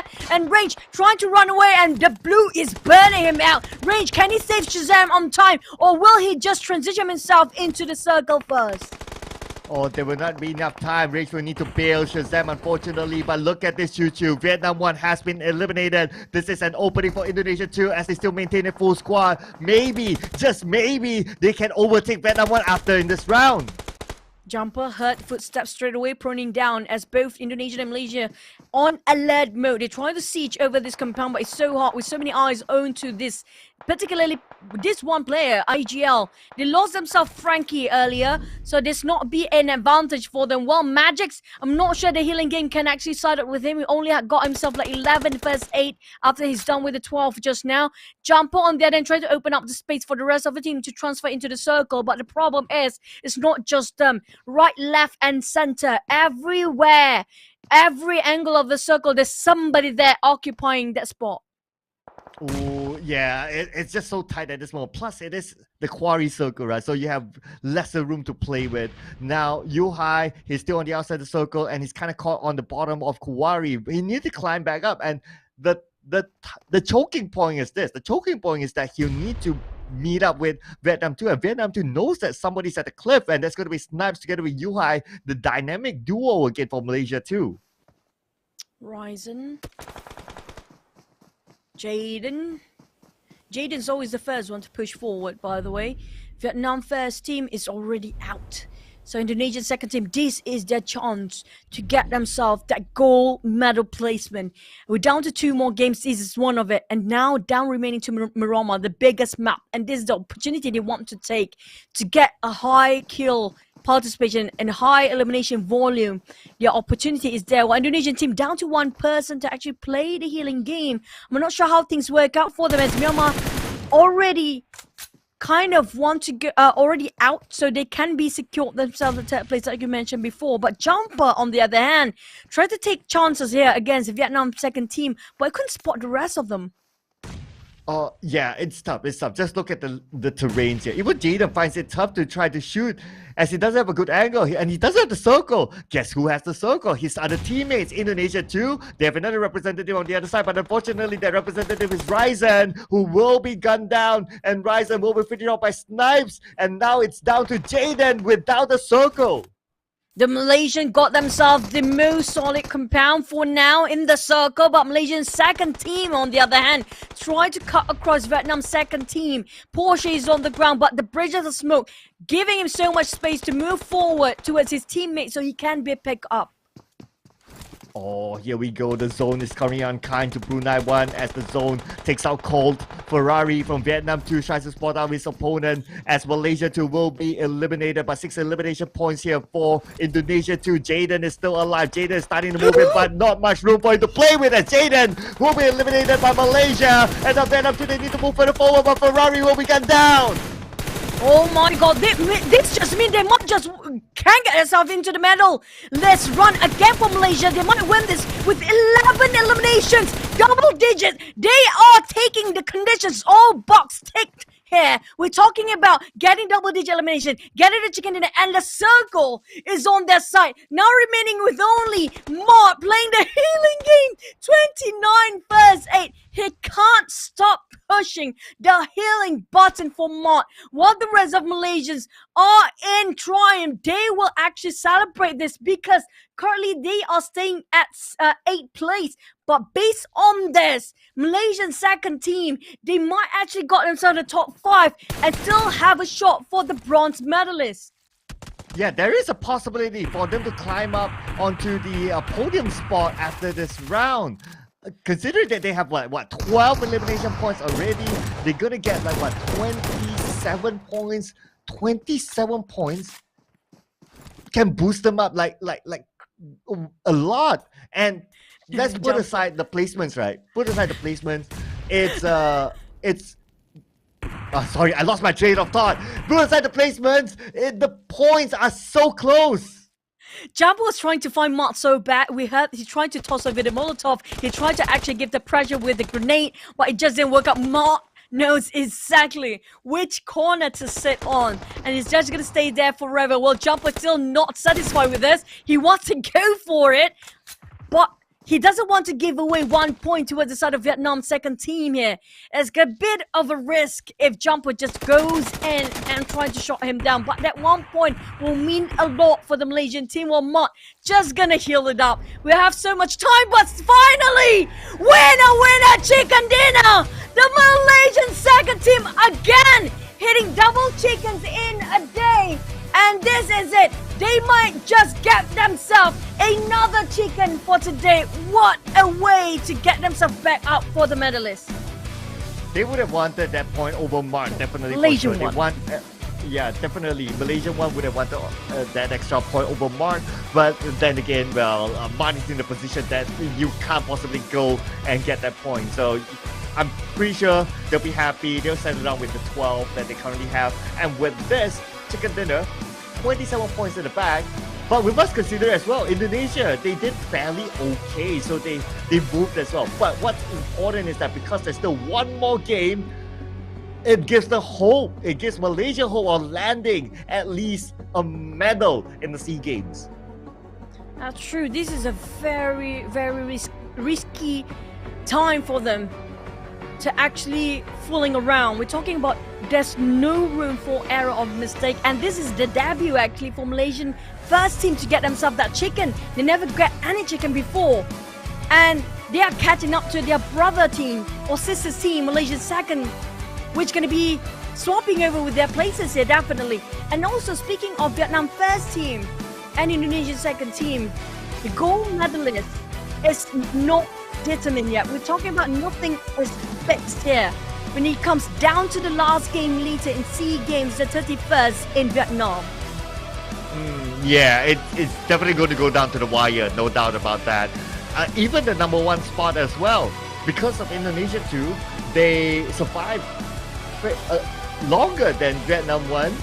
I couldn't even recall when the Vietnam one actually got eliminated, but I think it's fairly. It wasn't that. It wasn't that late. It was fairly early as well. So there's an opportunity as well for Indonesia to overtake Vietnam one. This is crazy. It may go down to the wire for who might be the first place and who might go up to the podium spot. The last game will determine everything. It's down to, they have to make sure. Yeah, he's good looking. I agree with that. Yeah, Indonesia. Okay. Nice shirt, bro. Nice shirt. But the thing is, okay, the terms and conditions applied. These are terms and conditions applied for the teams is that the top 5 team cannot afford to lose any member early on, not even in the first phase. They have to make sure they remain the top 5 surviving in the last few circles. This is a really tough match for them, for all the teams, especially down to the 10th place. Yeah, it is crazy tight. Exactly. It is crazy tight at this moment. My goodness. They cannot afford to lose a single member just because of the quality of teams around them. They can bite them back if they lose out early. And we're going to go into Myanmar after this, right? And Myanmar is a tricky map just because of the hills, the slopes, and all these the areas that you really need a lot of knowledge to play with. And that also means that your first drop needs to be super careful. But we'll talk about Myanmar in a bit. As after this, here's another thing, right? What are Myanmar one's chances of getting that podium spot as well? I have to say it's like 90% for everybody. Honestly speaking, it's 90% for any gold, silver, and bronze. It's 90% for everyone. But this time we got Bruneians taking the MVP. Fafu taking with longest elimination, 81. Again, one of the shortest there is. But this is a good thing for Brunei. They need this. They need the boost for their last match later. Yeah, they need it. Whether it's Brunei 1 or Brunei 2, they need it for the final game. At least, I know it's not possible for them to gain anything of a podium spot in the SEA Games right now. approaching the last game, but you want to walk away with your head held high. If you can secure a chicken dinner and go home with that, I'm sure the fans will be happy enough.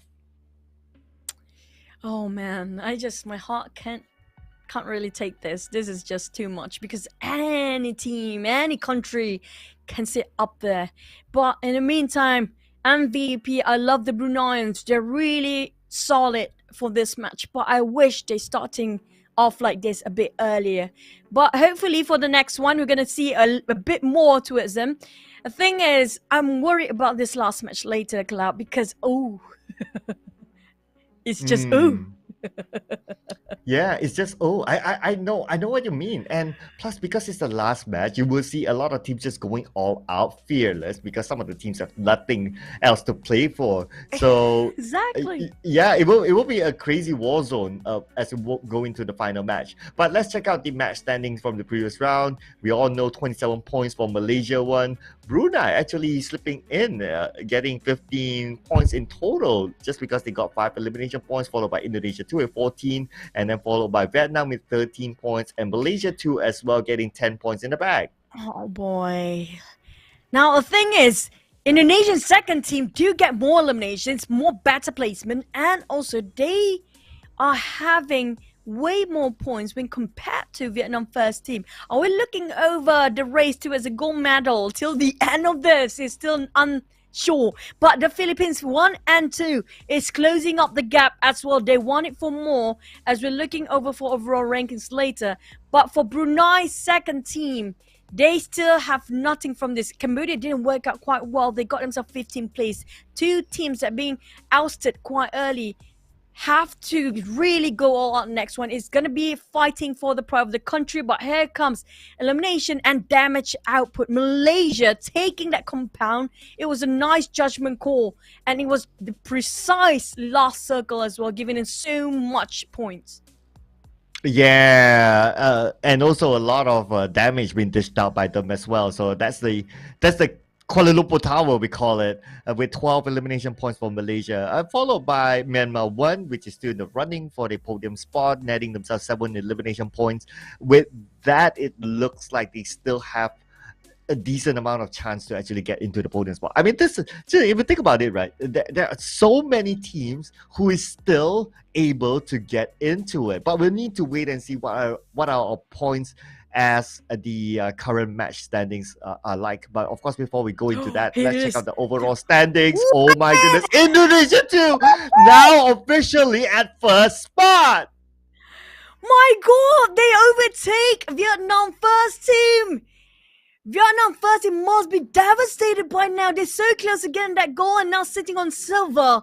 While we have Indonesia first team, both Indonesians now sitting on the podium spots as we speak. While Malaysian first team are striving to snatch it away, but they have to cut across Myanmar first team, who's really close towards the third place as well. Same goes for Philippines, Malaysian second team.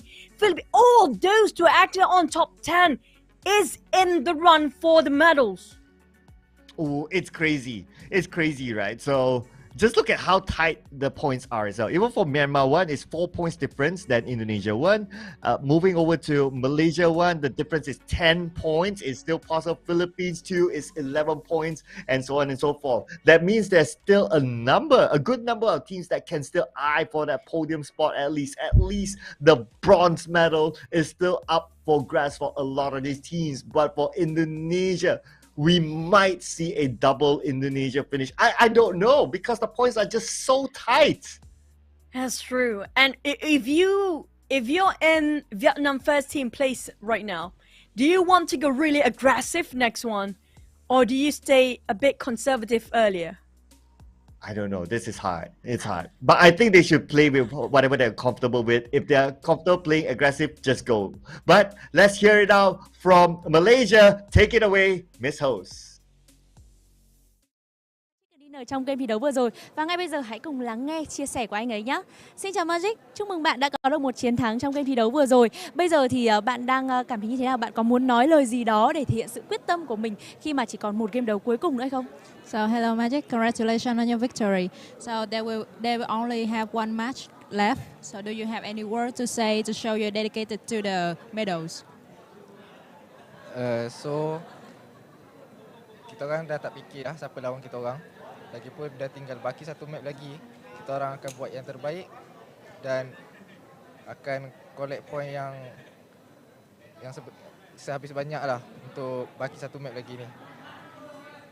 Okay, there's only one chances left, only one match left. We will do our best and we will try to collect maximum point that we can do. Yeah, and take the chances very carefully. Yeah. Okay. Magic nói là tại vì chỉ còn một trận nữa thôi, cho nên là chúng tôi sẽ cố gắng hết sức để collect được bao nhiêu điểm, để thu thập được rất là nhiều điểm và tận dụng cái cơ hội đó để trở thành nhà vô địch của ngày hôm nay. Hy vọng là các bạn sẽ gặp may mắn và thể hiện tốt khả năng của mình và chúc cho bạn sẽ thi đấu rất tốt trong những game thi đấu tiếp theo. Cảm ơn bạn. Thank you and good luck. Các bạn khán giả thân mến, như vậy là chúng ta đã khép lại game thi đấu thứ 4 của ngày hôm nay. Chỉ còn một game đấu nữa thôi là chúng ta sẽ biết được chủ nhân của chiếc huy chương vàng tại SEA Games 31 bộ môn PUBG Mobile. Đừng rời khỏi livestream nhé, chúng mình sẽ quay trở lại ngay thôi.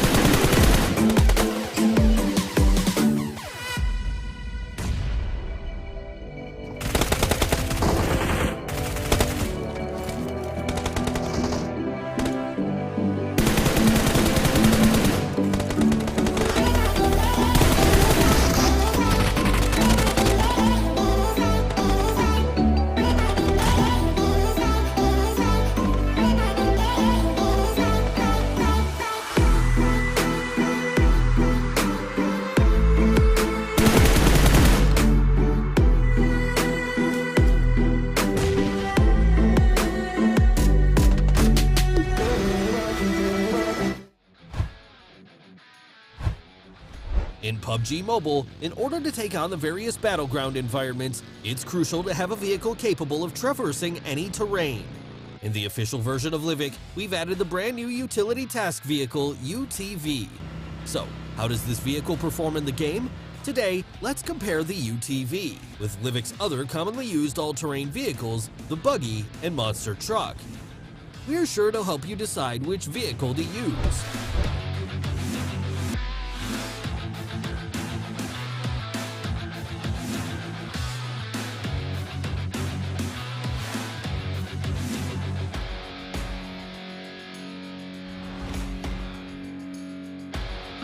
Let's see the overall performance of these vehicles. The buggy is quite small and compact, which gives it exceptional handling. During intense chases, its agility provides a firm sense of security. The monster truck has a tall chassis with massive tires, enabling it to traverse rugged terrain with ease. The UTV has overall great performance and is very practical. Its spacious interior makes it convenient for large teams, whether it be paved roads or the wilderness. The UTV can smoothly carry your team to any desired destination. The all-new UTV has a fairly compact frame, plenty of passenger space, and excels in all terrain. Whether it's rugged mountainous terrain or narrow streets, or in the middle of an intense firefight, it's a reliable means of transportation. It might just be your ticket to the final circle.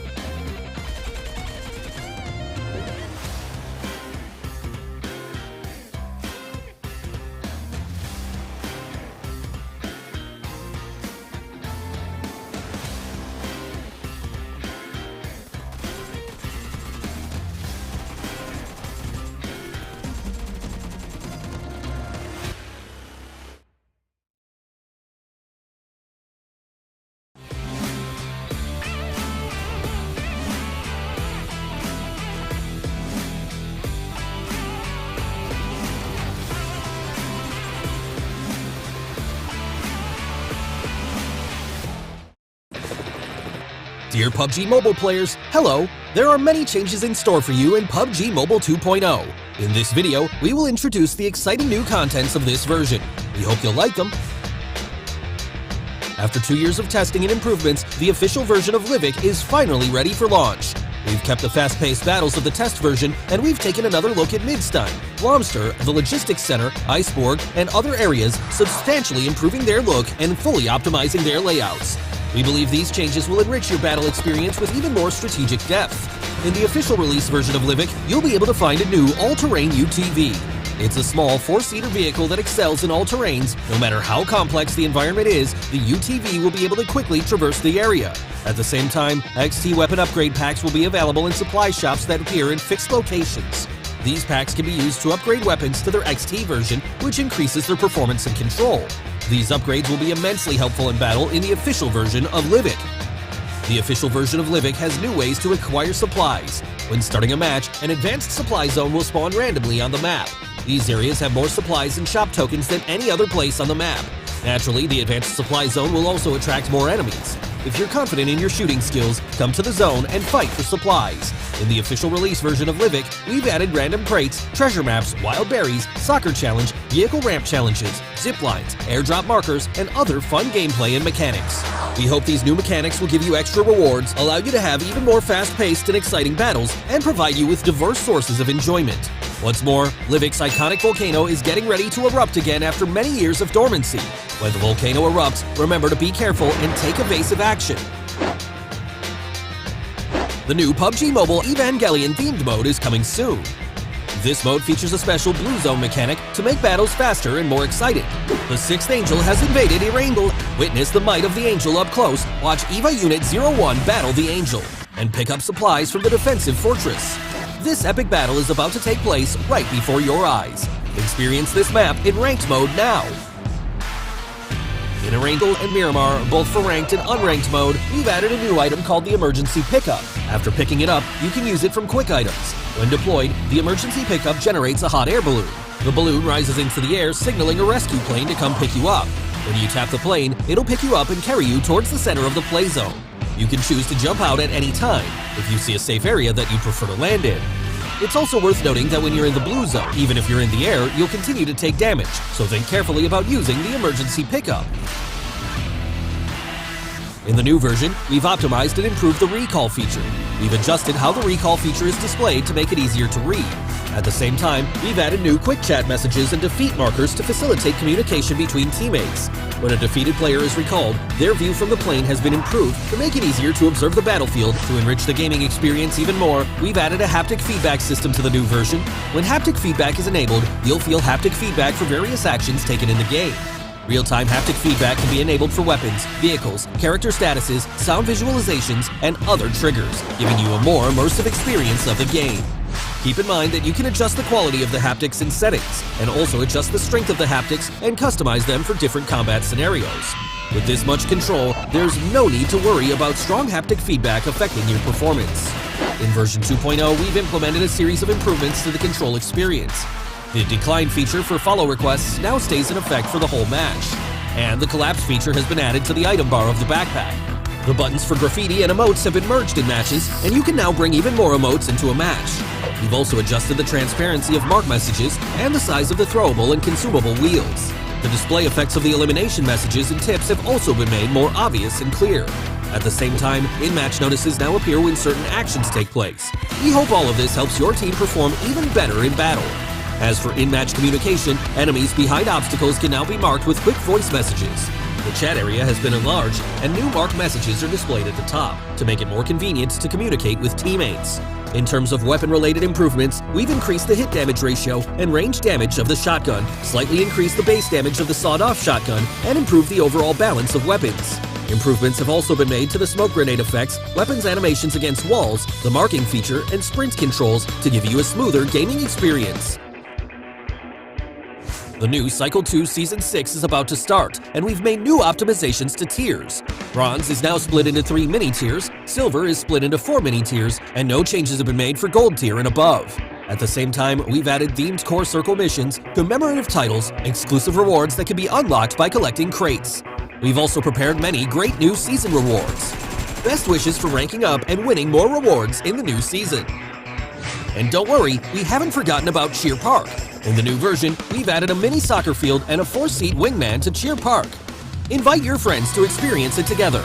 If you'd like to know more about PUBG Mobile, follow our official PUBG Mobile community. Hope you all have a great time in the new version. Winner, winner, chicken dinner. See you next time. PUBG Mobile 2.0 Classic Mode Improvements. Hello there, PUBG Mobile players. PUBG Mobile 2.0 is now available. In this video, we'll introduce some updates to Classic Mode. We hope you like them. Emergency Pickup. In both the ranked and unranked mode, Erangel and Myanmar apps, we've added a new mobility item, the Emergency Pickup. After picking it up, you can use it from quick items. Deploying the Emergency Pickup takes a little bit of time. Once deployed, a hot air balloon beacon will be launched into the air, as a beacon to guide the aircraft. Once the beacon is launched, you'll need to tap attach before the plane arrives in order to be lifted into the air. It can carry up to 4 players at a time, and you can... This is the last game here, ladies and gentlemen, in the 31st Southeast Asian Games, Southeast Asian Games. Oh my goodness, I'm already fumbling it because I can't stand it, you know. This is of course the PUBG Mobile category for the team. And thank you so much to PUBG Corporation, Tencent Games, as well as Lightspeed and Quantum Studios for having this amazing game for us to enjoy. And thank you to Verissa as well as VNG Games for organizing this tournament as well. My name is Sir Cloud together with Choo Choo. Can we just get it started? I can't stand it anymore. I'm scared for it to start, actually. It's really nervous for me as well because we're looking over the first place is not secured. The gold medalist is unknown at the time being. Vietnam first team. Indonesia might take 2 medals in this tournament as well. Myanmar, Malaysia, Philippines, and also the Thais might have a run for the bronze or silver, even gold, because everything can happen. You can see the Vietnam first team just now, they are pretty nervous. They've been pushed down to second place here with only 4 points different. Yeah, 4 points differentiates the gold medal for now. And then let's say if Indonesia wants to go up to the gold medal, it's a bit far. It's 23 points. So maybe that's a bit far. But the gold medal can still be between Indonesia too, as well as Vietnam. Now, the second and third spot, the third spot at least, it's open. It's open until, say, Malaysia has a difference of 10 points. And I know that face. I'm just saying. I know 2 of them. I'm just saying. But Malaysia has like what, a gap of like 10 points. Philippines 2 has an 11-point gap. And then you have Malaysia 2 has a 14-point gap. So that it's still open for these few teams. Yep, especially for the bronze. It's really a tough one because there's 9 contenders for this spot only. And not just that, I can say even this first and second place is not secure here because we do know the third, fourth, up to the 5th place, down to the 6th, the Philippine second team even can reach up to the second or the first place. It depends on their performance. Definitely they need a lot of eliminations, but at the same time, they need to secure the position. So this is very hard to balance it out, to survive and to get eliminations. Working the impossible, nothing is impossible in PUBG Mobile. It's hard. It's hard. It's very hard to tell. It's very hard to tell. I'm going crazy right now. Okay, but just for the record, let's see here. I'm just looking over at my data sheet, and it seems that Vietnam they have gotten a chicken dinner in Myanmar before. So out of all the teams running for that number 1 spot, they have the best achievement in Myanmar, best maximum achievement in Myanmar so far. I'm just saying statistically. So the numbers favor Vietnam just saying. But at the same time, Indonesian first team are so desperate to get that spot as well. They might have the bullseye behind the back here. All the top 3 teams are not safe, definitely, because so many teams are dying to get them that spot as well. And we're down to the Myanmar, the last map here, to determine who will get the medal, the silver, and the bronze to contribute and tally up with their fellow contingents to their respective country. Yeah, there's basically, okay, we count nations, right? There's basically like 1, 2, 3, 4, 5, six different countries at least can go for the podium spot as of now. 6 different countries. It's crazy. It's insane. And we could see a double podium spot for one of these teams or one of these countries. But let's head into our final map here, ladies and gentlemen. It's going to be in Myanmar, the 5th game, and the flight path. I can't wait to see it. But this is the last game for the PUBG Mobile Team C Games. It's gonna be the last one, and this is gonna be the last chance if they want to earn it. They have been breathing PUBG Mobile since its birth, and this is the time for them to prove they have the gold medal for their entire life. For their entire life, they get to have that proof. It's pure gold, by the way, and it's gonna be really tough for these guys on the top 3 to maintain their spot. Ooh, it's gonna be crazy. And considering that the flight path, okay, analyzing the flight path is on the left, it does not favor the Vietnamese teams. The Vietnamese teams, they generally like to drop in Los Leones as well as Impala, so that's more on the right side, not the flight path that they would have wanted. But for Malaysia teams, they're okay to drop on the left, that's okay for them. Brunei one, interestingly, they changed their drop spot from El Azhar to Ruins, considering that the flight path is really far away, so that's okay for them as well. Same goes for Brunei too, dropping into La Coberia, so a slight change for these two teams, these two Bruneian teams. But of course, again, the focus is on those teams eyeing for the top spot. Well, we have to expect unusual drop spot here. Oh, the circle is just Chumacera. Whoa! This is going to be really important as Lao placing themselves on top of that Chumacera mountain, which is the most important prime spot. Whoever wants to get it will be really tough, including the top 3 nations. We're talking about the top 3 teams here. Definitely a feat for the ending. Goodness me, we haven't got Southern Circle. It has to be the last in Miramar.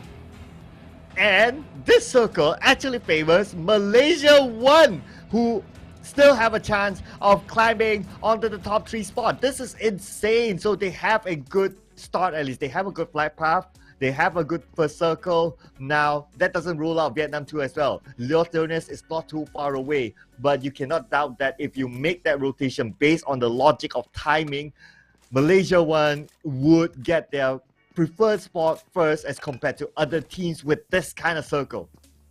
Thing is, you're in the center of a circle, but how long can you defend it? That's another thing, another challenge for these guys, not just adapting to its flight path of the circle, but if you're inside, how can you defend? And Thai second team, they're all crammed in, tuna crammed in one vehicle, but Ramon trying to blow it up, but it's impossible for one person to shoot one vehicle down unless you have your teammate with you. And Fluketh, the moment they heard the gunshot just now, they're just gonna go in for Ramon. Ramon just gonna run, because right now he doesn't want to be the one that actually have to sit one last game out. And he was spotted out by Nier with a pistol. Oh no. Oh no, this is not the case that Philippines 2 want to face, as Raimon now, I'm not too sure what he has, but he's super low at this moment, fighting against Nier, and he will go down. The first blood will be given to Nier. This is bad news for Philippines 2. Oh, they are in the run for the bronze. They have to start off a bit at disadvantage here with one man short.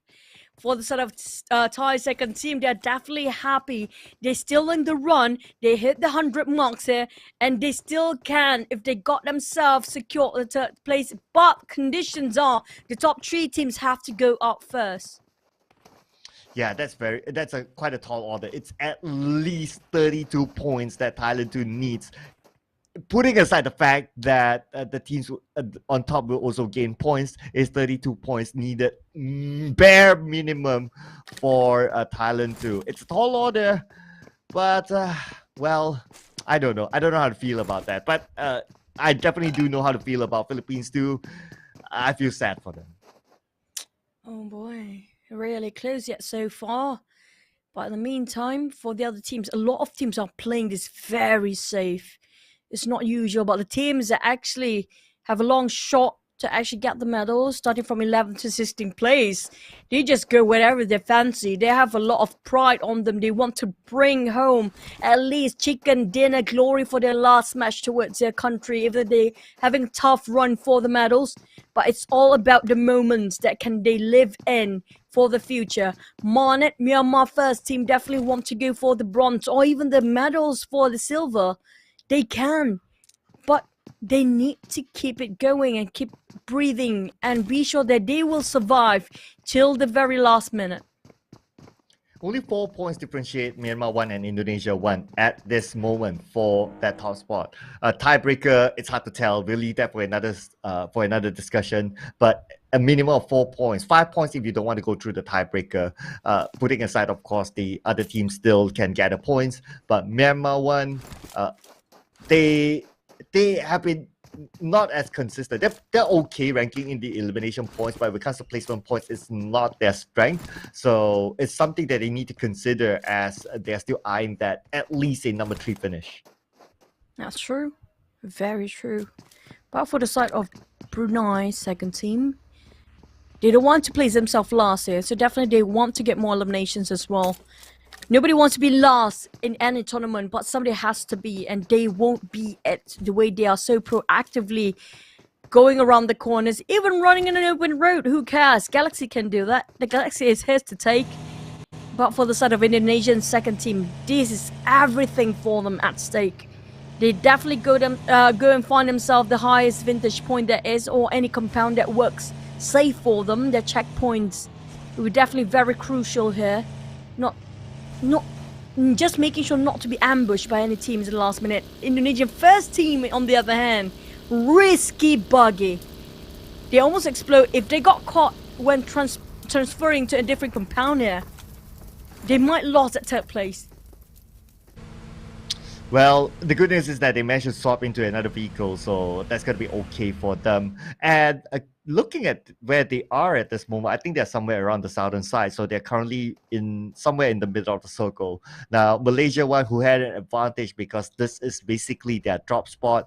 They have this prime position at this moment. This is where you have a lot of elevation, you have a compound. This is where it's really, really sweet at this moment. And with this kind of elevation, you can get lots of information. You can see where your opponents are moving, and at least you can predict that, okay, there'll be more people in this area and less people on that area, so you can make your decisions wiser from there.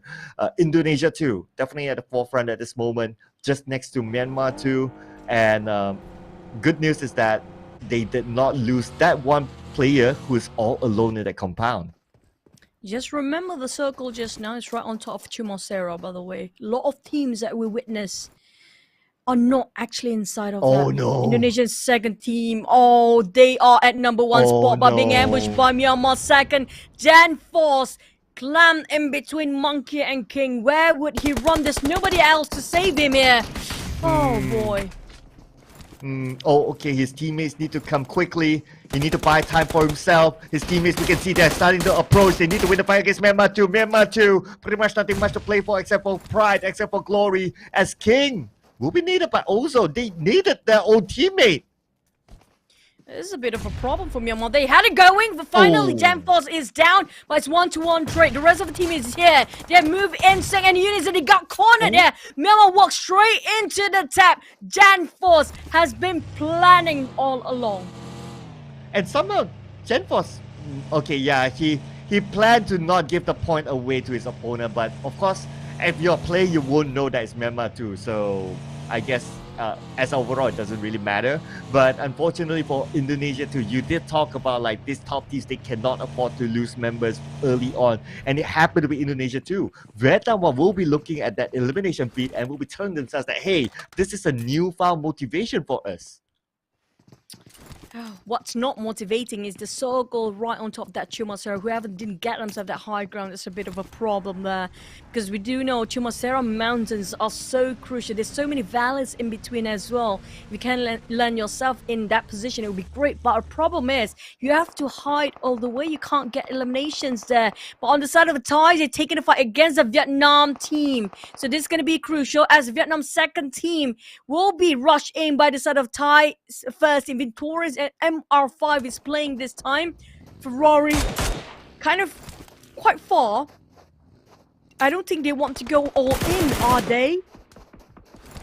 Well, they may do that because they have an advantage now that they got the first knockdown onto Vietnam too. And Thailand one, if they want to go up to the podium spot, they need to collect the elimination points. They still stand a chance to do that though. But Vietnam 2 is not going to go down without a fight because if Porsche is starting to come in and Porsche having the high ground. But at the same time, McLaren will need time to pick up Mart. Mart, is he already up? Oh, yes, he is. So he's recovering himself. They just need to buy time for Mart. The moment the smoke dissipates, already done here. Thai tried to corner them around. Look at the flank side. They're trying to get even the flank set for the Thai teams. But Porsche spotting them out. Bear will be shot down first, connecting the dots here. But the buggy just drive him so fast. Bear's just gonna go for this engagement. But Porsche spotting him out. He's really close to knock down. But he managed to just in the nick of time covered himself behind a small hill and just reset again. Okay, Porsche. Oh no, not looking good for Beer as he's caught out alone. Porsche knows exactly where he is. And for his teammates to come pick him up, it's going to be tough, but he needs to somehow survive it. But unfortunately, as just we were talking about it, Beer goes down. H2R goes down to the zone as well. It's just the second circle. Now, this is really depressing to watch, honestly speaking. Myanmar first teams are actually in the run for bronze, but their fellow countrymen just spotting them out. They have no clue they're fighting against. Ozone trying to take out Baby Loki, but Baby Loki shot him straight in the head, almost shredded his helmet and vest. But Myanmar's second team will have to relocate themselves in a different angle if they want to climb the hike. Wow, this is the longest hike with a minivan. Oh, yeah, it took a while. But what's not going to take a while is the fight between McLaren as well as Schreps. On the other side, McLaren is going to toss out nail onto Schreps. Will it land? It will not. Schreps still survived this, but Ventores took the bait instead. And now we have Ferrari. He's still down on the left side as Schreps tries to cover. As Schreps gets his first knockdown in this round. And there'll be one more that he'll need to deal with, at least from a close range. Knockdown for Vietnam second team, but Thai first team. They really want to try to get the points, but the thing is, things didn't go their way here. And Mark trying to go up and down. Clutch this might be the clutch. Vietnam second team trying to pull off, but MR5 coming and running quite far off from the rest of the team. Can he make it on time? Oh no, Thailand, they are in trouble down to MR5, but Mart as well as McLaren, they are resetting and they'll reset quicker than what MR5 can do to pick up his teammates. Now McLaren is starting to move in, Spray coming in from the top, McLaren 1v1 and Thailand 1 is out. That means Thailand 1 will not be able to take that podium spot at all.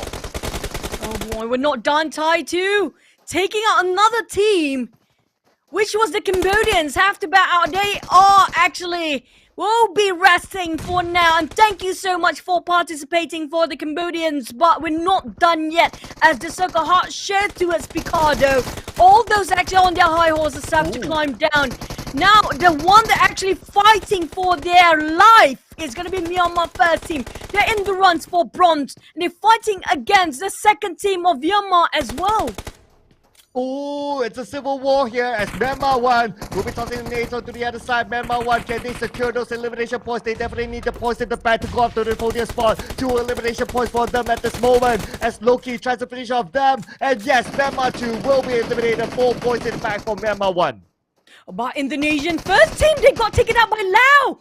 Potato just gonna leave it be. They are actually holding on to the top place. And Myanmar just cut them off. With 4 eliminations taken out on Myanmar second team, they're definitely on the spot on the third place. Indonesian first team losing the third spot really quickly here. Oh yeah, Indonesia, they need to be aware, they need to be careful of their challenge. As now, look at this, Potato is the last man standing for Indonesia 1. Like what you said, they could lose that spot, but it depends now on how long Potato can last. How many placement points can he get as the circle moves up north? And look who's in the circle. Check out the right side. Vietnam 1 will have an easy entry into it. Southern part of the circle is really saturated. Southwest to be exact here. But in the center of the circle, nobody dares to actually enter it yet. Indonesians actually in there for the second team who's placed themselves in the first place. But they are running low in terms of firepower and men. They're down to 3 people here for Vietnam first team. They're trying to climb up, while Malaysians are thriving for the third place or even the second here. Baby Loki, Myanmar first team, trying to take them down, but they managed to get away from this. They don't want to jeopardize too much for Malaysians. Damn Root being the bait, while the rest of them trying to go for the flanks. Malaysia 2 can still go for a third place finish, so they cannot give up just yet. 1 elimination point already in the bag, but unfortunately not a good start for them, as Damroot will go down to Myanmar 1, who also won those points, and if they can secure that elimination, they will be on top. They are currently at number 3, but they will need to pull away from Indonesia 1 as they still have Potato to gather those placement points. This is very smart played by Baby Loki, but you have to be careful. Laos is actually watching over here as well, tapping over from a very long distance. He wants to secure that 1 elimination point, but Damru already walked himself into that smoke. But Picardo, Thai second team, got themselves there first. Another Thai is going to joining in there. Maybe not just yet. It's going to be Vietnam second team. While Vietnam first team is quite far off. Indonesia's second team but fell. And also the rest of Indonesian first team already tried to park themselves in the center. They want their compound so bad because that's going to be where the last few circles are. At Malaysia 1, I see Malaysia 2, but okay. Malaysia 1, we need to wait and see as Indonesia 2 starts to move. Oh, but speaking about Malaysia 1 going up against Philippines, now Demigod will be gunned down, and H2R, he's still alive, but he'll need to pick up his teammate. Philippines 1, they still stand a chance to go up to the third spot at least, but they cannot lose this fight, as the fight will be lost to Malaysia 1. Philippines 1, they fell from glory from day 1. They fell out of the top 3 spots, and now they will be eliminated without a medal. They're not out of the jungle yet for the side of Malaysian Team 1, as Jumper don't have any first aid to actually help himself. They're really low when it comes to resources, taking a toll with the fight against the Philippines, who have to bow down. They can't run for their medals anymore. There's still one more team for the Philippines. It's going to be Philippines' second team here, while they're trying to park themselves in the center of the compound of the circle right on top of Ricardo. But Indonesian second team already arrived, and they will try to conquer this as much as they can. Same goes for the Philippines and Myanmar first team. They try to defend this as long as they're able to. Oh, Luxy now trying to get those elimination points because he needs those points to go up, to hold on to that number 1 spot at least. And now Luxy tapping away onto the ties as he's not able to secure those elimination points just yet, but at least he's able to power play himself to secure this compound. Myanmar first team and Indonesian first team, just 1 point of a difference will make such a huge call here. Fluketh, Thailand second team, trying to fight themselves up for the bronze placement. Nair and Stone placing themselves right across the Malaysian first team, who's struggling to get into the top 3. Not too far off, but not impossible. Stone and Nair now slowly trying to corner them down. For the Malaysian second team, they are fighting against the first Brunei team. Court is right across them, giving them the warning shots, almost taking down on Snipes. Really close, and they've been cornered. They cannot enter the circle. Oh yeah, and that's not enough time as the zone is starting to close in. Yuhai tries to get a shot onto Brunei 1, able to connect it onto Global, but not able to take it down just yet. Global is still alive behind the tree, and Brunei, they have the advantage because they are playing by the rim of the circle. Snipes taking the vehicle, starting to make his move. Is he going to go across? Yes, he will. He will force his way to the circle, but he plays a risky move as Myanmar will be shooting on the Snipes, and Myanmar will be eliminated. Malaysia 2, unfortunately, they cannot contest for the top spot anymore, but Myanmar 1 will be happy with those points.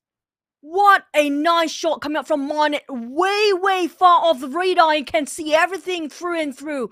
Malaysia first team taking a shot and head-on challenge against second Thai team here. Tony, Stone, Nair and Fluketh. Magic's on the other hand, being the entry frag, trying to open up the space for the rest of the team, hoping if he can land any nades, probably. Jumper will be burned by the blue if they're taking this way too long. Fafu on the other hand, taking the fight against Lao.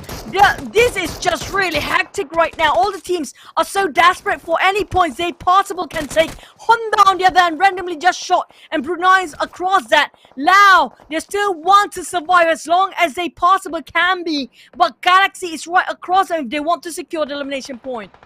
Oh, but Kizo will make a run for it as he doesn't have the circle at this moment. Honda will need to consider his movement right now as 20 more seconds on the clock. Barua will be eliminated, will be knocked down by Romeo. And look at the circle. Looks like it favors Indonesia too. Indonesia too has the circle. And Vietnam 1, they do not have the circle. They still need to move further forward. But look at this, Choo Choo. Malaysia 1 managed to make it into Picado. This is our top contenders all inside the circle right now. I'm not looking at anyone from Vietnam first team trying to fight for their goal position. They are rotating very late. Lambo playing at the back line, but Philippines, they are just trying to defend this. But the Thais coming in strong. Newbie and Rage trying to go for the top floors, while Rage trying to buy time for Newbie to go up. Both of them trying to climb up to the story, the highest story there is. And it's going to 5 elimination coming from Vietnam as well. And they are cheering for the audience. Myanmar first in taking on Brunei by Indonesians. Still taking it very slow. They lost 2 men here. They might lost the gold. Okay. It's crazy right now with only Luxy left and Indonesia. The first team have been eliminated. That means Myanmar 1 definitely will go up. And now we put focus onto Vietnam versus Luxy. Luxy now the last man standing. Can he clutch a 1v2 against Vietnam? Yes, Porsche to deal with. Porsche now 80% health. Porsche moves in and Porsche, yes he will! The clutch 1v2 and Indonesia 2. Luxy with the last tick of health will survive this. There's not even 1 HP left. That's 0.00001 HP on Loxy. And he clutched that for the entire team. Now he needs to stay there as long as he can. While the others are actually on crossfire. And Team Malaysia taking up the fight as well. They're in the run for bronze. While Vietnam first team down to 2 men. The first placement and the second is at jeopardy as Myanmar slowly climbing up with a hectic amount. 7 eliminations by 4. Oh my goodness, this is just going crazy right now. Vietnam will be looking at the elimination feed and saying to themselves that Luxy is still alive somewhere. If they can take out Luxy, that is it. Vietnam could overtake. There's still a possibility, but nevertheless, Vietnam, they also play with 1 team member left. Luxy just need to survive above Vietnam at this moment. Now everybody trying to get most elimination points. Laos is still there, but look at the circle. Myanmar first team, the one actually frowning on this because they're not in it. While Malaysia still covered in it. Philippines second team is still there. Thai second team is still there. Luxy still praying, hoping nobody walks into his compound. While Lambo, the last remaining member for Vietnam first team. This is not great for both first and second placement teams so far. Oh, Myanmar, they are still in it though, so it's going to be Myanmar versus Malaysia for that third spot at least. And Philippines too, they still can't do it though. It's only 2 points difference than Malaysia 1. And it's only 10 points with Myanmar 1, but they need to do the business here as now the circle will close in about 8 more seconds. Laos is still on the outside, nothing much they can do, but look at this, Vietnam 1. If they got eliminated before Luxy, definitely the gold medal will be towards Indonesia. Philippines try to rank up their ranking right now. Honda! Actually take as a top. Honda! Clutch! They're trying to play around the wall. But retaliates here. 1 trade to 1. Thai versus Lao. Honda and Nair. Both of them really far off. Kind of far from a circle, even though it's very close, but it looks so far. Star-Lord trying to hold on with so many shots. Being pressured. Behind, there's Lambo as well, who just came in. He got his focus. He's being burned. Possibly not yet. Star-Lord holding on his breath. His survival with just 1 rock. Oh, and Vietnam 1 has been eliminated. That means Indonesia is very likely to take off the gold medal. And now it's the fight for number 3. Myanmar 1, they are still alive. Myanmar 1, look at this. They still maintain a 3-man squad. Malaysia 1, a 4-man squad. But Malaysia 1, they need to rank in the elimination points. Because Myanmar 1, they have 7 elimination points to their name. Noah will be gunned down from afar by Stone. And Starlord will take out Stone as a counter. Starlord will start to move in. Oh, they're securing more eliminations for Star-Lord. Lao taking on 4. Now they're down to 3 more members of Thai they have to fight against. Star-Lord trying to do the clutch, the miracle run, but Noah will not be picked up by his members. While Malaysian first team already secured themselves in a very solid compound. Myanmar same goes for them. Who will spot out Luxy first? Problem is Luxy really at the rim of the circle, praying and hoping. And now Lao bowing down towards the Thai second team who secured that kill, secured the elimination. elimination. Can they make up for this third spot? It's kind of tough, but it's never impossible if they can just take down on the first 2 spots there, which is going to be Myanmar first team and also Indonesia second team. Okay, 8 points. It's 8 points. 7 points difference between Myanmar 1 as well as Malaysia 1 right now. Not counting the placement points just yet. Newbie goes down. Malaysia 1 just next to Myanmar 1. This is crazy. Okay, they need more than the first and second place finish in this round. They need to eliminate each other in order to secure at least their third spot. As Newbie goes down to Gatuni. Philippines 2, they are falling apart as well. Monet spotted out Philippines second team. It's really close for their points as well. But Monet, he will be actually closed out by the blue, will be burned. It doesn't have that much scope either. For Malaysian versus Myanmar, they have to take each other out. It's very important so the other team don't get any extra points in terms of eliminations as well. And also the position ranking points. Thais, on the other hand, they're still inside of a circle holding on. Saying good for Malaysia, but the ones really have to move is actually Luxy. He doesn't have a choice here. Oh, Luxy, yeah, he doesn't have a choice. But at this moment, Luxy will be okay because his nearest opponent, that is Vietnam 1, has been eliminated. So I don't think they can catch up to him at this moment. Anyone else can catch up to him. But let's put our focus onto Myanmar versus Malaysia. Malaysia still has a full squad while Myanmar is going to play with 3 players at this moment. Now the circle will start to close in. The circle is just super small. I can't really tell who's in it. But Opti is looking for a way out. Oh, there's no way out unless he tries to pressure and get down Myanmar. Having in a tough run, they might lose this spot. 1 down on his knees. The Thais, the Philippines, all having the same compound to share. The problem is not enough for everyone. Oh, okay. Yeah, it's not enough right now. So Opti is out, but then again, Myanmar, they still have 2 players left. So it could still happen. If they can hold on for continuing points just long enough, maybe they can get it. But Flex gets one onto Opti. Not securing the elimination point just yet, but Gatuni had to steal it away. Gatuni stole it from Malaysia. Oh, Malaysian, do they have enough points here to take the third place? Myanmar still down to 2 man. Indonesian Luxy still breathing. He managed to squeeze in the last minute here. Magic's on the other hand, tried to take down on Fluke and the rest of the Thai second team. But they have range behind. Philippines second team is still thriving to make sure he survives as long as he can. The last member there is trying to go for as long as he can for that position placement points. Jumper! He dodged! He didn't dodge it! Luxy nailed it straight on the dot! Even a one-man army, no problem for Luxy. Luxy, he's definitely a one-man army. And look at this, he's still not out yet. He still wants to secure. He still wants that insurance policy of netting in as many points as possible. But Gatuni, together with the rest of Thailand, is on the left side. While Philippines 2, they are still alive. He's still in this. Who is that for Philippines 2? That is the last member around the team members, around the players of Thailand.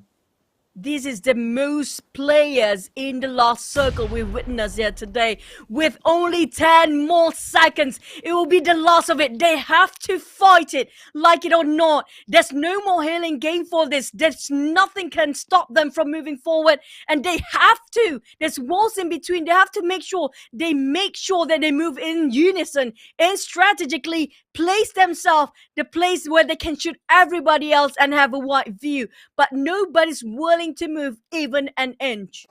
Oh, not at all, not at all. How are you going to move from this?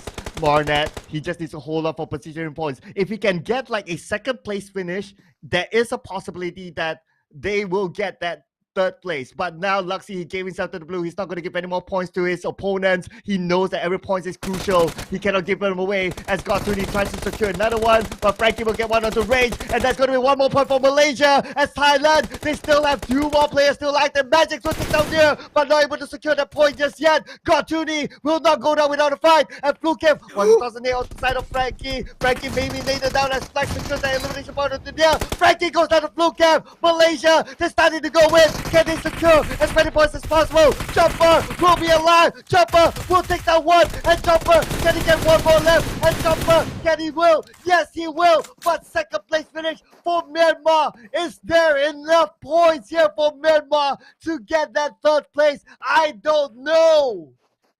There's only 7 eliminations. I'm not sure. That's quite a number. Well, Malaysian team, all of them is going to survive this one last circle. And Marnet clapping his hands off. That's gonna be hats off for the performance of all the teams in the SEA Games. And congratulations, Malaysia first team taking the last chicken dinner. But will it be enough?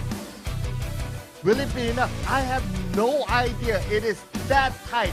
It is that tight. I have no idea will it be enough. But what's for sure is that Indonesia definitely crowned champions here. Ladies and gentlemen, you have seen the kings of Southeast Asia. This is Indonesia. Oh my goodness, Indonesia too. They made the miracle run. Day 1, they didn't really perform. Day 2, they start to rise. And day 3, they held on to the gold medal. Definitely that's to take for now. Loxi, that wonderful man. He managed to work wonders.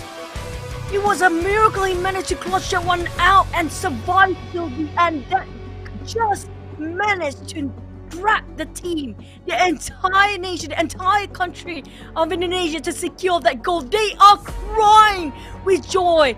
They tried so hard, and finally it was well worth it. Oh, I have no words to describe this. This is a mixed team, ladies and gentlemen. Indonesia too comprises of Swabel from NFT Esports, Ryzen and Luxy from BTR, Gen Force hailing from Ion Esports, Jaden hailing from Aura, and their coach Sinyo from EVOS. They have made it. They did the miracle run. This is the comeback moment. This is what in Indonesia they call ngeprek, ladies and gentlemen. Under the banner of Garuda, coming from Indonesian teams. But both teams are crying because they are celebrating. Coming up from Merah Putih, Indonesia first team, even crying for their team, celebrating with joy. But the side of the Vietnam, so close, so close, so close, placed themselves in silver. But that was a remarkable ending. This is the man, Loxi, Lambo, and the rest of the team really devastated as well. Coming up from the side of Vietnam, they tried their best, but it's not enough for the gold. Imagine Swabel. It's the first time that he feels this kind of glory, especially at a big stage like this. Swabel, we have Gen Force picking him up. It's the first time they feel it. Just look at their reaction. Even I feel it. It's crazy knowing that you came back from behind. You fought for the glory of your country. This is the first time you feel a first place finish, a gold medal for the game that you have been training, the game that you have passion, the game that built your career all this while. This is just Indonesia Gaspol. Oh my god. The manly tears coming off the players of the gold medal. But can we say it's sure for the second and third place? For the Vietnam, definitely they are devastated. It's just such a tight run. We can't say we expected this, but this is just incredible play coming up from all the teams. I have to congratulate all the 16 teams participating in the stage final here for PUBG Mobile Team Division. Every single country, Brunei, Malaysia, Indonesia, Cambodia, Laos, Thailand, Vietnam, Myanmar, and Philippines. We're crying with you inside. Oh my goodness. Now I'm wondering. Okay, first and second spot for sure. Now I am really wondering the third and fourth spot. You just look at this. Even the players don't know. They are waiting for the official results. As the players, you wouldn't know how many points that your opponent gets, so you can't do the math. Yeah, maybe your managers can, but everyone's like, it's that tight, it's that close. Like, how many points did they get? Nobody knows. That's why you can see that even Myanmar, they are not celebrating just yet. I can't pipe down for the audience that say, pipe down, casters, or pipe down, Chucho, calm down. I don't care. Because right now, this is it. This is not like your usual pro league, you know. There's only a couple of years once, and this is it. It's gonna go down the memory lane. Who got the third place? Who can get the souvenir, that medal? Who got the second? Who got the third? Who is can it? pipe down? Who can pipe down? Definitely not us. No way. This is crazy. This is insane. This is dumb feels, we call it dumb feels. Indonesia, rightfully so. Happy to see them. I've interacted with Sinyo personally. He's a great guy, and I'm happy to see him bringing back gold, the glory for his team, for his country. Amazing, amazing. Congratulations for Indonesia. They are definitely the champions. And if you think about it, Vietnam, they had a gap. They held on to that number one spot. They were amazing yesterday, super consistent. But today they dropped the ball. They dropped a few rounds. A few rounds is enough to what it takes for Indonesia to take over them and clinch that top spot. Just to remind you what really happened in the game again, Cloud. Indonesian second team lost so many members early on to maintain to get that gold. Imagine that they flipped the coin within 2 games. Here comes our players coming up from Vietnam, devastated, but it was well worth watching. I have to say, they gave their all. They gave everything. That silver means everything right now. They are crying. It's so close. I'm not sure how many points in between the first and second place, but they definitely worth respected it. Every single team fighting at this stage is just incredible. Yeah, it's just incredible. It's just incredible. I think that it's fairly tight between Indonesia 2 and Vietnam 1. And it's also fairly tight between Myanmar 1 as well as Malaysia 1 as well. Oh man, why are we back to casters? Why can't we show the results? Why? Why? Show it to us. We need to know. You know what? I know I shouldn't be doing this, but I'm reading the chat just to know what are the points right now. Who got the second and third place, because it's so close between Vietnam. Definitely they got themselves the silver. And that's secured for Vietnam first. But between Myanmar first, Malaysia first, and Indonesia first, who got themselves that third place? Who got themselves that third place? That bronze? You have no clue, aren't you? I have no clue. Even the math doctor is like, okay, my math is all gone. I can't do it anymore. Not like this. Not like this. But for Indonesia 1, it's very unlikely because they went out early. I would say it's still between Myanmar 1 and Malaysia 1, considering that they were the last 2 teams.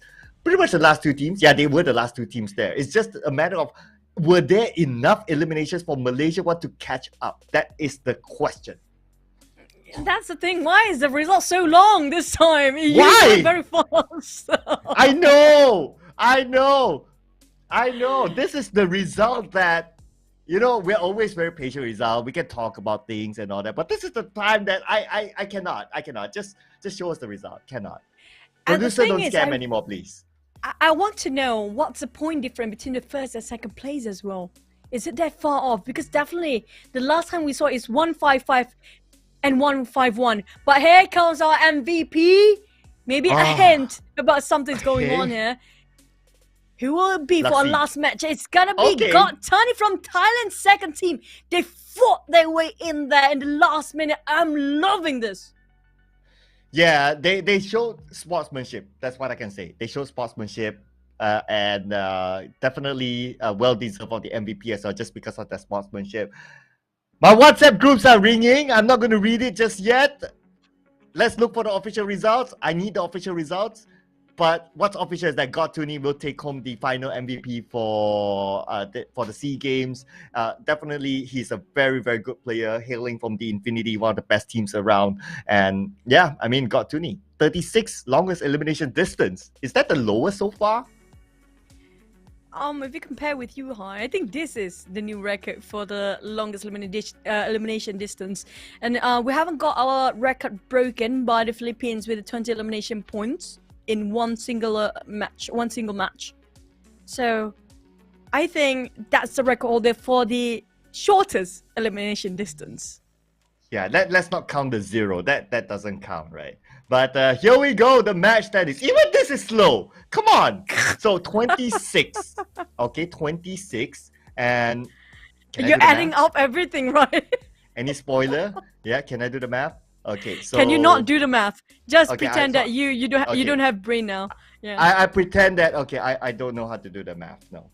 Yeah, No. we can't count. We can't actually read. I So we're can't just count. gonna read. I don't But know. thank you so much for all the team coming up from Philippines, Cambodia, Thailand, Myanmar, Indonesia, Malaysia, and Brunei. There's also Vietnam and also Laos. We have Philippines, the Thais, everyone, Malaysia, also having such a good. I have to say, this is the best tournament. I'm loving till the end of it. I'm loving the surprises as well. Such drama, right? Like day 1, day 2, day 3, day after day is just crazy.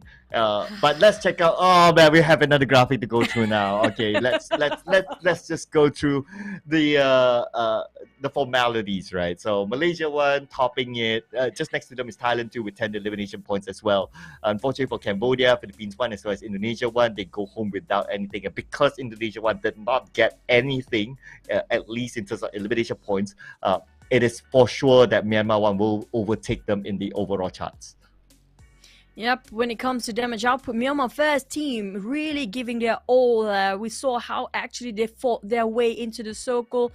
But I still have to give it a go. Even though Indonesian second team didn't perform as like previous matches, but because of that one person, Luxi managed to survive till the end. Props to him. They got themselves 2 elimination points. Now it got me really curious about how many points are there for them to make the difference between the gold and silver. Here we go, Cloud. Oh! 1 point! 1 point difference! Malaysia will take home the 3rd place bronze medal! And this is a comeback for Malaysia! Myanmar won just 1 point difference. Even if it's the same point, the tiebreaker would still favor Malaysia won. But here we go. Congratulations again to Indonesia too. This is official that they will be the gold medalist. Vietnam won, silver medalist, 156 points, and Malaysia won, came back from behind. All the way from bottom 16 within 1.5 days. Make it 2 days.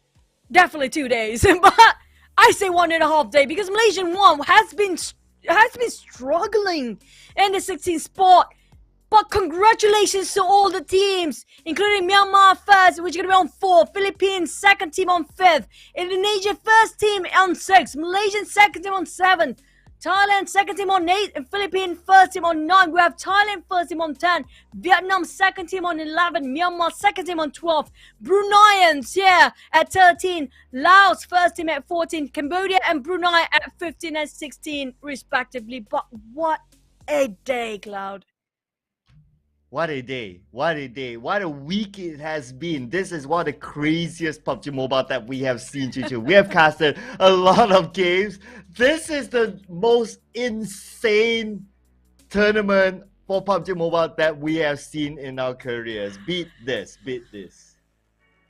Who would have thought the one that actually holding the crown for 2 days straight can't secure that medal? The Philippines lost it on the 3rd day. Everybody's just crazy on the 3rd day.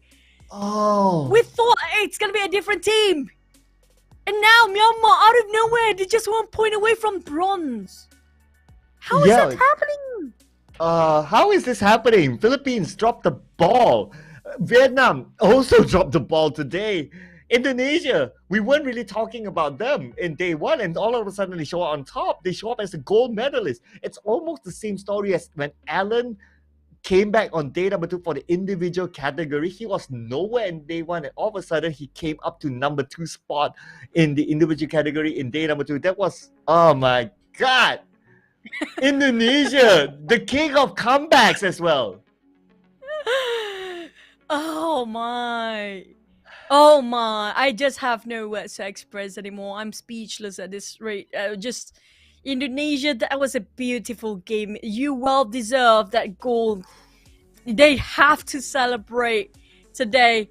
They deserve to celebrate. Singers for Vietnam first team. They played so well the entire day, today and yesterday. But that one last game turned things over. We saw them devastated because they lost the goal for the country, but they're still golden in our hearts. I know, right? They put up such a fight. Myanmar one, really, you can see the player. He fought until the final moment. I mean, all of them. In fact, you kind of think about it. All of these teams, they fought until the final moment. They're showing sportsmanship in this tournament. So it's really magical. It's really something. If you look at most other tournaments, like the final game is like it doesn't matter for some teams. They just do whatever they like. But if you look at here, everyone really plays into the final game, even though if they have nothing to play for. So we gotta give it up for all these teams for having good sportsmanship in the SEA Games. Clap, clap. Clap, clap. Yeah. But I do want to thank all the audience as well. I know it might be really ear breaking for you guys when I shout or he shout or whoever shouts in the shoutcasting desk. Definitely just two of us, but still. Thank you so much for being all the way with us, and thank you so much for your support and also your so much love. Even if it's the bad one or the good ones, we accept it equally. And also, you guys have been watching entire day, hoping and fingers crossed for your country. This is your time to spam over for your country. Tell them how much you love them, because they will read the chat later. Definitely they will do that. They want to know your response and your reaction when they got themselves that gold, and your reaction when you're devastated as well, because you are part of the community and we all in one PUBG Mobile as a whole. And of course, Cloud, thank you for being with me, just in case we've been cut off or anything. And thank you so much. It's an honor to share the desk with you as always. Yeah, it's an honor as well. Glad to share the finals, and of course, we don't know whether we'll pass it on to the host or we'll come back. But yeah, what's going to happen next is that just to let everyone know, will be the prize giving ceremony. So we will have a winners interview after the prize giving ceremony. So the prize giving ceremony, I'm sure they are prepping up for it, because you need to set up the podium and all that. So it's getting ready. So it take a little bit of time, but do stay around for the prize giving ceremony as well, because we want to see how awesome the medal is and how awesome their reactions are. And one more thing to point out as well, the Indonesian national anthem will be played. Oh, that is so cool, right? That's such a touching moment. Oh my God. Make sure you have your phones or all your devices. If you're watching on TV, just make sure you record that moment, because that's where your national anthem will be sing, and it will be just echoed in the hall for everybody to listen to, because your country has won. And all three countries, Vietnam, Indonesia and Malaysia, will have their flags. I'm not sure, is it going to be the usual ceremony where they have the flags start to rise up as the national anthem being played? Well, I think it's done digitally. Yeah, I think it's done digitally. Yeah, I've seen other esports, they did it digitally. Oh, there's one more thing to point out though. Indonesia too won this without a single chicken dinner. No chicken dinner at all. That was crazy. So it was one thing is to win this, right? Another thing is to win it without a chicken dinner. Oh, who cares about chicken? Yeah. They don't care. They just care about the medals. But again, this is just, I'm gonna record. I want to record myself that screen later on when it comes to the prize giving ceremony. Are you guys ready to listen to Indonesia anthem later, guys? But thank you so much again from my side. You guys are awesome, and Cloud, always amazing. Any last word from you, Cloud, as well? It has been an amazing journey as well together with you, Choo Choo. And I also like to thank everyone in the audience as well. Thank you so much for watching. You have been supporting the show from day one, even from the individual stages as well. And we also like to give a shout out to our colleagues as well who casted the earlier today, Contra as well as Sis Jenny. But that will be all from us, ladies and gentlemen. Do stay around for the prize giving ceremony, and we'll be seeing you in the future. Hopefully, that'll be all from me, Sir Clark says Choo Choo. Bye. Bye. I'm in SEA Games.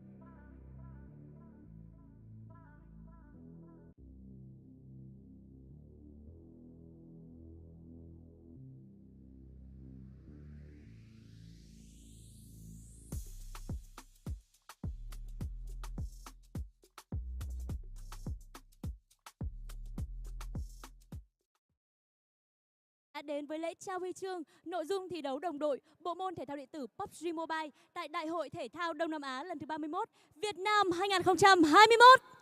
Ladies and gentlemen, warmly welcome you all to the victory ceremonies of the team category PUBG Mobile Esports competition at the 31st Southeast Asian Games Vietnam 2021.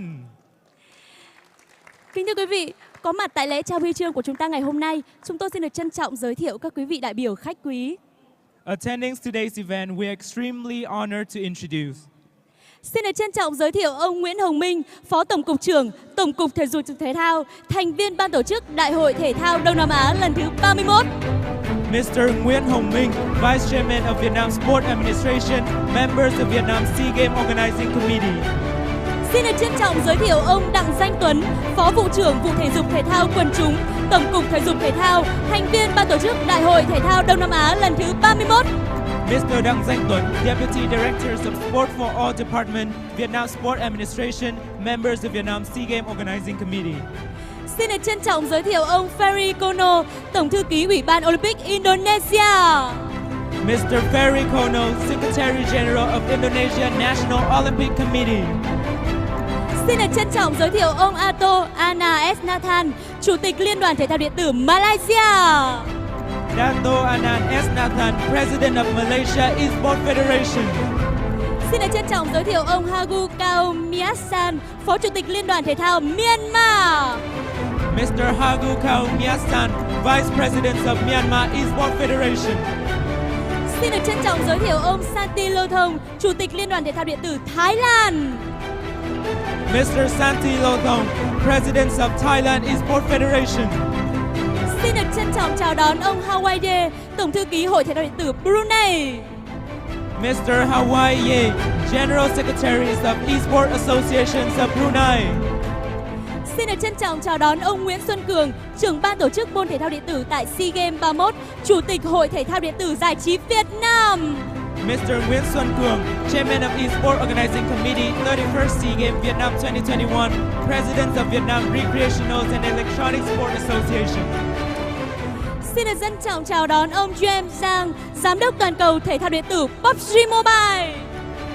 Mr. James Yang, Directors of PUBG Mobile Global Esports. Thưa quý vị, cùng với đó là hàng ngàn, hàng vạn khán giả đang theo dõi trên các kênh sóng online của PUBG Mobile. Chào mừng tất cả quý vị. And welcome all the audience from the PUBG Mobile platform all over the world.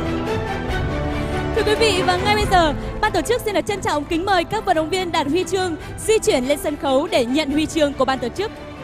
And now we would like to invite all the medalists to come to the stage for the victory ceremony. Xin được trân trọng kính mời các quý vị đại biểu di chuyển lên sân khấu để trao huy chương cho các vận động viên đạt giải. We would like to invite all the delegates to come to the stage for the ceremony.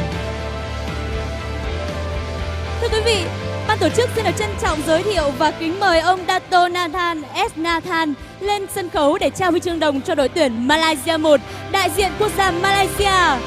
Xin mời đội tuyển Malaysia 1 bước lên để nhận huy chương, linh vật và hoa. The bronze medal will be presented by Dato Anan S. Nathan, President of Malaysia Esports Federation. And Team Malaysia 1, please take a step up to the podium to receive the medal, mascot and bouquets.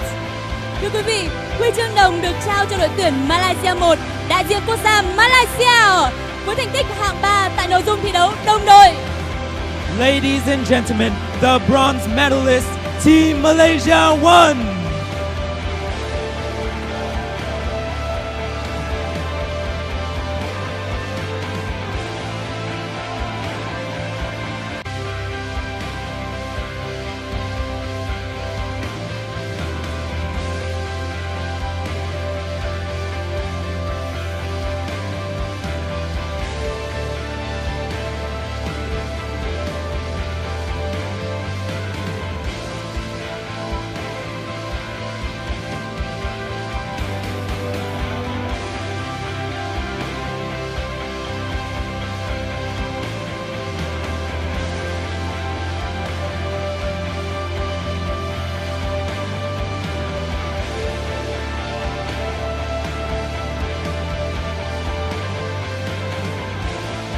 Xin được chúc mừng cho đội tuyển Malaysia 1. And that is the bronze medal, mascot and bouquet for Team Malaysia 1.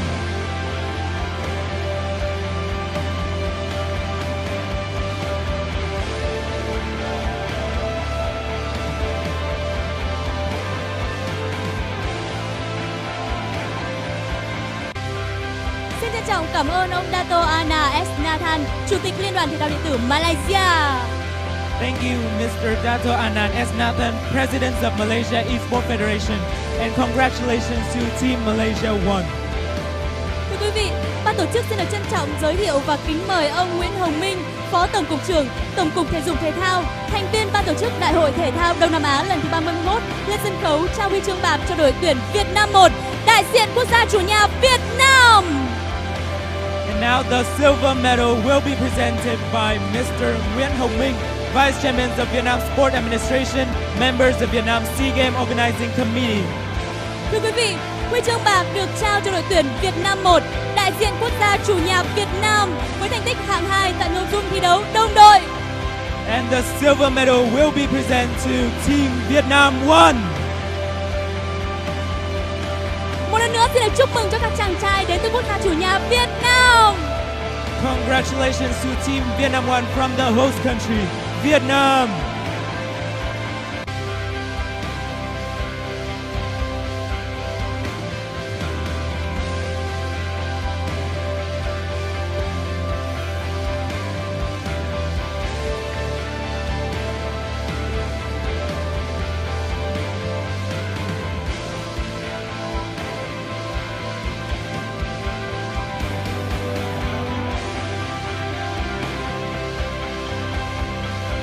Quý vị, và đó là những tấm huy chương bạc, linh vật và hoa dành cho đội tuyển Việt Nam 1.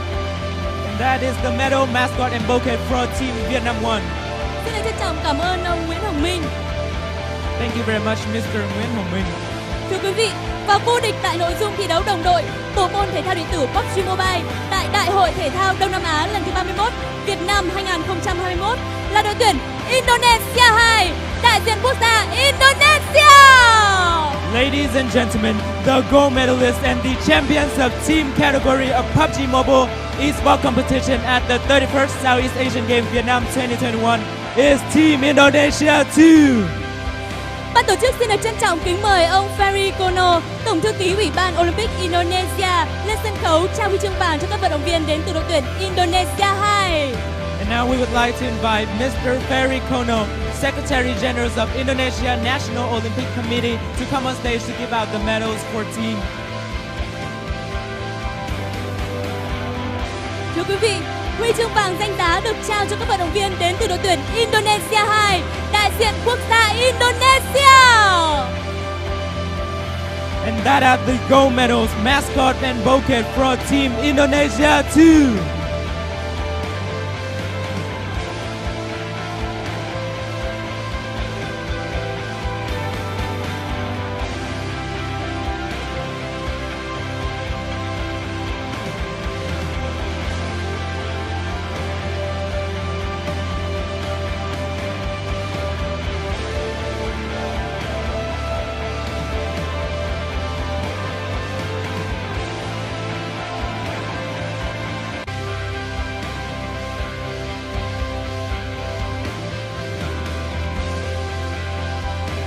Xin được chúc mừng cho các chàng trai tới từ Indonesia 2 và quốc gia Indonesia.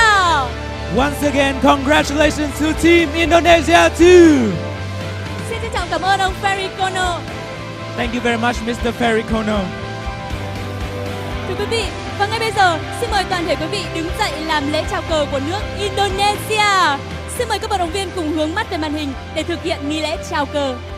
Ladies and gentlemen, please rise for the national anthems of Indonesia. We would like the medalists to turn to the screen for the national anthem. We would like to invite the medalists to turn to the screen for the national anthem. Thank you very much.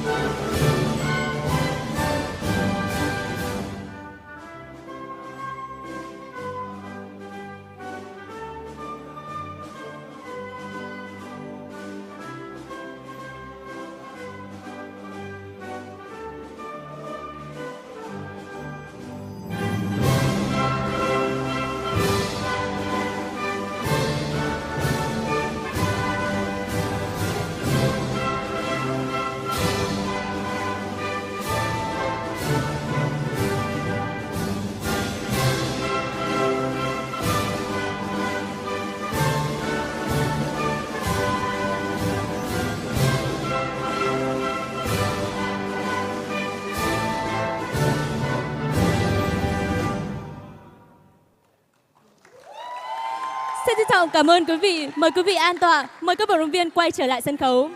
We'd like to invite all the delegates and audience to take their seat and the medalists to turn around for the audience. Ngay bây giờ, xin mời các quý vị đại biểu cùng bước lên sân khấu để chụp hình lưu niệm cùng các vận động viên đạt giải. On behalf of the organizing committee, we would like to welcome our distinguished guests to have a photo with all the medalists. Please welcome. Một lần nữa, xin được chúc mừng các vận động viên đạt huy chương tại hạng mục thi đấu đồng đội bộ môn thể thao điện tử PUBG Mobile tại Đại hội Thể thao Đông Nam Á lần thứ 31 Việt Nam 2021. Ladies and gentlemen, these are the medalists of the team category PUBG Mobile Esports competition at the 31st Southeast Asia Game, Vietnam 2021. Congratulations!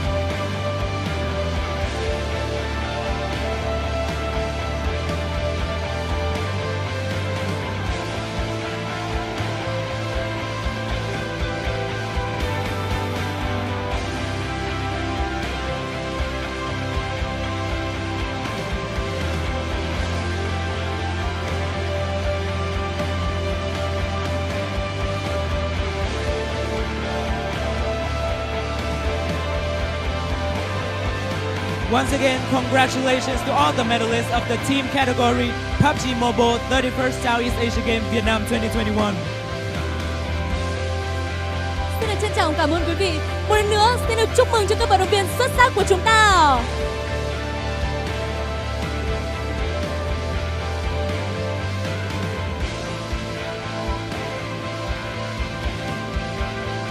And now, please,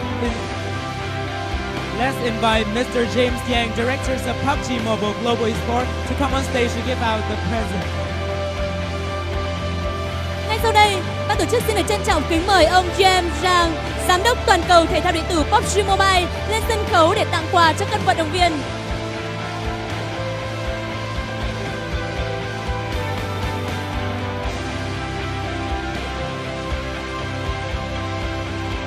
Once again, we would like to invite Mr. James Yang, directors of PUBG Mobile Global Esports, to come on stage to give out the present for all the medalists. Please welcome him.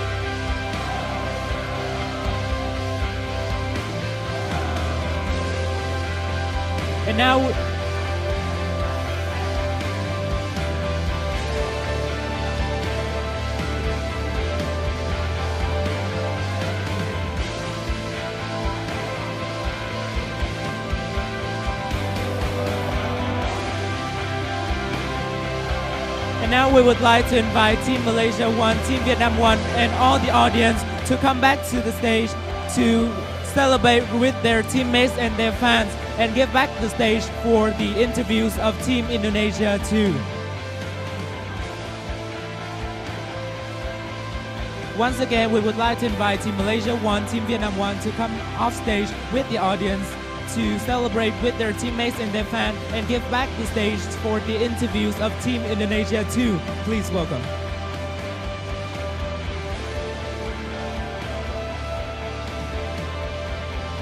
Xin được trân trọng kính mời ông James Zhang, Giám đốc toàn cầu thể thao điện tử PUBG Mobile lên sân khấu để tặng quà cho các vận động viên đạt huy chương. Once again, we would like to invite Mr. James Yang, directors of PUBG Mobile Global Esports, to come on stage to give out the presents for all the medalists.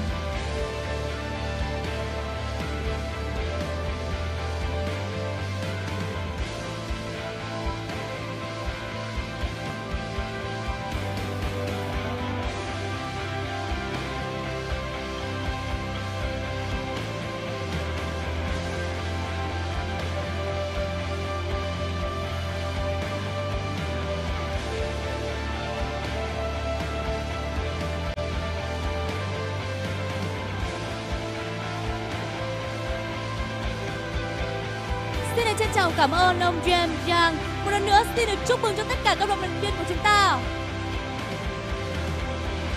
Once again, congratulations to all the medalists. And now we would like to invite Team Malaysia 1 and Team Vietnam 1 to come off stage to celebrate with their fans and their teammates and give up the stage for Team Indonesia 2 for the interview. Xin mời các vận động viên đạt huy chương bạc vào đầu. Các bạn có thể di chuyển xuống bên dưới để chung vui với những người hâm mộ của mình. Một lần nữa, xin được chúc mừng các bạn.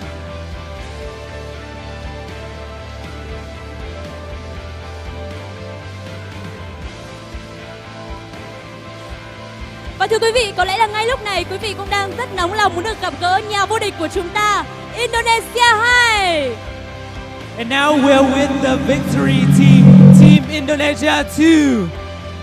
Xin mời các bạn tiến lên phía trước để cùng gặp gỡ những người hâm mộ của chúng ta. We'd like to welcome Team Indonesia to come to the front of the stage for the interviews of the winning team.